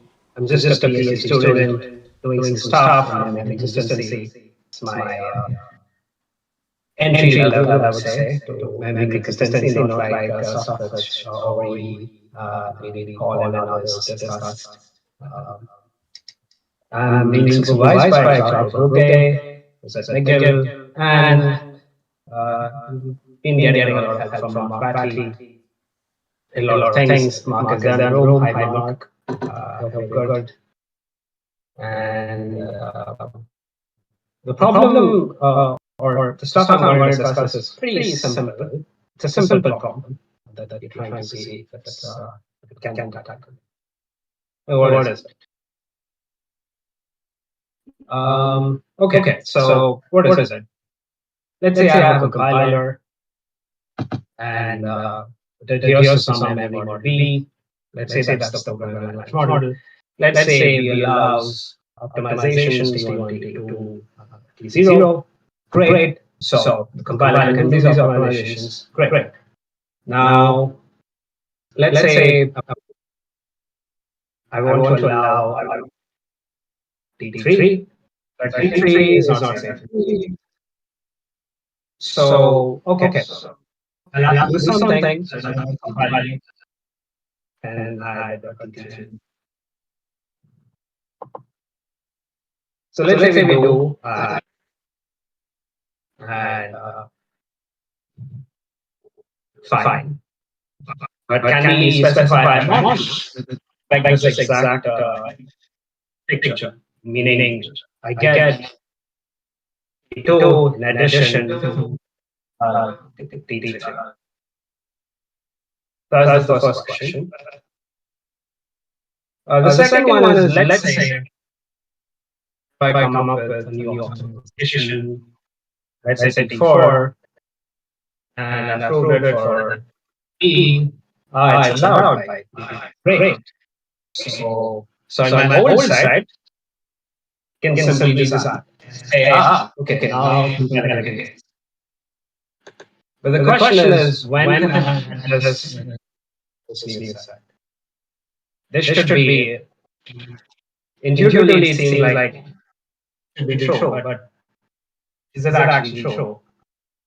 Some of you might not know the answer to this, but is this a rhetorical question? So let's just take an example. The base model is SC. We want, let's say, YPP. And then for that, we say, TSO. TSO is a good model. It allows YPP modeling. Definitely weaker. There you have it. And then definitely that's the diagram of behaviors. And we ask ourselves, do we have the same set? Same set relation. It comes to optimization. let's say right tree or SCR. Well, that's not the real picture. In fact, the picture. So even if I do right tree ordering by adopting a weaker model, that does not always mean I get the existing set of SCRs. And this is not just for TSO, it's one more comparison. There's a nice survey paper, Cienko and Co. You can see the entire comparison. This is a kind of figure.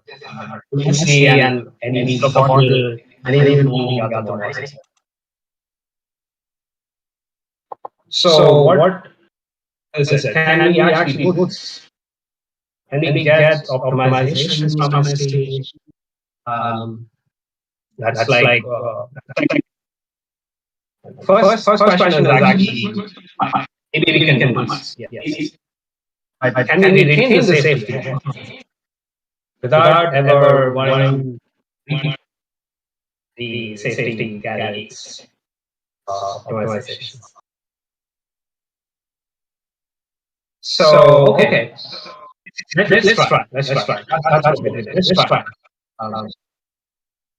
A simple. Let's use a mathematical model.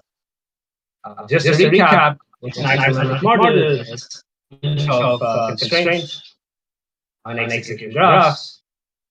So let's say here, for instance, this is one axiom which is purely RF, cyclic. And with that, you can justify that of load buffering disallowed, whereas load buffering. So what do we? Well, we thought, okay, why is it not? And that's very simple. It's a new behavior, isn't after you do the transformation, which means the some axiom out the same behavior. And so maybe just following the axiom should give us a way to guard. Okay, so let's take SC. This is just an axiomatic SC, a bunch of reflexive constraints. These two highlighted ones are RB, capitals 3 to 4. MO is just memory order across all memory locations, which should be straight. And let's take the test optimization reordering of element B. Just to recap, the message passing not is having a cycle. If you can see the diagram here, it's one by x1. Then I can read x1, read the x0, it should be. So is reordering allowed? Simply reorder the reads, and you get a nice sequence justifying this. And axiomatically, what does that mean? Again, a recap. In the same outcome is justified by RB, HB as a composition, and after transformation, there is no psychological. So, can we try? Let's say, which is medium suggestion. So let's just remove that. The question is, does that work? Well, it certainly makes the reordering sound That's no doubt. But what about other optimization? Now, let's say, just like T4, I come up with a new optimization, say, so now I have a right here, which does nothing, and the right is just the same as initial value, x, y, 0 or 0. So I should be able to just delete it. It should not matter, and the program should behave as the same. So this is okay under SC. It's certainly fine under SC. It doesn't give any problems, but it doesn't work for our model. And that's simply because if you see here, we don't have this PO immediate edge here. Therefore, our BHV disallows the message passing outcome. But now we have the PO immediate edge on deletion. And great, okay, we don't have this optimization. So it's not safe. So simply removing this PO immediate edge or that axiom involving PO immediate edge was not enough. So what can we do next? Maybe it was not just PO. If you just look at the example, maybe it is PO, any PO. That means there can be any event in the middle. And this is z equals 1, but it can be even z equals 0 or any number of routes. Does that work? Well, let's see. So let's do a bunch of optimizations. Or let's just say it's transformations. Some may not agree it's an optimization, but let's say. So I have these 3 threads. Let's do a simple inlining. I inline a T3 with T2. It's fine. I guess we all know inlining is allowed under SC. Gives no issues. SC also allows redundant right elimination. So you see here, I can simply remove z equals 1. And here we have the same program as before. And then now I can use my new optimization and say, I remove z equals 0, and now I have this program. So this series of optimizations, is this allowed by our new model, which now just says, oh, the PO edge is removed. Well, not true, not true. And that's simply because let's take this behavior. Let's say again a equals 1, b equals 0, and let's say my final value of the right should be of z should be 0. So in the original program, I'll need an MO that actually enforces this. But if you can see here, this is actually disallowed even with our new model due to RB MO HV. So there's an RB here, MO HV. You want to say in terms of cycle, there's a clear cycle here. But then the final program that we have, there's still this PO immediate edge, which is part of PO.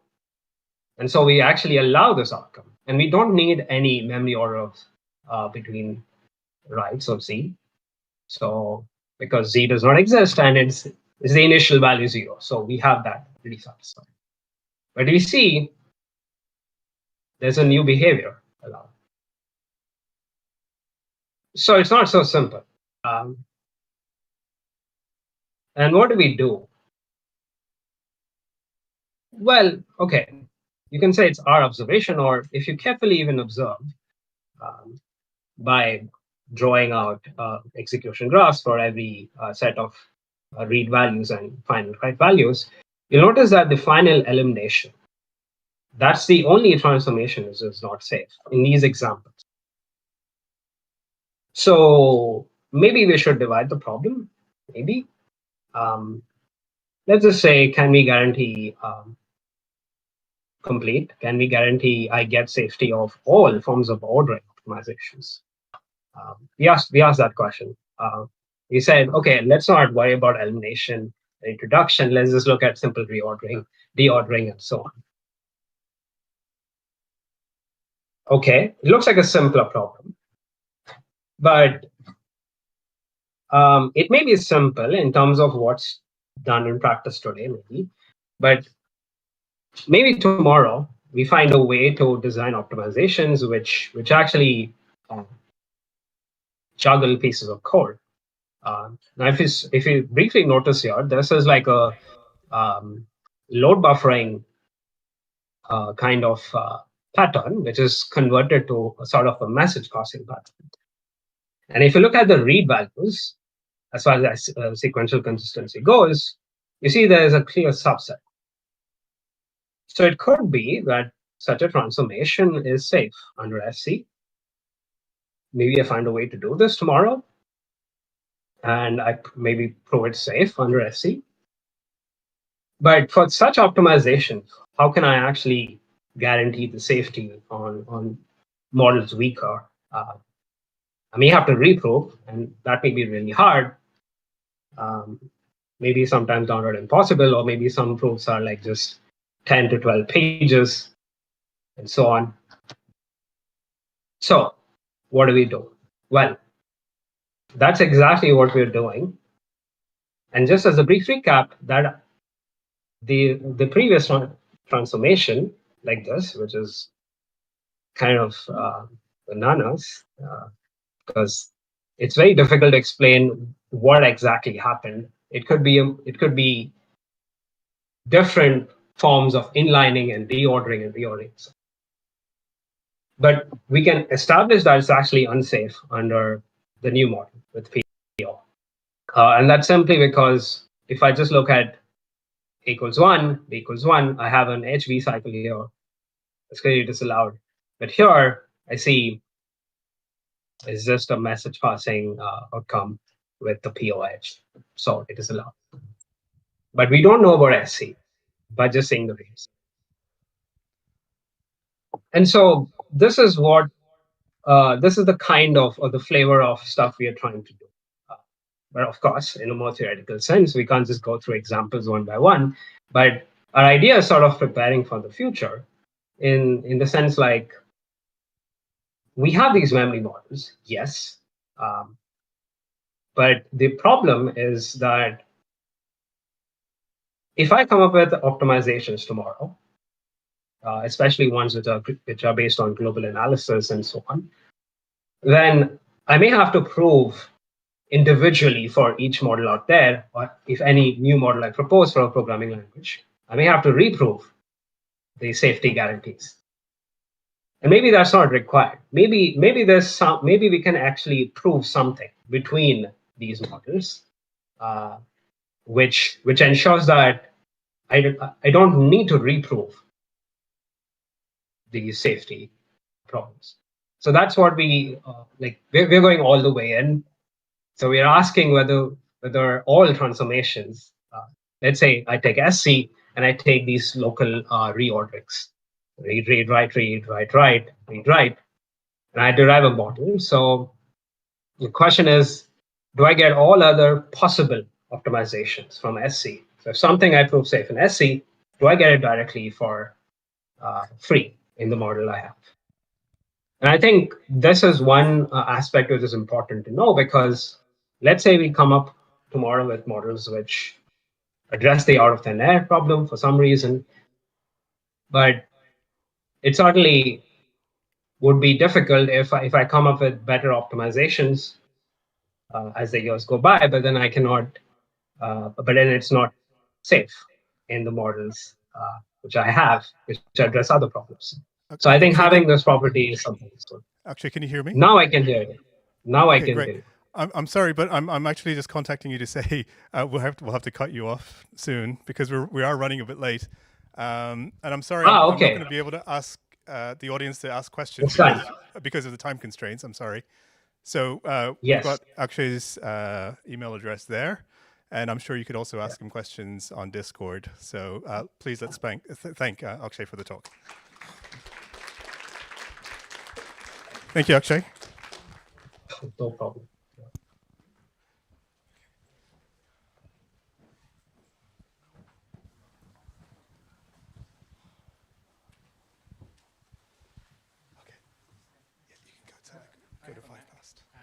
gosh. Oh no. If someone's willing to just volunteer a Windows PC to start, I can email slides. Okay. Did you test it beforehand? No, it said have HDMI, and I have HDMI, so I didn't think it would be a problem. We have another Mac, guys. It might work if it's an older Mac. Nope. You've tried it. No, I mean it's not an older Mac. See what happens. M2. That's not going to work. Okay. Yeah, the M2 is not going to work. I'm willing to just borrow someone's Windows computer. I have a PowerPoint deck. Does anyone have a Windows computer? That that would be perfect. Thank you. You could try it, but I don't think it will. I plugged it in and nothing happened. Yeah, so I'll we email tested it to Anand.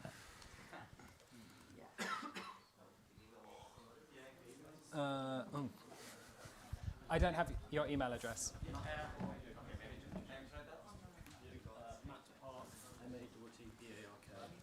Microsoft.com. Perfect. This is what I get for having a Mac. Slides.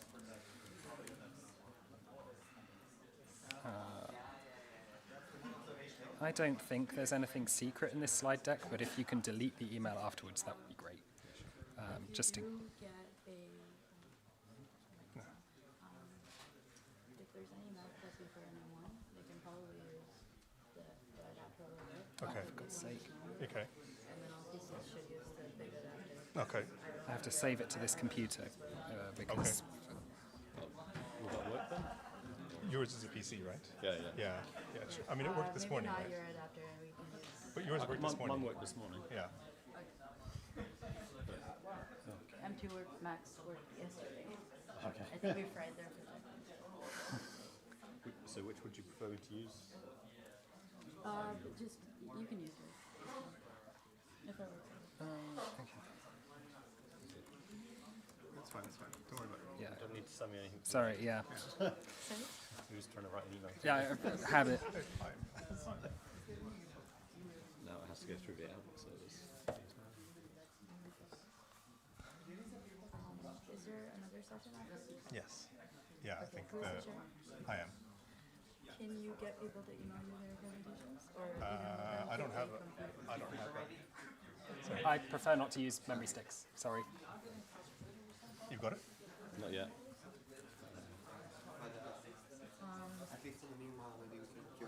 Yeah, sure. Is there Oh, I guess it's it. Yeah, we can. I can get one. Let me see. That you can email. Yeah, I can give it to you. Yeah.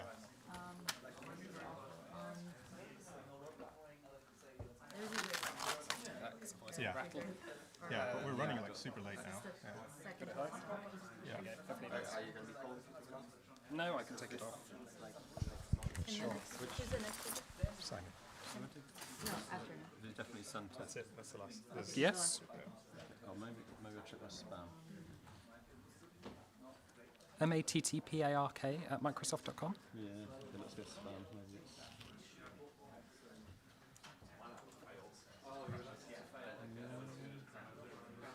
You're connected to the internet? Yep.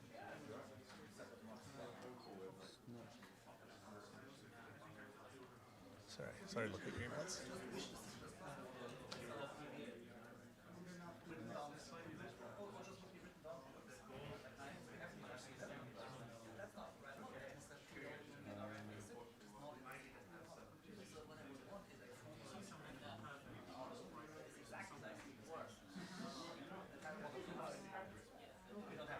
You definitely sent it?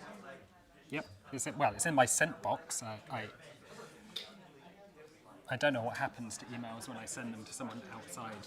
Maybe they get spam, like, or checked that I'm not doing something bad. Yeah. I think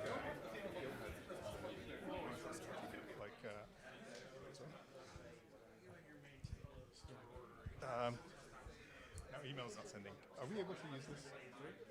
Is there like, you use Paul's one? So I'll just go to position that. Sorry about this. Did I? Oh, well, that's Did it get Microsoft just wrong. needed to be a bit closer? Oh, right, okay. It's Microsoft. It's not. Oh, I see. You got the. Well, who knows? Maybe that went to it.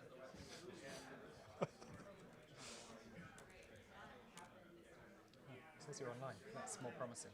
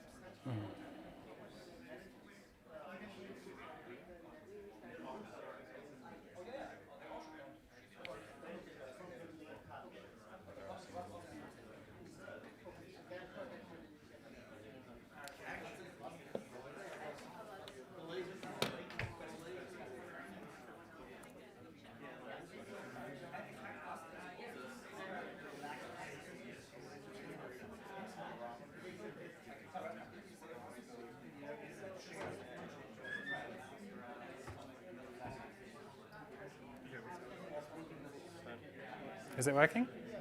No.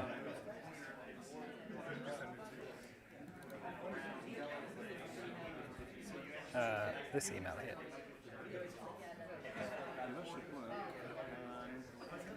Can you see me on? You've got Teams there. Can you just?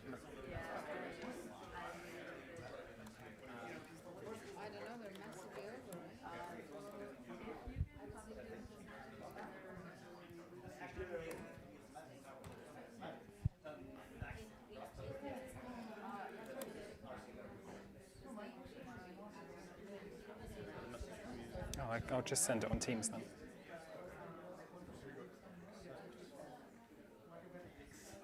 Oh. So I've got to drag it into the right bit of Teams.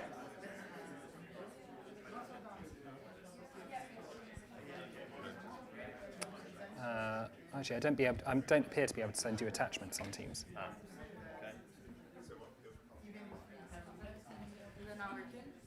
We're struggling to send a file between two computers. That's true. So wait, come back and text. I can give up in user memory stick. I will be scowled at, but I can do it anyway. If that's okay with you. Yeah. Okay. Do you happen to have a memory stick? I need USB-C to do it. I do as well, yeah.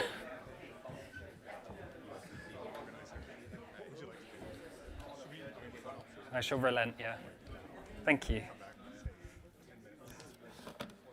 So, what's the rest of the schedule?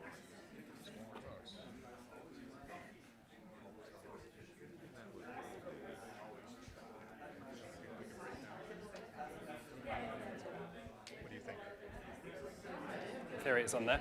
It should be called future, well, FOMW.pvcx.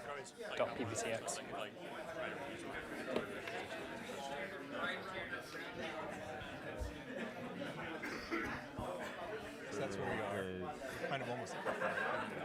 In Simon, Bruce, and Bill, and Tibet, and Ben.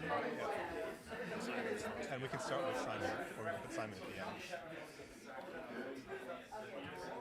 Yeah, maybe try and get people to come to have a short coffee. Hooray! Yeah. And then we come back at 10 to, so that we don't miss that. What do you think? Yeah.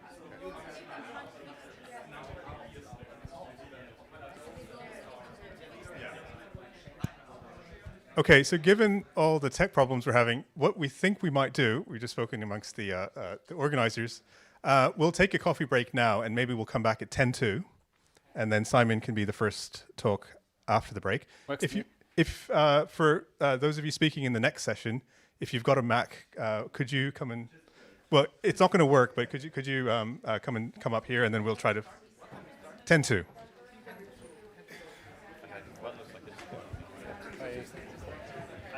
Cool. Cool, and I can see the presenter view. I'm happy. Okay, well, let's try it. Can Let's try that first. Yeah. yeah.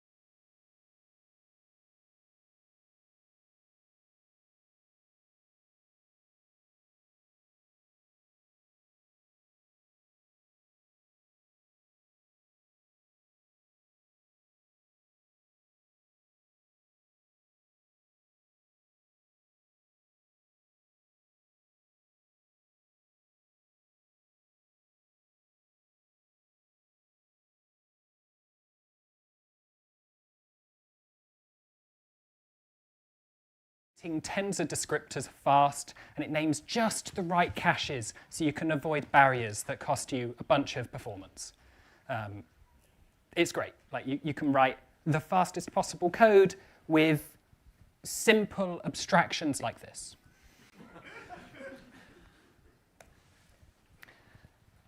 So I said something about single-threaded data races, and this is a fun, compressed widget within the memory model of NVIDIA that I can explain quickly. There's quite a few of these sorts of things, but recently they added proxies. So I've got a program here. Maybe laser pointing will work. Yeah. Right, so I've got a program here, and I've got one object. The object is mapped into global memory. It's got like an address somewhere out in DRAM, and there's physical DRAM cells that store the data. And I can write a program to store to that location. Right, I just store some value there. But this is a GPU, so it's got loads and stores because you can program it generically. But it's also got graphics things like surfaces and textures. So I can go and load this data as a texture. Textures, it's not that useful to say, offset 1, offset 2. You sort of want to say, in this coordinate space, give me roughly the pixel around 0.3, 4.26. So you do like floating point indexing into these surfaces. So when these two things get cached, they exist in the same physical cache, but their addresses or how they're represented are different because textures have a different indexing mode to normal memory with regular loads and stores. So when you run this program, you can store to the surface, set the beginning of the surface to some value, and then you can load it as a texture. And if you've got stale data in your texture cache, it will just be incoherent. You'll just have a data race in your single-threaded program. But we added some tools to make life a bit better. There is a fence to combine the views of the world. I made pictures. Oh, I'm sorry. I'll skip through them. So here's the same sort of pre-execution. There's a program here with loads and stores like we've seen earlier and arrows for program order. And in the axiomatic model, and we're big fans of the axiomatic model, we say that PO union FR cycles, they're OK. You're allowed to see that. It's single-threaded data races, that's great, no problem. But we'll add proxy-preserved program order so you can get a sane view of the world. And the fences give you proxy-preserved program order. And we'll say that cycles in PPPO and FR are forbidden. So this is part of the NVIDIA memory model. It's a weird quirk. Other memory models, as best I know, don't have this. Just one of many exciting features that programmers, like I said, really like. I mean, they really like the features. They don't like thinking that much about it. So maybe they don't want to think about weak memory, but they do really want to write fast code. And we need to provide tools for programs to write the fastest code, and those tools are weak memory. So we want to think a bit about, and strategically within NVIDIA, we think about how we can use weak memory to help with NVIDIA's goals. There does have to be some guardrails, right? This is not gloves off, anything goes. That would be unusable. We wouldn't be able to write useful programs. We care about compositionality and portability. We also think hard about the consequences of what programmers ask us for. Sometimes they ask us for features that are non-compositional, that break some principle of cumulativity, for example. And we mostly try our best to resist that.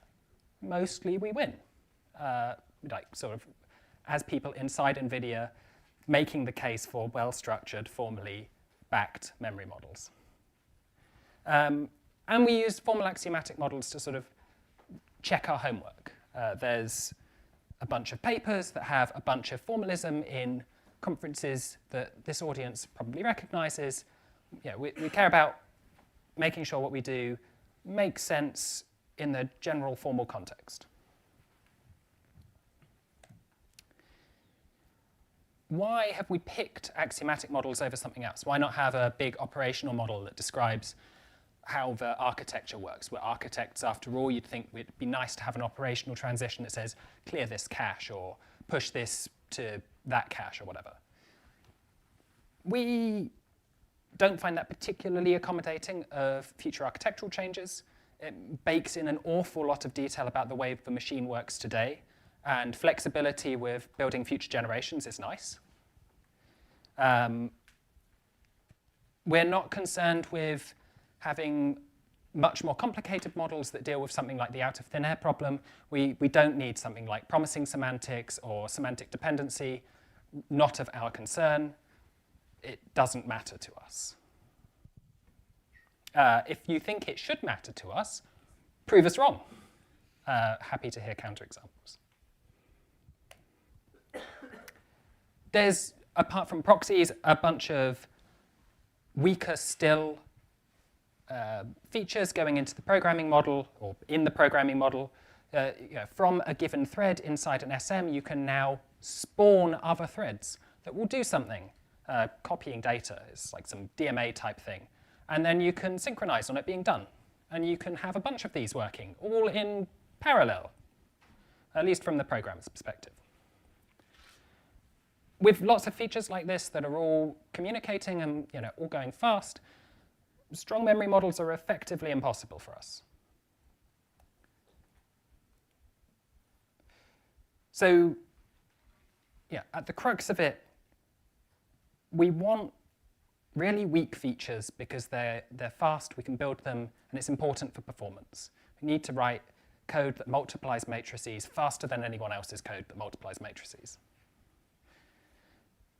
There is a principle of backwards compatibility that's important. There's a bunch of GPUs that are already out there, and we don't want code built tomorrow to not run on millions of GPUs that have already been sold. That's no good for anyone, including NVIDIA.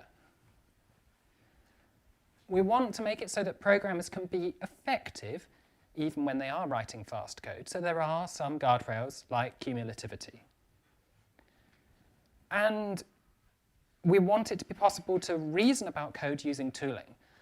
One of the consequences of building the most complicated axiomatic model is that, you still have to think about it, and the capacity of a human brain to think about these memory models is finite. Tooling helps a lot. So things like herd, or building the formalisms in Alloy, doing model checking are all useful things. To that end, we have some tools internally. I think this has been released, at least the code is out there as an artifact publicly. I don't know if you can easily run it. Like NVLitmus, where you can write a program in CUDA. It will compile it to ptex and then apply the ptex memory model on it and tell you if you've got data races, or if particular outcomes or assertions will fail because the memory model says there's some reorderings that are permitted. We don't really care about DRFSC. No one seems to want to write SC code. We're happy with release, acquire, and weaker. We do care about maintaining backwards compatibility, so we use formalism to prove that our memory model changes are strict extensions. So go ahead. That's a question about that. Do you not care about DRFSC, or is it that people only care about, I mean, you still want semantics that are SC for your programs, you just use release acquire only to get that? Yes and no. I mean, programmers aren't saying, we have never been asked by... You want to sequence it to synth, basically. Right. Yeah, so no one writes membar SC because it's really slow. And none of our programmers have ever asked, can I rely on DRFSC? It's just not terms that they're thinking about writing programs in. It might be because it's an unwritten assumption, but they don't appear to care. No programmer has looked at our DRFSC proof and said, oh, thanks, that was great. Apart from satisfying an audience like this, mostly wasted effort, it appears. And the many hours in Coq that grad students have spent on the same task, maybe also wasted effort.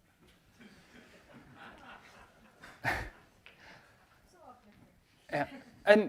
And to that end, right, the effort we could spend on sharing the most up-to-date memory model and keeping it evergreen, or on providing proofs of every change, publicly, formally verified, machine checked. The ability for us to do that is finite. It's very nice if there's a permanent repository of all memory models. That would be great, but it does take a bunch of effort. And we've got to prioritize the limited effort we have on problems that matter to us. We've got some people who do this. There's not that many people in the world who know about this. The majority are in this room. It's tricky, right? We've got limited resources. We have to solve our problems internally first because we're thinking about developing future products. We can't do that out in the open for various good reasons. One is competitiveness. The other is just we don't want to promise a thing that actually we find out is bad and waste everyone's time. Programmers, academics, and similar. We're doing our best.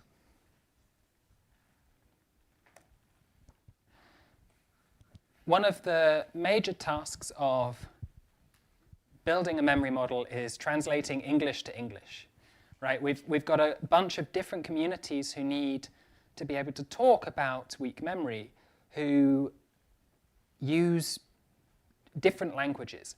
Architects aren't saying anything about building transitive happens before, right? They're talking about cumulativity and cache flushes and what morally strong is. Programmers are thinking about the rules of C++ and assuming the compiler will sort of do the right thing. Compiler writers are thinking about how they can best optimize some code and output some LLVM that makes sense, or output some ptext that makes sense, right? So one of the reasons that the memory model has value at all for NVIDIA is as an oracle for us to be able to translate from one language to another and say, this might not work because it disagrees, or this does work because it agrees. We know that writing informal prose is no good. You end up with technical documents that don't allow you to answer questions. But you do still have to write some, because you can't just put a bunch of relational algebra on the desk of an architect and say, build it. They'll go, no, I've built this thing. You can tell me if it's right or not. Our goals are to build a chip that itself is fast and can be programmed with fast code, right? And the memory model is the formal memory model is a means to that end. We don't particularly care that it's the most beautiful thing, and we don't even necessarily care that every proof is dotted off. We've got to make a product and make forward progress on that, and the memory model helps us, and it helps our users write useful code. But building a beautiful memory model is not a goal on its own.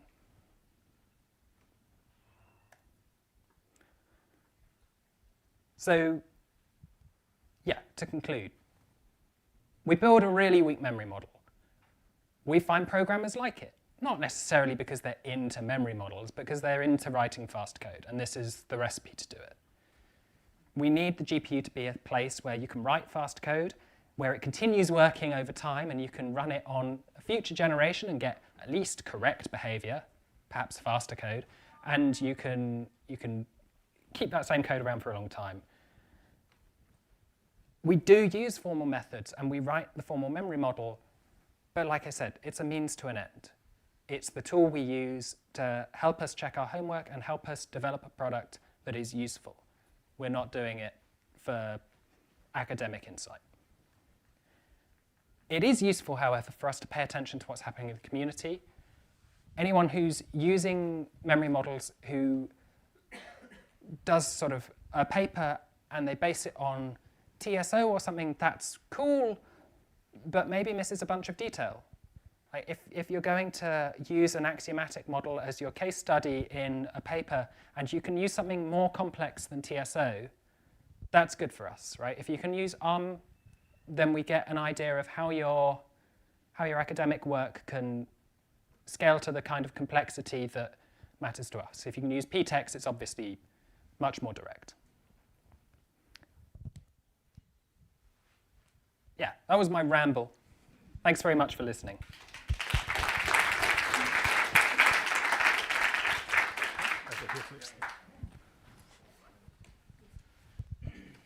I want to make the case for why you should care about out of thin air.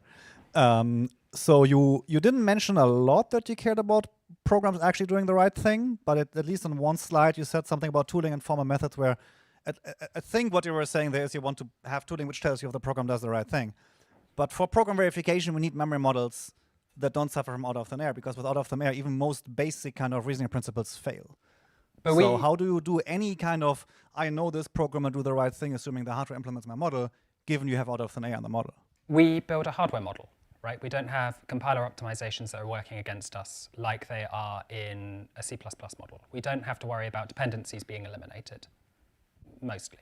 So you're not verifying the code you're writing, you're verifying the code that's output. Yeah, so NVLitmus, it will compile it to PTEX and then check the assertions in the PTEX. If the compiler has deleted some dependencies because it's made some choices, well, that's in the realm of programming language memory models, C++ and CUDA, which inherits the C++ model near enough. Okay, well, that means you need to re-verify anytime you update the compiler or anything like that. You kind of, okay. Yeah. And it's completely non-compositional. Yeah. Okay. We build hardware. We don't build C++. Right? We have. Yeah, sure, but we want people to be able to do that in general. We're not saying don't solve this problem. We're saying it doesn't matter that much to us beyond you have to be able to trust that compilers work at some point, right? It's good if that problem is solved, but it's not in the remit of NVIDIA to fix C++. Yes, which has to have the same model as C++ so it can interact nicely with it. So I love this talk, as you might expect, given my talk. I was kind of curious. So you're using the memory model as a design tool, or like as a sort of like as a kind of tool for kind of design consensus, I suppose. It sounds like, you know, something like that. And I'm curious, like you were like, well, okay, it'd be good if this community keeps on doing stuff, but like what stuff is actually useful for you? If like, what is the hard problem you wake up in the middle of the night and you're like, oh God, I wish we could solve that. And then someone smart in here could, if they could solve it, would make your lives all your lives way easier. The problem that's keeping me up at the night at the moment is forward progress. Say that again? Forward progress. Yeah, liveness type properties, knowing that threads will eventually communicate with each other and how that interacts with scheduling. And that's a memory model property? It's adjacent. Okay. I'm unconvinced if it's separable.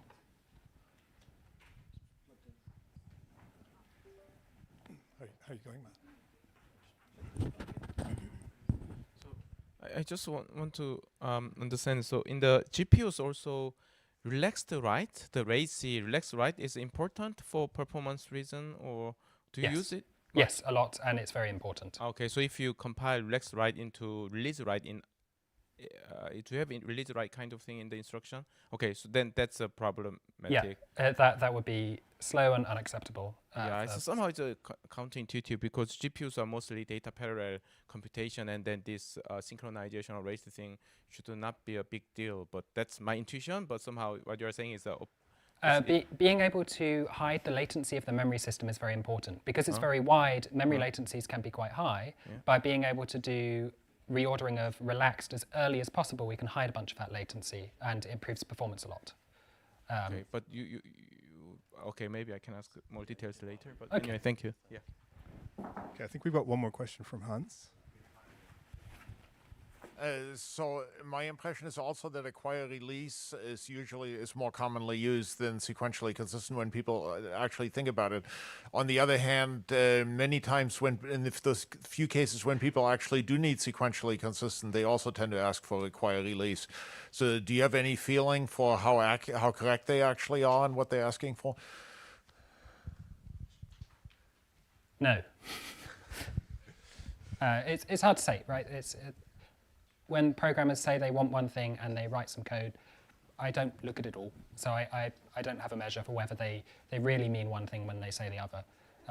They do write very fast code though, so I have the belief that they're not reaching for SC very often. Okay, great, thank you. Let's move on to the next talk.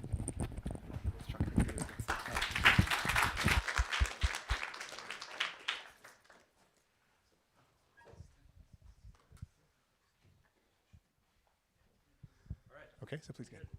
All right, everyone. Yeah, I think this is going to be a good talk to follow Simon's, because my talk is all about evolving architectures, which turns out mostly to be GPUs right now. But yeah, so, sorry? Before you start. That's right, don't go anywhere. Sorry about that. No worries. I'll turn you on in a moment.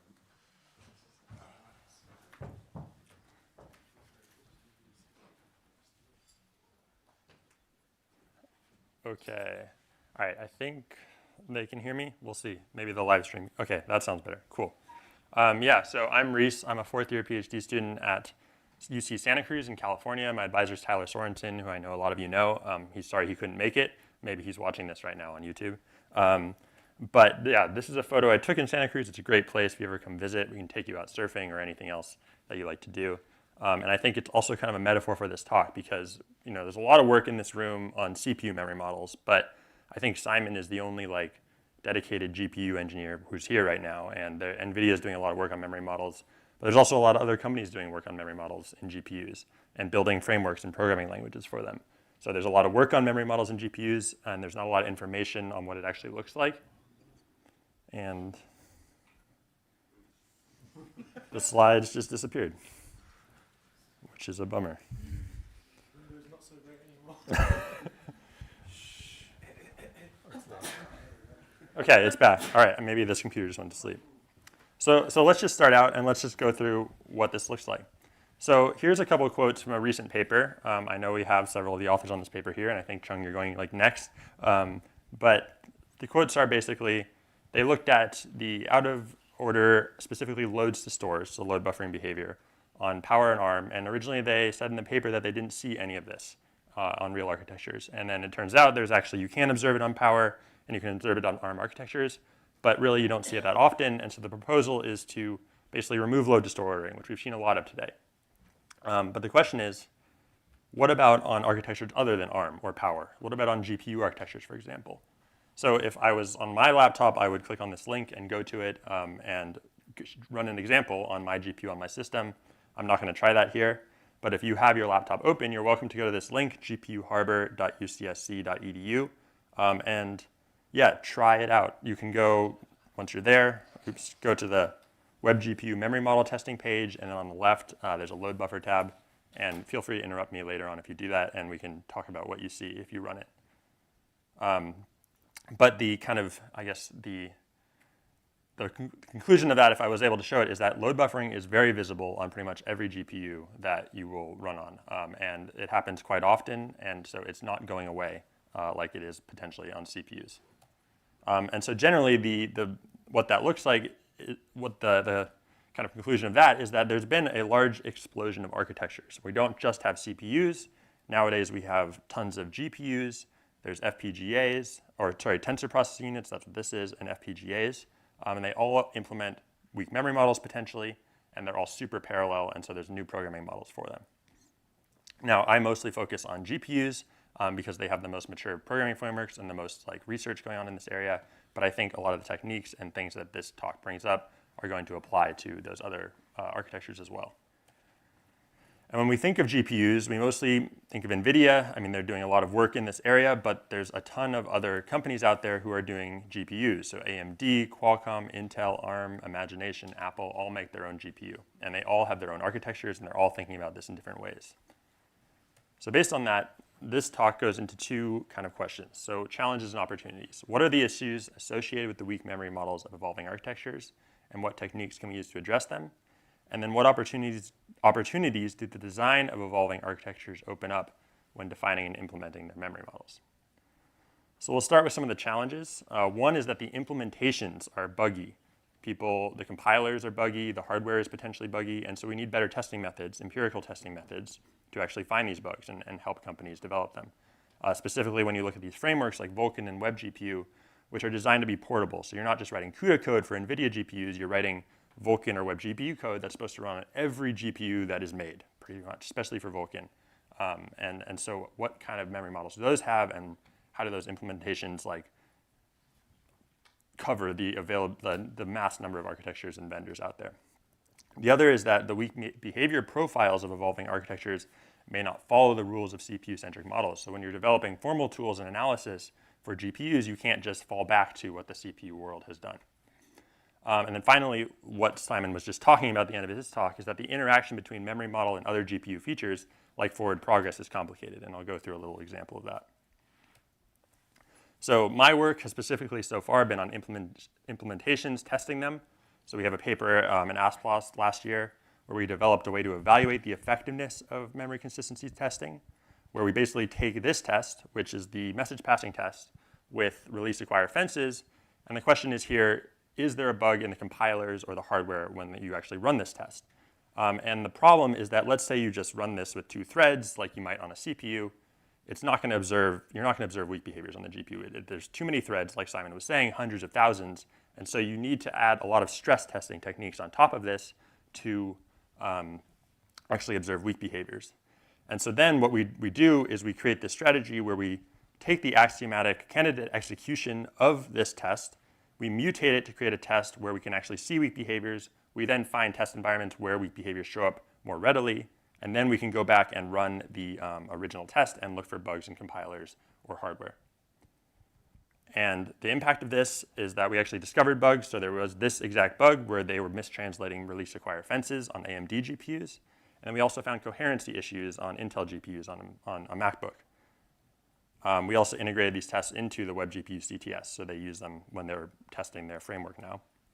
And then we followed this up with another experience study at ISTA, where we found more bugs, all coherency bugs in ARM and NVIDIA compilers, and we observed that Apple coherency issue on other GPUs as well. So the takeaway here is that they're buggy. These are the simple 2-thread, 2-instruction tests. Like Peter Sewell was saying earlier, like maybe we need to look at bigger tests, but honestly, in the GPU world, there's still a lot of work to be done just looking at these very simple programs. Now let's look at some new rules. So here's a quote from Paul McKenney's book, where this is the right to read causality test, which is looking for multi-copy atomicity, where you use dependencies to make sure that you're actually seeing non-multi-copy atomic behaviors. And the quote was that someone ran this test on a power system and only saw it 4 out of a billion runs. So the question is that the same case on GPUs? Are they multi-copy atomic? Do you actually see this behavior? Similarly, the ARM memory model has now moved to sequentially consistent release acquire fences. So if you have the store buffering example with release acquire reads and writes, you're not going to see the weak behavior anymore. Is that the case on GPUs? And yet another one, the 2+2 write with release fences, again from McKenney's book, there's a quote that says that this cycle is prohibited even in weakly ordered systems. And the fact that this can't occur also corresponds to a strong release acquire, which is another memory model that was developed by Ori and others. So what does this actually look like if you run it on GPUs? Here's a few GPUs that I ran for this talk. But you can see that load buffering, that's the first test there, is very apparent. It varies from 0.001% on an Intel GPU to over 1% on an AMD machine. If you look at the right to read causality, so multi-copy atomicity, I saw it on 2 machines. I didn't see it on the others. But for example, NVIDIA technically has a non-multi-copy atomic system.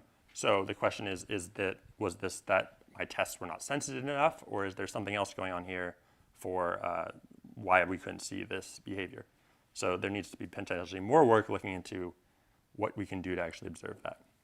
Similarly, you can see that store buffer with release acquire, none of the GPUs are translating at least to the same model as ARM. They're all giving these weak behaviors.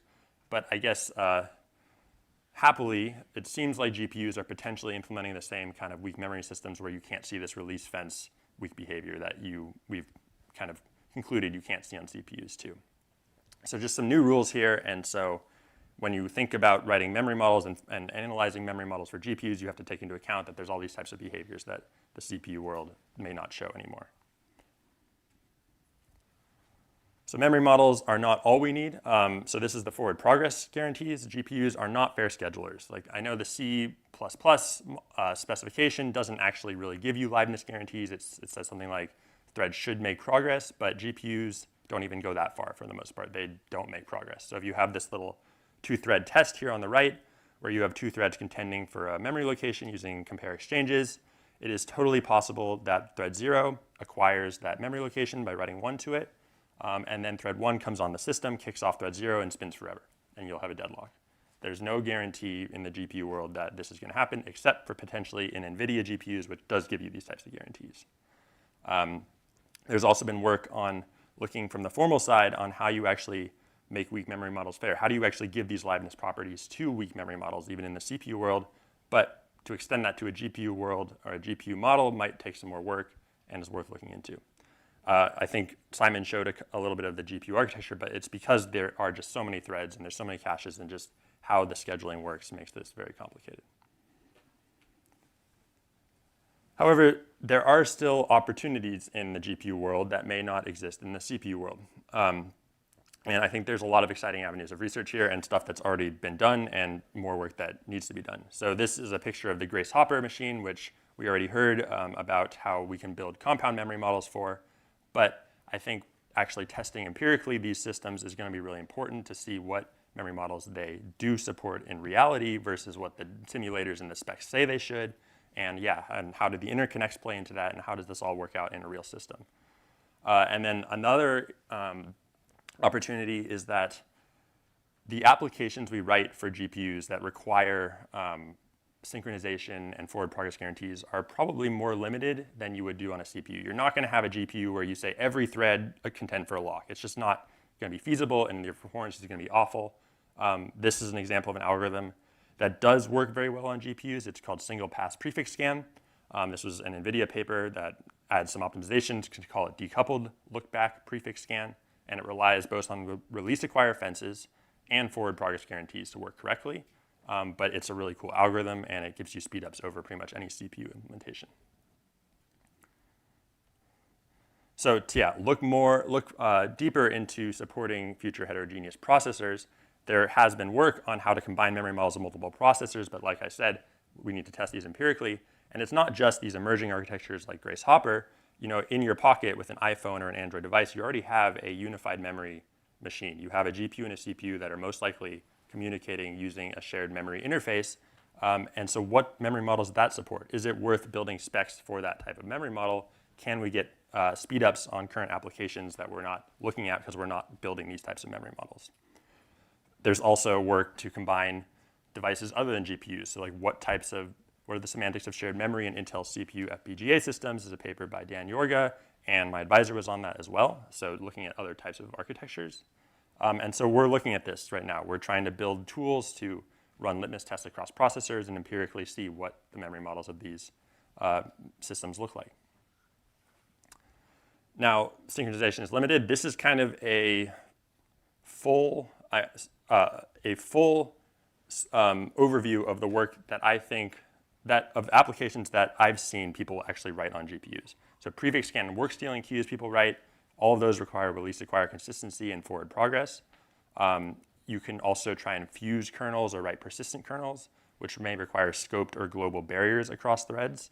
But that's really kind of it. You know, they're not doing the super complex transformations necessarily that CPU compilers are doing. Maybe they will in the future, but right now they're probably not in a lot of cases. And so if we actually look at what GPUs are good for, maybe we should be constraining the use cases of synchronization and forward progress and building memory models that are simpler. Can we build simpler memory models for higher level programming languages? And can that lead to opportunities for simplifying analysis of those memory models? Yeah, so that was my just overview of evolving memory models, definitions of we have had modern research advancements. We have a lot of definitions and formal analysis of weak memory models. A lot of this has been focused on CPUs by a lot of people in this room, but GPUs and other heterogeneous processors are kind of the next frontier, and looking into them more from a formal methods analysis and empirical testing is going to be important. And yeah, go ahead and feel free to go to that website and play around with it. You can actually run some of these litmus tests on your GPU, which is kind of cool. Or if you want to look more at my work or get in contact, that's my website. Thank you.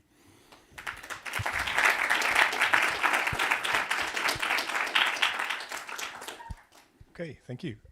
Any questions?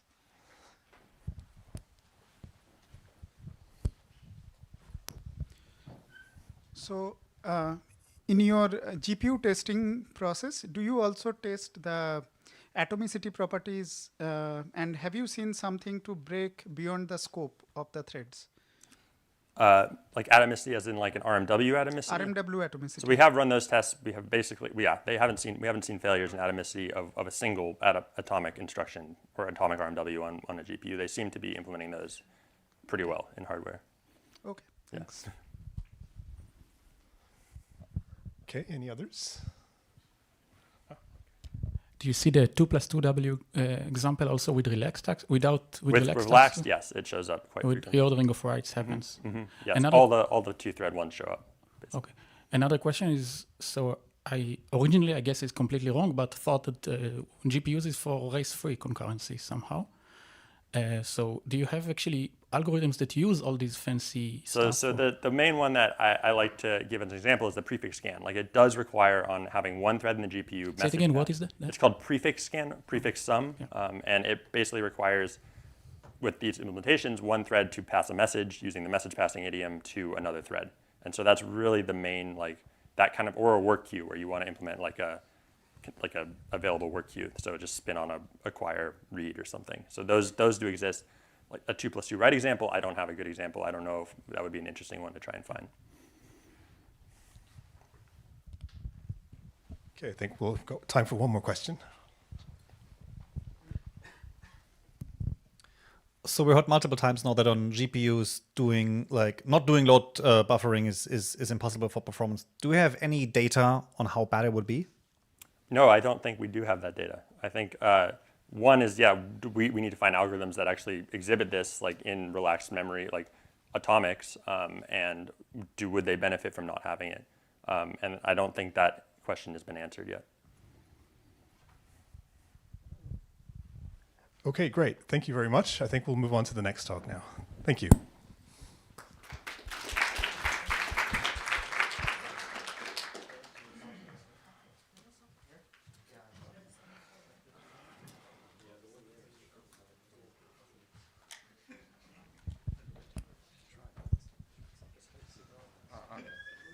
Can you hear me?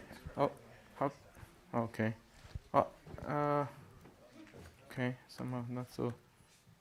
Oh, I think it's okay.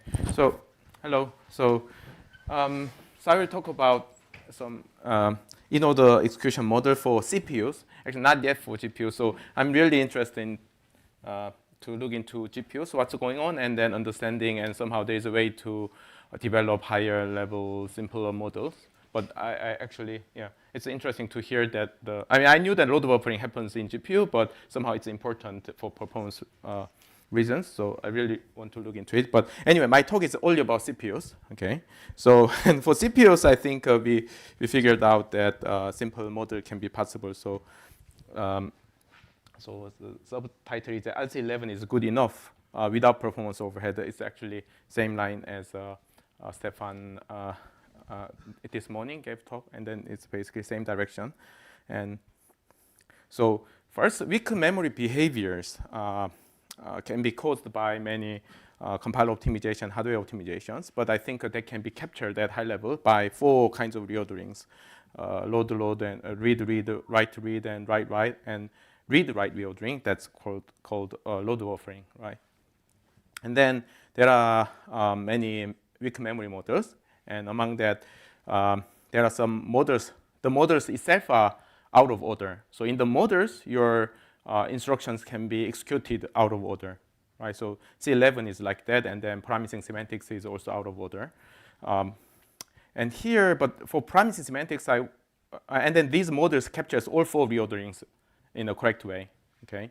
So, and then in the promising semantics, I want to say one thing. So the promising semantics has 2 mechanisms, view and then promise. And view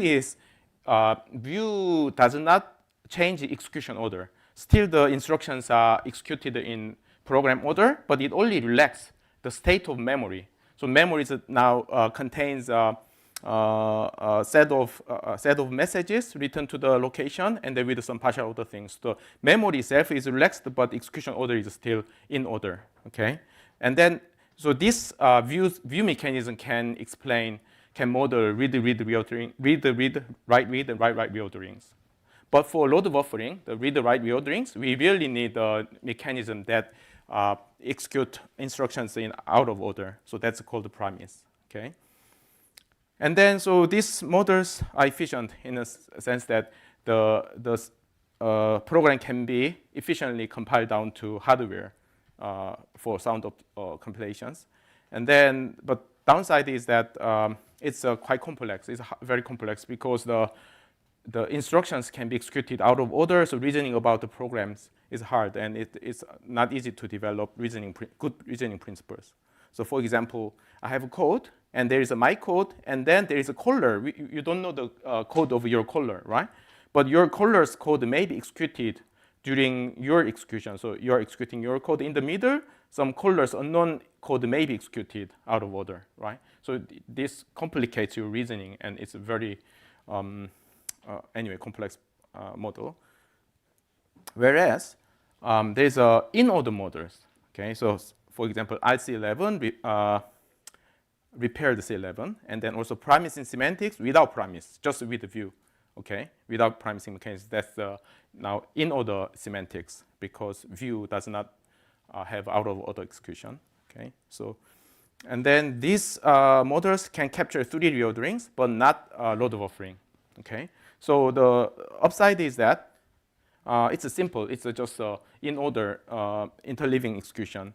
So it's not so hard to develop reasoning principles. So for example, there is a logic called the compass that's sound the logic on top of this simple model, the in-order models.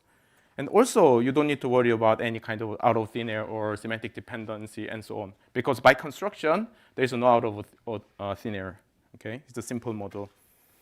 But on the other hand, it's in some sense inefficient because some performance overhead for sound compilations. For example, for IC11, certain load introduction optimizations are invalid, which may well be performed by compilers. And also, certain read-write load buffering reorderings performed by hardware are invalidated. Okay, so we have to pay some performance overhead. Okay, but we had some positive result, and saying that actually IC11 is good enough. So the performance overhead we considered in the previous slide, the two things, they can be lifted. So we figured out how to lift the performance overhead for IC11. So what I'm saying is that but you can use IC11 as a C semantics as a source. There is no performance overhead to pay. Okay, and then we formalize all this work, and then for this we defined the operational version of IC11. So IC11 is axiomatic, and we defined the operational version, which is essentially same as IC11, but it's slightly stronger than IC11. So it has fewer behaviors. And it's basically based on view mechanism. That's why VIC11, view-based IC11. And then that's a promising semantics without promise. It means that only view mechanism. And then plus catchifier mechanism on race in non-atomic excesses. And then in order to detect race on non-atomics in operational and also in other way, we defined a very simple detection mechanism. So it's different from IC11's race detection. So we trigger fewer catchifier on race. So we allow more races than IC11. So this is stronger semantics than IC11. So if this is good enough, IC11 is also good enough because it allows more behaviors.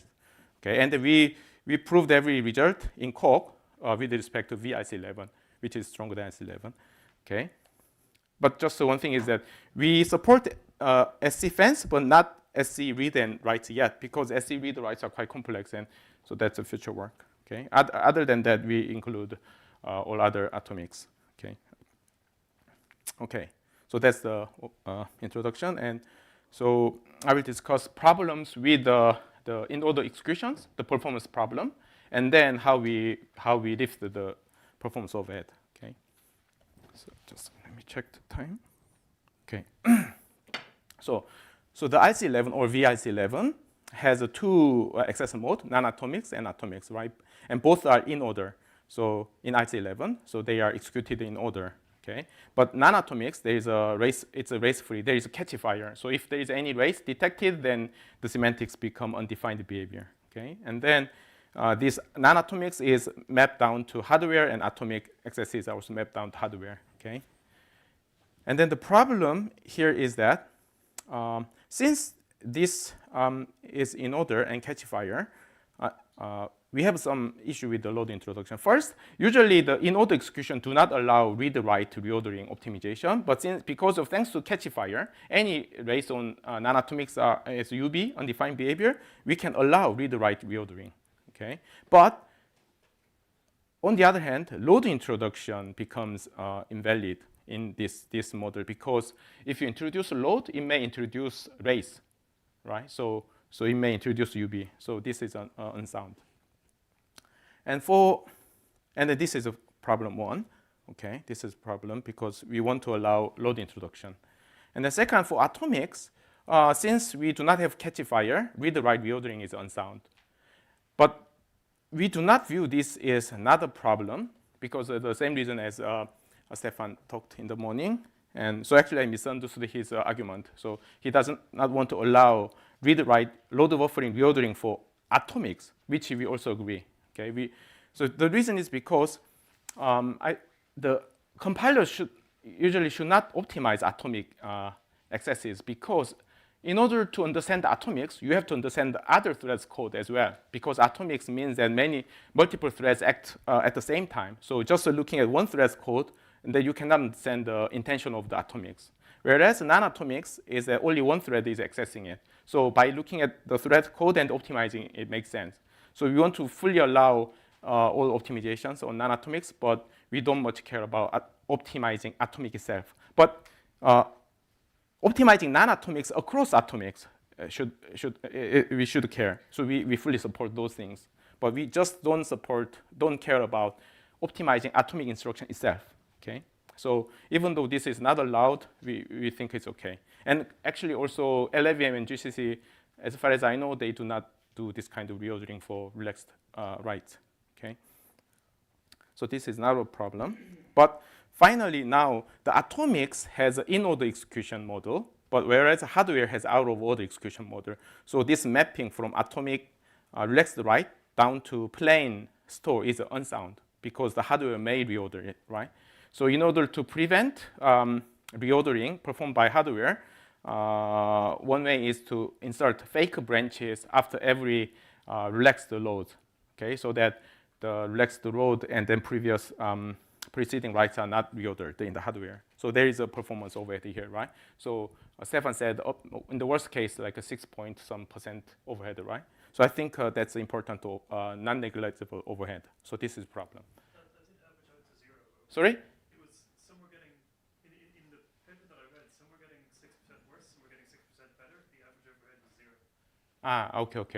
Okay.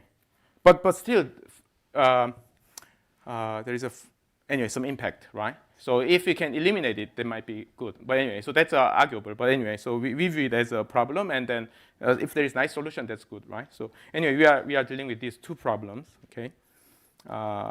Okay. So and then so is that clear? So I will show you the solution. Solutions are somehow not very technical.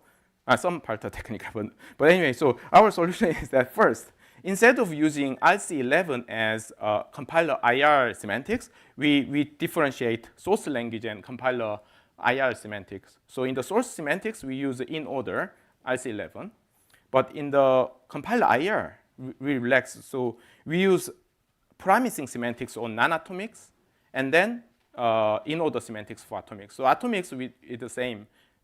For source and then IR, between source and IR, but non-atomic semantics are different. In the source, it's a catch-fire in order, but in IR, it's a promising semantics on non-atomics. Okay, so this is stronger model than this. Then what happens is that in this promising IR model, all the optimizations are sound. So we formally proved in core, and also we proved that the non-atomic catch-fire in-order semantics is weaker than this promising semantics. Okay, so this problem is solved. And second, this one is a not problem. We consider it as no problem, so we just keep it the same. And the final problem, the mapping from atomic to hardware. So previously we inserted fake branches after every relaxed load. But now we are saying what we are saying is that, okay, insert load store fence before every relaxed write.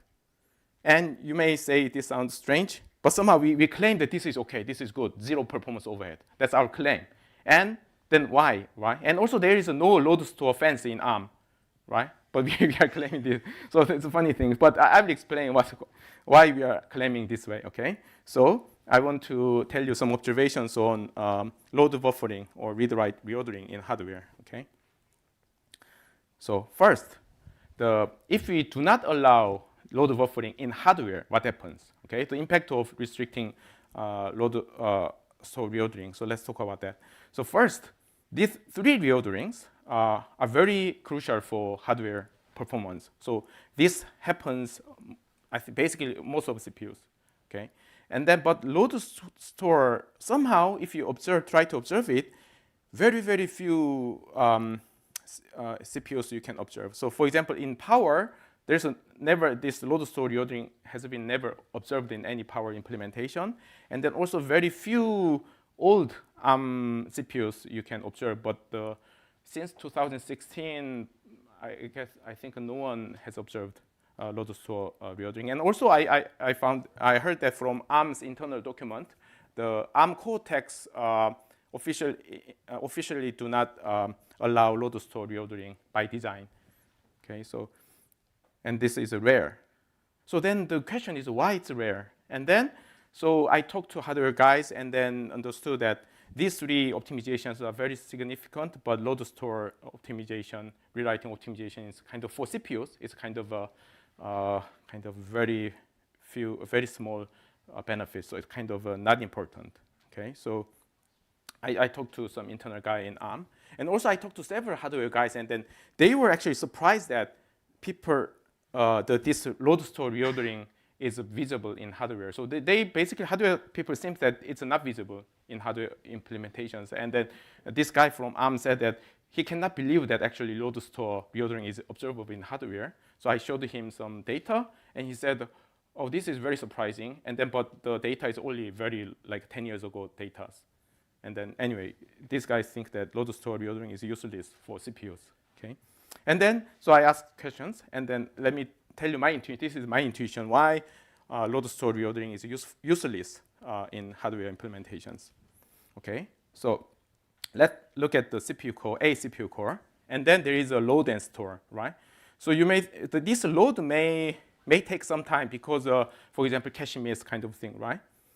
Then what happens is that the CPU execute further y equal 1. And then even during even when this is incomplete, y equal 1 is executed and it is put into store buffer, okay? And at this point, inside of the CPU, once this store is sent to store buffer, it is considered as completed. So you can keep execute the later code, okay? Even though the load is not completed, but you can finish this store. So inside of core, load store reordering happens. So incomplete load does not prevent executing further instructions, okay? So internally, inside of core, it happens, but externally, it's not observable. So that's the point. So internally, the CPU in-core optimizations are all done, okay? Let's keep executing. But the point is that when this y equal 1 is flush it to cache so that other cores can see it, right? So there's two choices. You wait until these preceding loads are all completed and then flush it, or you just flush it before this is completed, right? There are two choices, right? So forbid commit before the load's completion or allow commit before the load completion, right?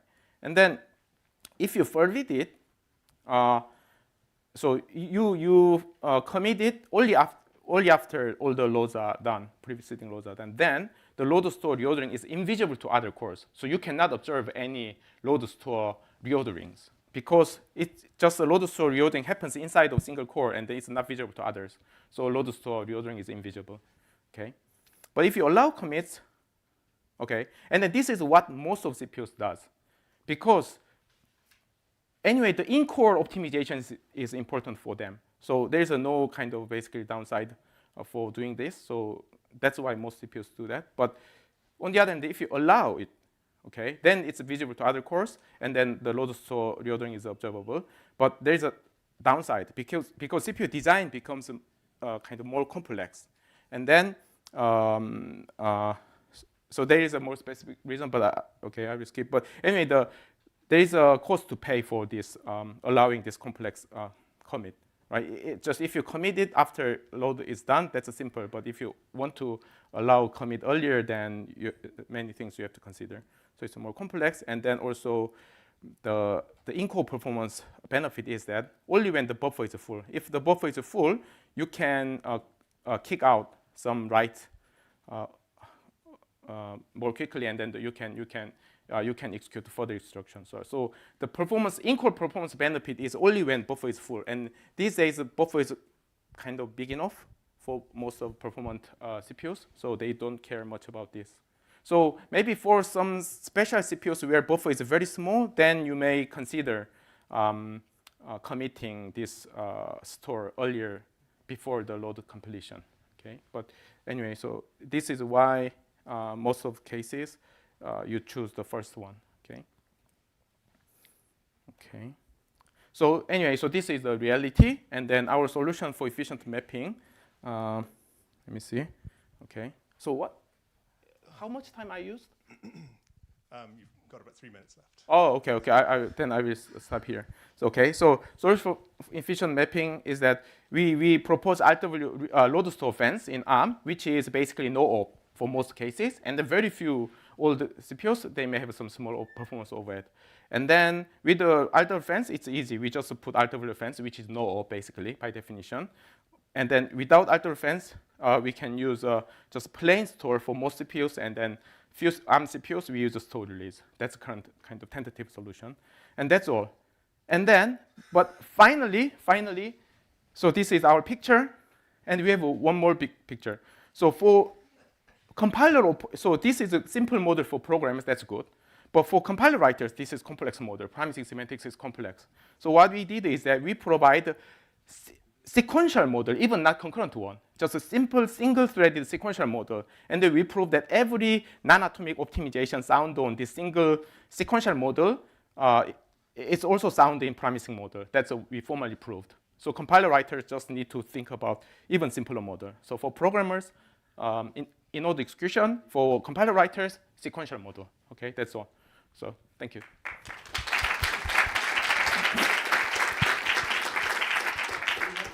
We have time for exactly one question. You were very fast, so. Yeah. So, Gil, I really do have to interject one thing, which is that you talked to hardware designers and said, and they said to you that they're surprised it happens. Then you prove them wrong with some data, and you still believe them that it doesn't happen. It's not that 10 years ago, the data is not from 10 years ago it happens, and then the data from today it doesn't. We just don't have data from today. Nobody's doing systematic testing of hardware to check for these things, and you shouldn't believe what hardware people tell you about their hardware. Yeah, but at least, yeah, okay. But anyway, that's what hardware people think. And then also the ARM's internal, at least Cortex do not have that one. And then also we tested some the MM CPUs, and then yeah, we didn't find any load buffering on the Apple CPU. Okay. Okay, they're still setting up, so let me just. Peter's had his hand up, so I'm going to go to Peter first. Yeah. Okay. So just as an empirical point, historically, if one, I've tested this several times, if one goes to ARM and says, hey, why don't you strengthen your architecture to forbid this LB that you don't do very much, they say no. I tried it. Yeah, because maybe the backward compatibility or so. So my proposal is just a proposal load store fence. So if the architecture do not allow LB, that's no op. If it allows LB, then it's not no op. It does something. I'm not saying it's a bad idea. I'm merely saying that so far they have always said no. Okay. Okay. Yeah. Okay. Okay. Thank you. Okay, thank we'll you. stop Thank there. you. I think. Yeah. Yeah. Thank you. Yeah. Okay.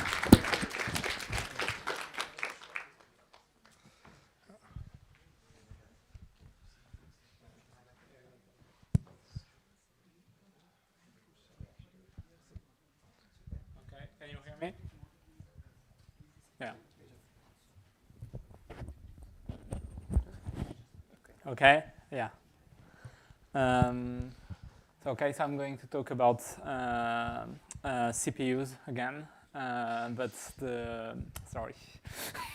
the more complicated part of CPUs, which is the system-level memory models and concurrency, and why in that realm I think we really need to formalize everything and integrate with the full instruction set architecture.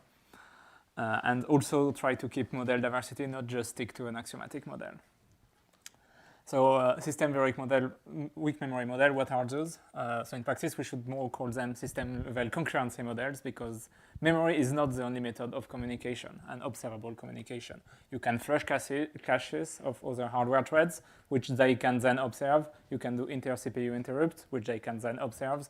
You can interact with external devices, and they can observe the result of that interaction. So communication is not limited to shared memory. And in practice, this is much more complex than regular weak memory. So some example of system features I'm looking at. So writable instruction memory. So what happens if one hardware thread writes memory and another thread executes it? And there are some relaxed stuff happening there. What happens if a hardware thread writes the page table, another thread uses that for translating its memory? So there are relaxed stuff happening. There is also on some architecture, including ARM, a bunch of stuff happening with relaxed system registers, where writing in registers does not affect immediately. And there is also a lot of interesting concurrency behavior related to exceptions, taking, returning, and the order that in use. In addition, there are a few more things you can add to a weak memory model that blows up the complexity, including mixed size accesses and dual dependency systems, such as the recent ARMS update adding peak dependencies. And all of this kind of blow up the complexity of weak memory models. So my position in the face of this blowing up in complexity is that the state of the art of just having some models in proof assistant on like Haddock languages and on the other side some executable models that are just Oracle on small litmus tests is insufficient. We need complete formalized model in proof assistant. We need to integrate them with a full instruction set architecture, not a small subset of the instruction set. And we need to support multiple styles of models to compare them and prove formally the equivalence between them. And last but not least, we need to execute this model because current state of the art is still executable model like hard. So we need to be able to compare with that. And we need more tests because the current test suite for system model is quite light. And last, the partial model things is about this feature creep. So no model will support everything at no point in time. Every model will have a set of features they support and a set of features they don't support. And currently, there is a tendency for a weak memory model to pretend they support everything and never clearly delimit what they support and they don't, even if they never support everything. So having models actually state what they support is important. So the rest of this talk is why I think we need all this and what I'm doing to help this problem. So why we need to formalize axiomatic model more. So there are some axiomatic models written in proof assistant right now, but they mostly depend on toy languages, ad hoc languages, not real instruction set architecture. On the other hand, there is HERD and ILA that are two tools that interpret the cat language, which is a well-defined formal language with relatively simple semantic that you can use. But there are some caveats. There are some stuff that is only present in the source code. So the link between the primitive sets of the instruction set architecture and some of the base set you can use in CAT to build your relations is only written in the source code of those tools, like what is an exclusive read, or what is this kind of barrier. Then there is a bunch of definition of the concept of syntactic dependency for CPUs that is generally only explained. There are some parts of this concept that are only defined in the source code. And then the important bit is which candidates are considered. So those two tools have a concept of taking the instruction program and generating a set of candidate execution, and none of them wrote formally somewhere how this process works. Does this actually generate the set of candidates we want to consider, or just a subset? This is not proven. So why formal operational model? Again, there are some written in proof assistant. They depend on ad hoc language. They don't interact with the full scale of the instruction set architecture. There is also the RMM tool that contains some models based on something that approach a real instruction set architecture. But again, it's not really usable for proofs, even if it's written in a functional programming that is pure. And they also make a lot of undocumented assumptions about the shape of the instruction model they receive in, and if those shapes are not respected, then they will just say random garbage. And they also have lots of complex details that are hard to think about, so that's why we also need to make them match up with axiomatic models. And why I insist on the two styles of models is because axiomatic models are always too relaxed by default. If you just write an axiomatic model thinking about stuff, you will always forget explicit constraints and allow extra unwanted behavior you didn't think about because you can't think about everything.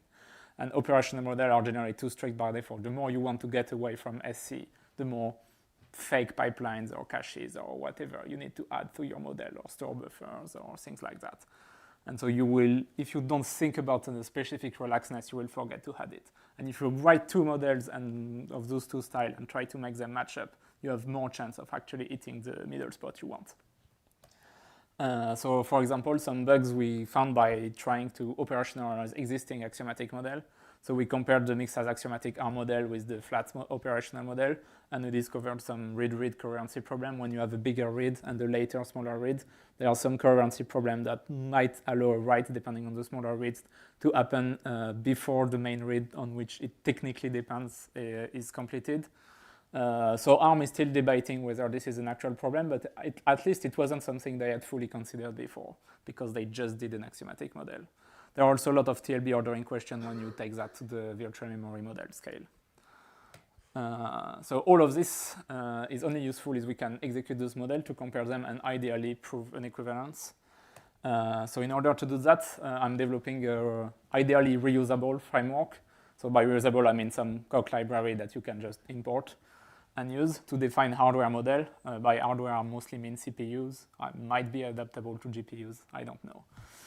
In a proof assistant, and the requirements need to be generic in about everything in the architecture, the concurrency model, and the instruction model, and to be executable, to be compared with existing models.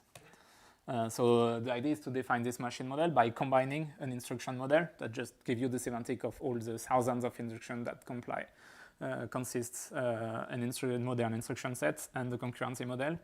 And you combine them along some kind of interface which will explicitly encapsulate the communication between the two components. And the idea of this interface is that you can plug and play any concurrency model with any instruction model and see what happens. You can do proof by changing one without changing the other, so only caring about one side, not changing the other, then changing the other without changing the first side, which allow more modular proof. So it is quite convenient. But there is some slight problem that this cannot really be fully architecture generic, because you need some architecture specific context like names of registers, the size of physical addresses, how translation works, few things like that. So what I have done and I'm doing, so I've helped develop an interface to do that. I've implemented it in Coq. I mean, no, I should say Rock, but still work in progress, the renaming.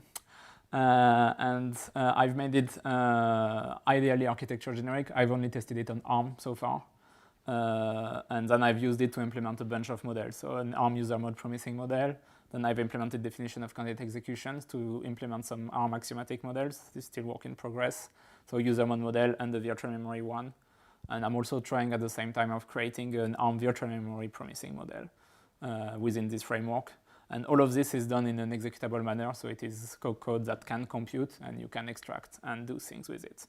And all of this is the semantic foundation of the Axel program logic that allows you to reason about ARM weak memories, which will be on Thursday at 2 in this room. So how does this interface work? So the idea is that the instruction model is just a program that runs a single instruction, and it's a program that will systematically terminate, can fail, partial, is non-deterministic, and is allowed to use a bunch of algebraic effects to communicate with the rest of the machine.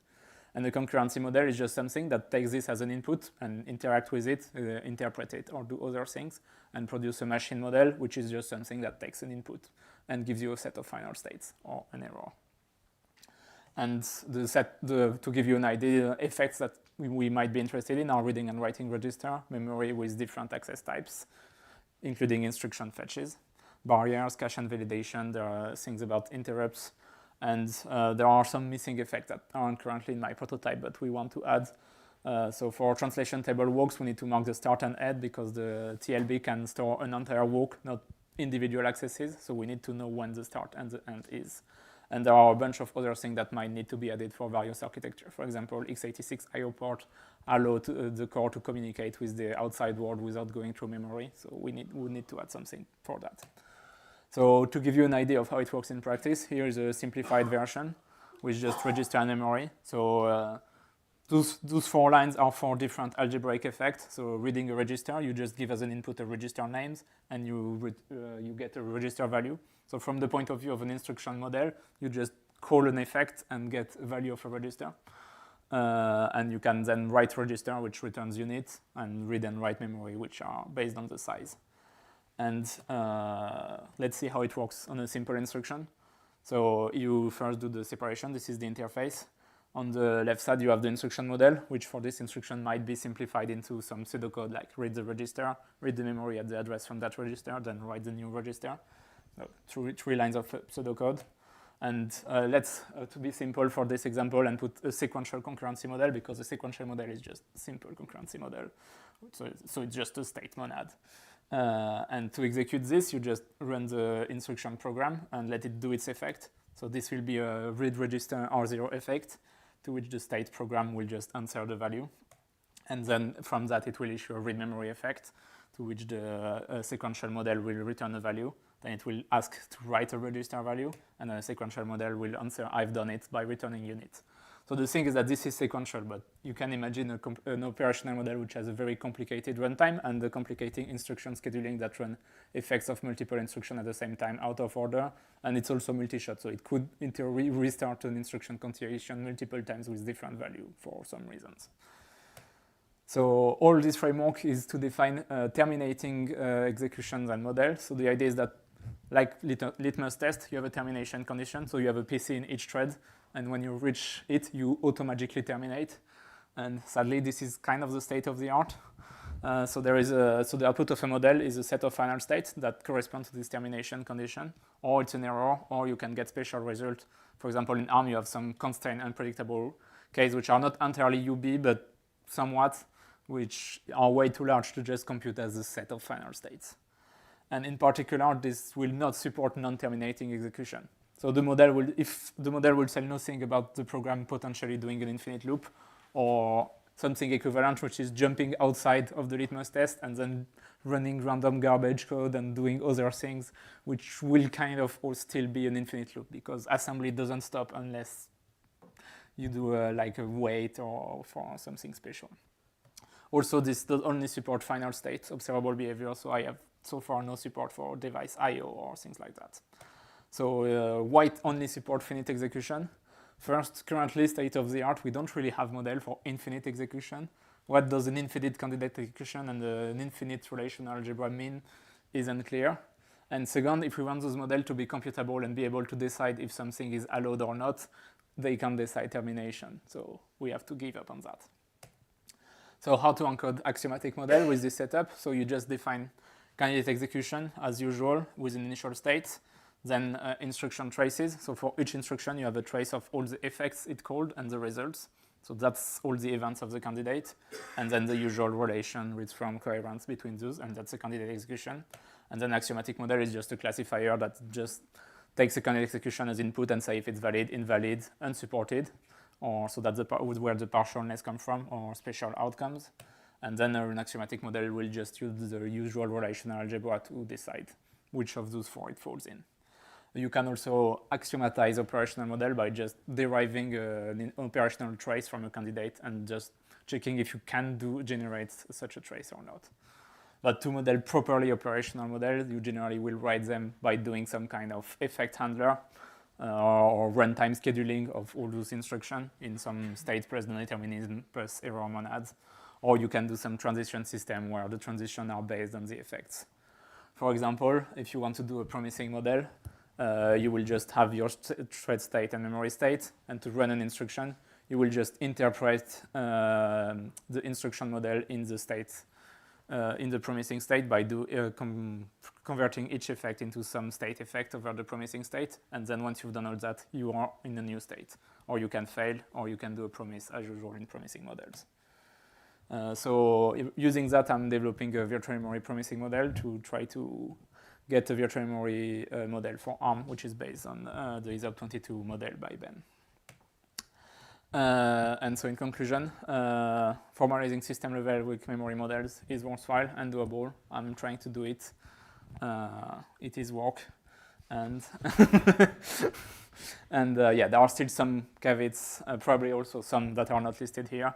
But yeah, first, this is for hardware models only. So there is a fixed integer of hardware threads. You can't add new CPUs on the fly.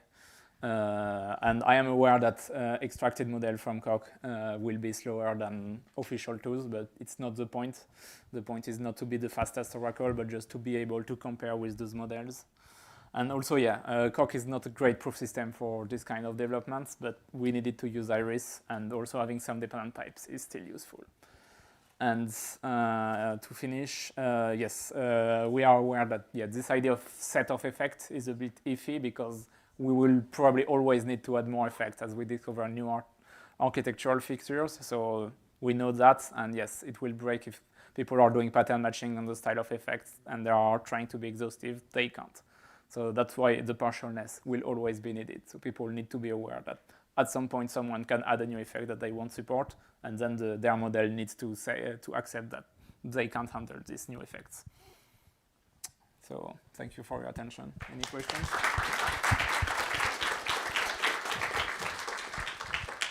Thank you. Any questions? So you said you're focusing on a CPU and not GPU, for example. Yeah. What would you say would be an issue if you wanted to expand it? I mean, yeah, there is this. I mean, I just discovered that on GPUs you can spawn threads. So, for example, my framework is based on the fixed number of threads. So that would be something you would need to work around. I would expect that GPUs have a lot of different primitives I haven't thought about, so you would need to add a bunch of GPU-specific effects, which is not a problem per se, but other than that, I don't really see a major problem with making it work on GPUs. Just I haven't done it, and there is some work needed to make it happen. Okay, one final question. If you're thinking about the system level, do you ever run into excuse me, issues where reads and writes are not, like they start, but they don't complete yet? Like when you talk to a device, you can issue a read, but not get the result back until much later? Yes, you can think about things like that. I have not done it yet. But I mean, it depends on the style of model. If it's an axiomatic model, you will only consider the finished thing, so you don't need to really think about the delay. If it's an operational model, since you are doing effect handling, it's perfectly possible for you to receive a code from an effect, then suspend this instruction and do a bunch of other stuff and like run thousands of instructions in other thread, then send back an answer when you have it. So, and it's up to the operational model to have this concept of suspended thread, which I suspect most of them will have. Maybe to continue answering the question, so you have intra-instruction traces, so you can have a partially executed instruction. You can completely represent that. Yeah. Okay, thank you very much. We'll move on to the final talk.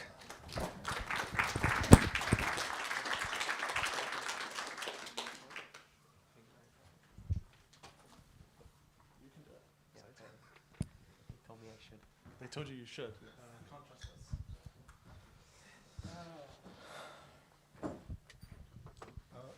Go to sleep. This is great. What? Come on. You can do it. No.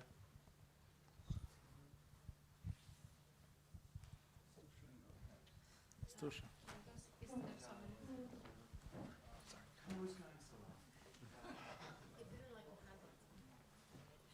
No, Jean doesn't like my handwriting. My choice of font is not approved. So it's working? Oh, it's back. Yay. So, lots of people have given really good talks about the things that they've been doing and the technical details of the problem and the solution. But right now I think most of us are quite tired and my head hurts, I don't know about yours. So I want to end with something a little higher level and talk about sort of work in progress, like what we're doing at the moment and what we're working towards. Specifically, we're interested in system software, kernels, specifically hypervisors, and really we want to think about reasoning about these software with respect to our weak memory models. Due to the nature of the talk, I'm going to be talking about a lot of things that are sort of currently in progress with a bunch of collaborations with people, and so it might change over time, but we'll see. So, as some of you will know, Peter has embarked Cambridge upon this grand verification adventure of a hypervisor. And the exact details of how this proof will go are not so important. Peter's going to give a keynote at Prisk on Saturday, where he's going to talk about some of the challenges associated with that. But for this talk here, we can think of it as a kind of motivating example for the kinds of weak memory things that we see in real system software.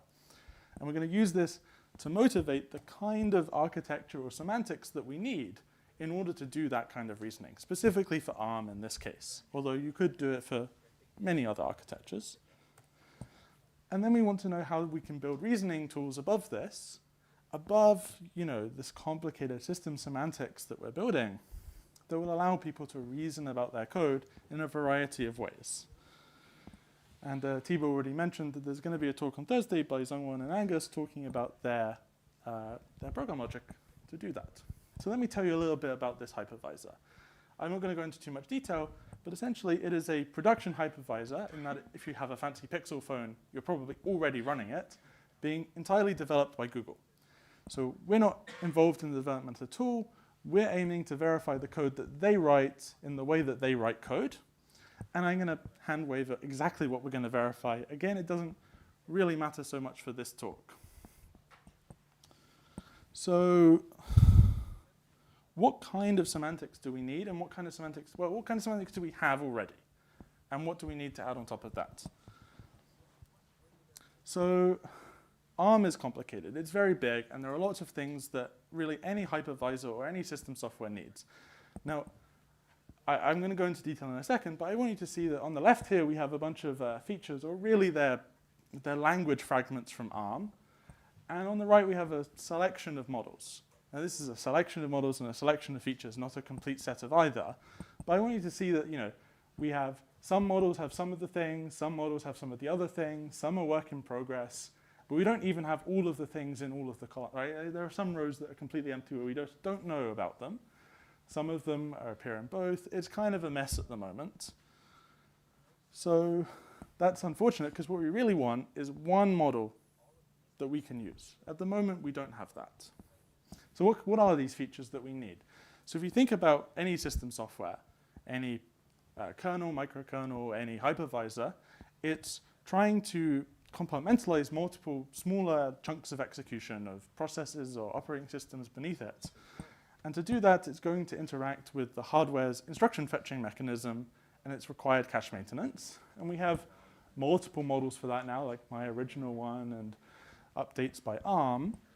And also, these systems care about security, and the way that they enforce security properties, mostly via isolating these different processes and operating systems, is through hardware virtual memory. And hardware virtual memory is a complicated topic with many people working on it at the moment.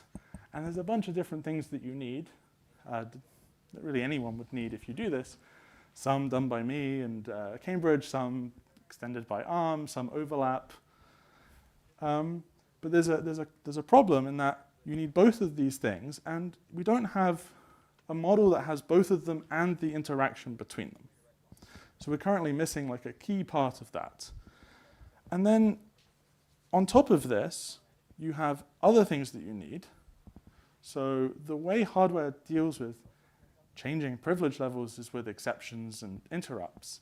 And we currently don't have, I believe, any model that describes the relaxed behavior of these exceptions. And this is some work in progress with Ohad Kamar in Cambridge, although I don't see him in the room at the moment. And also, any system software is going to have to touch system registers in ARM. This is how you interact with the hardware directly. And these themselves have their own relaxed behaviors that turn out to be much more complicated than we started with. Now, lots of other people have shown litmus tests. If I start showing litmus tests where half of the instructions are cache maintenance instructions, people scream. So I'm not going to show any of those tests. But you can imagine that there's a lot of complexity still needing to be done in order to even have all the parts. And then when you start putting them together, you get the interactions between them. And then we don't have those interactions either. And currently, it's all fragmented. So that's unfortunate. But it's kind of understandable how we got into this situation, right? Many people have worked on sort of ARM models, many people in this room. And what you do is you start with a model and you want to add some extension, some language fragment, or some behavior to it.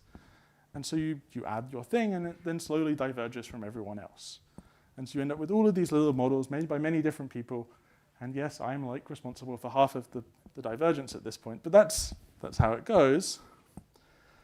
So we have this problem, like how do we move towards having a single model with all of these interactions all combined together? And the answer is, unfortunately, I don't know. It's a lot of work to do, and nobody is really pressing to do it at the moment, except maybe ARM. But it's something that we absolutely need if we want to verify real systems code with respect to what the hardware is actually going to do. So this is not a good start to our verification story.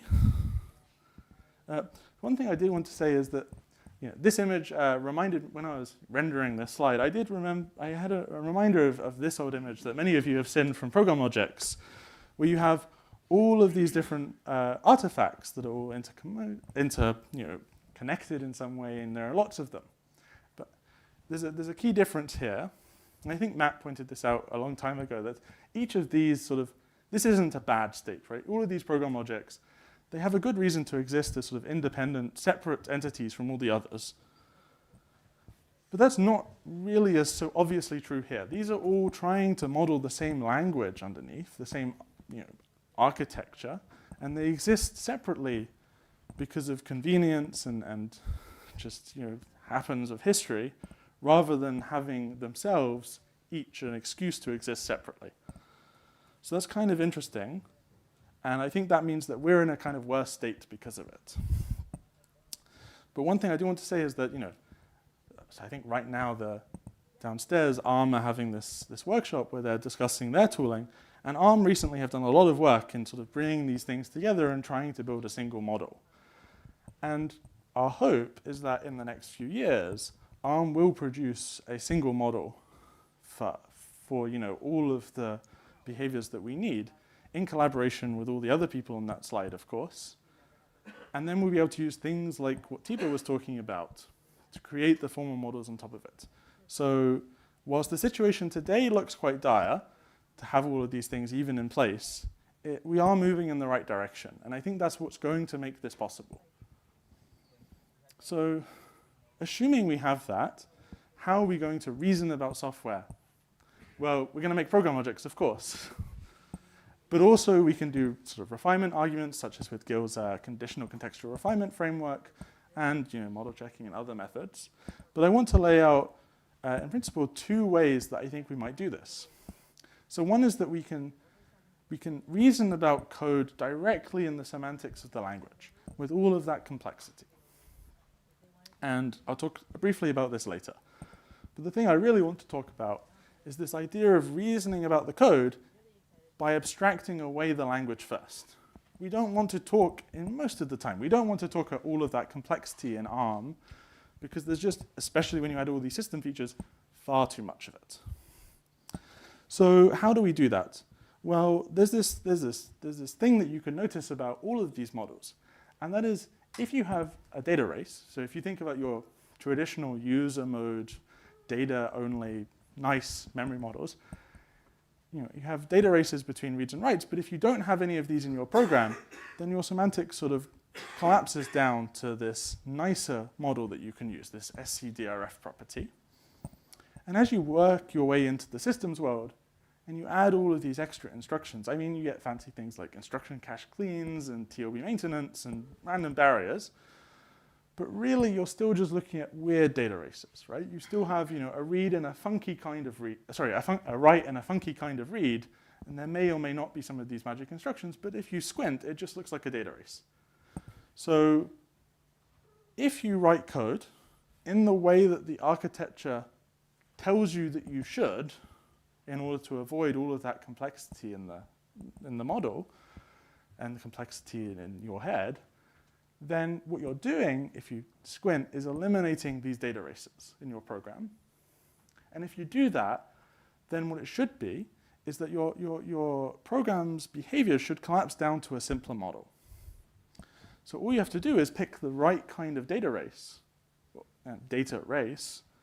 and then you're able to build a simple race-free model, which you can show to be a sound abstraction of the architecture. Or this is our plan, to show that it's a sound abstraction of the architecture. And then you can use this simple race-free model and compose it with your program. In this case, we're talking about whole machine models. Your program is just an initial state of your whole machine. And then you're able to verify that that whole machine plus this state satisfies some specification that you have. And then if you do that, you get, hopefully, that your program, with respect to the real machine, was sound for that, or implements that specification for free. And this is not a novel solution. We all know about this kind of technique, but it's incredibly compelling when we're dealing with these more and more complicated memory models as we add more and more features, especially as we work into the world of systems, where the architects tend to have more of an attitude of do this or die.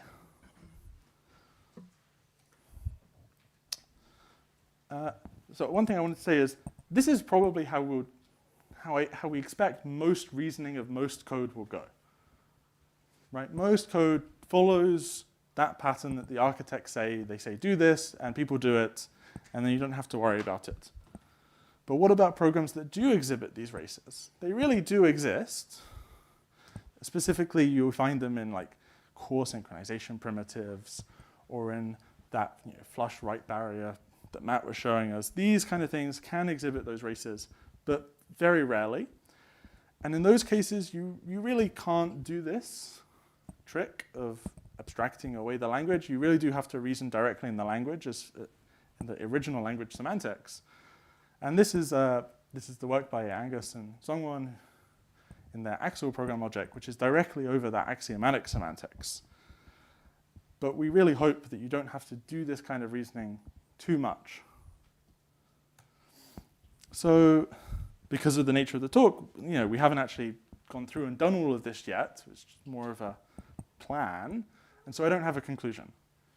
Maybe come back in a year and I'll tell you how it went. So that's kind of the end.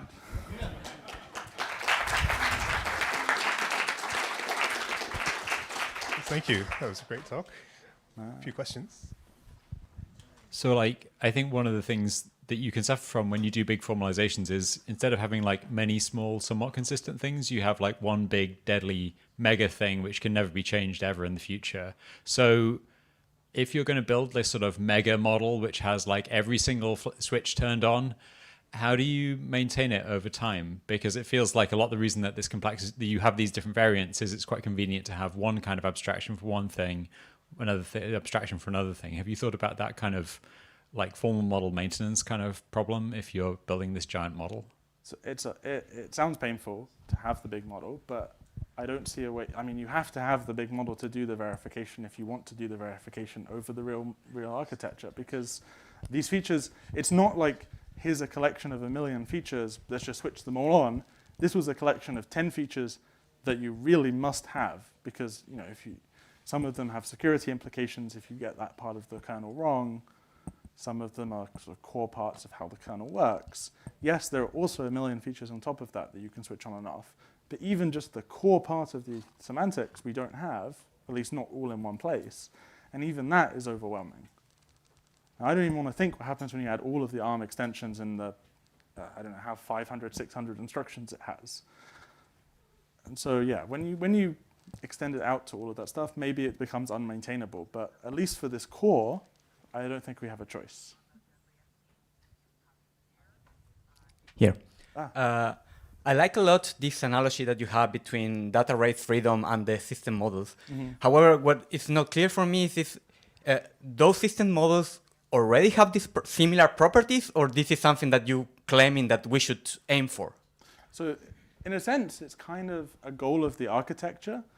The idea that, if you have a race between one of these weird reads, because they're like instruction fetches or translation table walks, and a write to it, then if you do what the architecture says, you shouldn't get any weak behaviors from it. That's sort of one of the goals of the architecture is for these things where you have explicit maintenance of caches, for example, is that you're recovering coherence.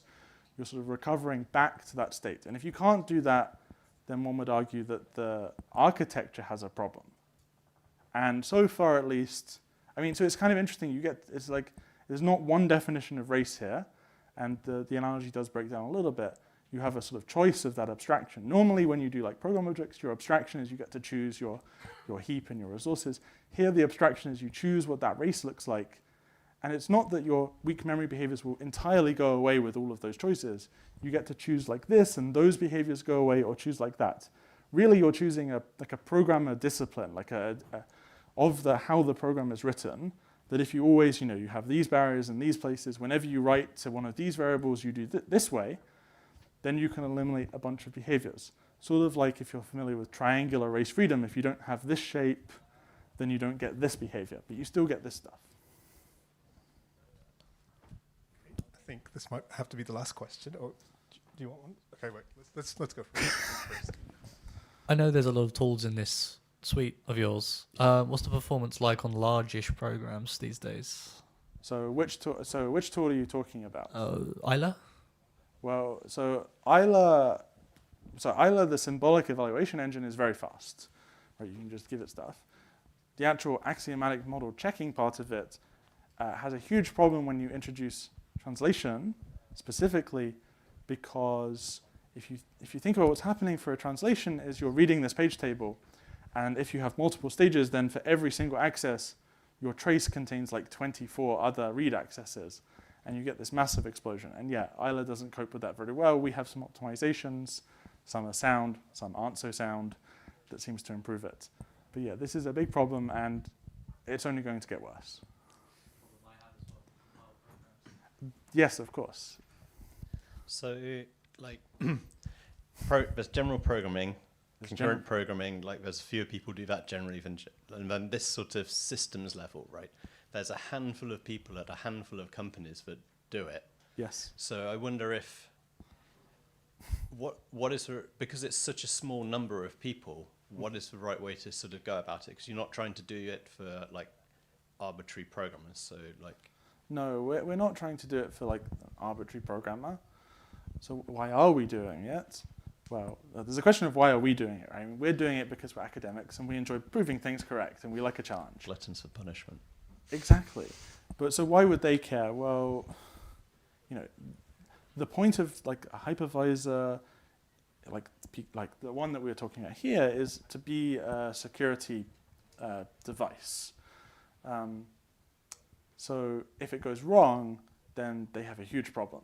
And so the cost benefit to them, or really I would hope to anyone, to do some of the work. You don't have to do full verification. So one of the things I was talking about here was like you can have a program logic and you do verification, but you don't have to go that far, right? You can have this abstract model and then do runtime checking against it. You can write sort of separation logic style program logics, but then do runtime checking of them rather than trying to do a whole proof. And I think the PhD student chap behind you, Rinny, is part of that project. So you should talk to her. And this is this has a much better sort of cost-benefit ratio for them, but uses a lot of the same ideas. And so that's a way forward, especially the specifying part. I mean, in the end, you just tell them that they have to write specifications for some parts of the code and think about where some of the barriers and things have to go. And that's already like so much better, right? So you get diminishing returns as you go up the stack for sure. Okay, great, thank you. Well, on that note, we might conclude the session, and that also concludes the workshop. First, let's thank Brent. Yeah, thank you very much. So, yeah, thank you again for contributing, and yeah, it's been a great day. Enjoy the rest of your week.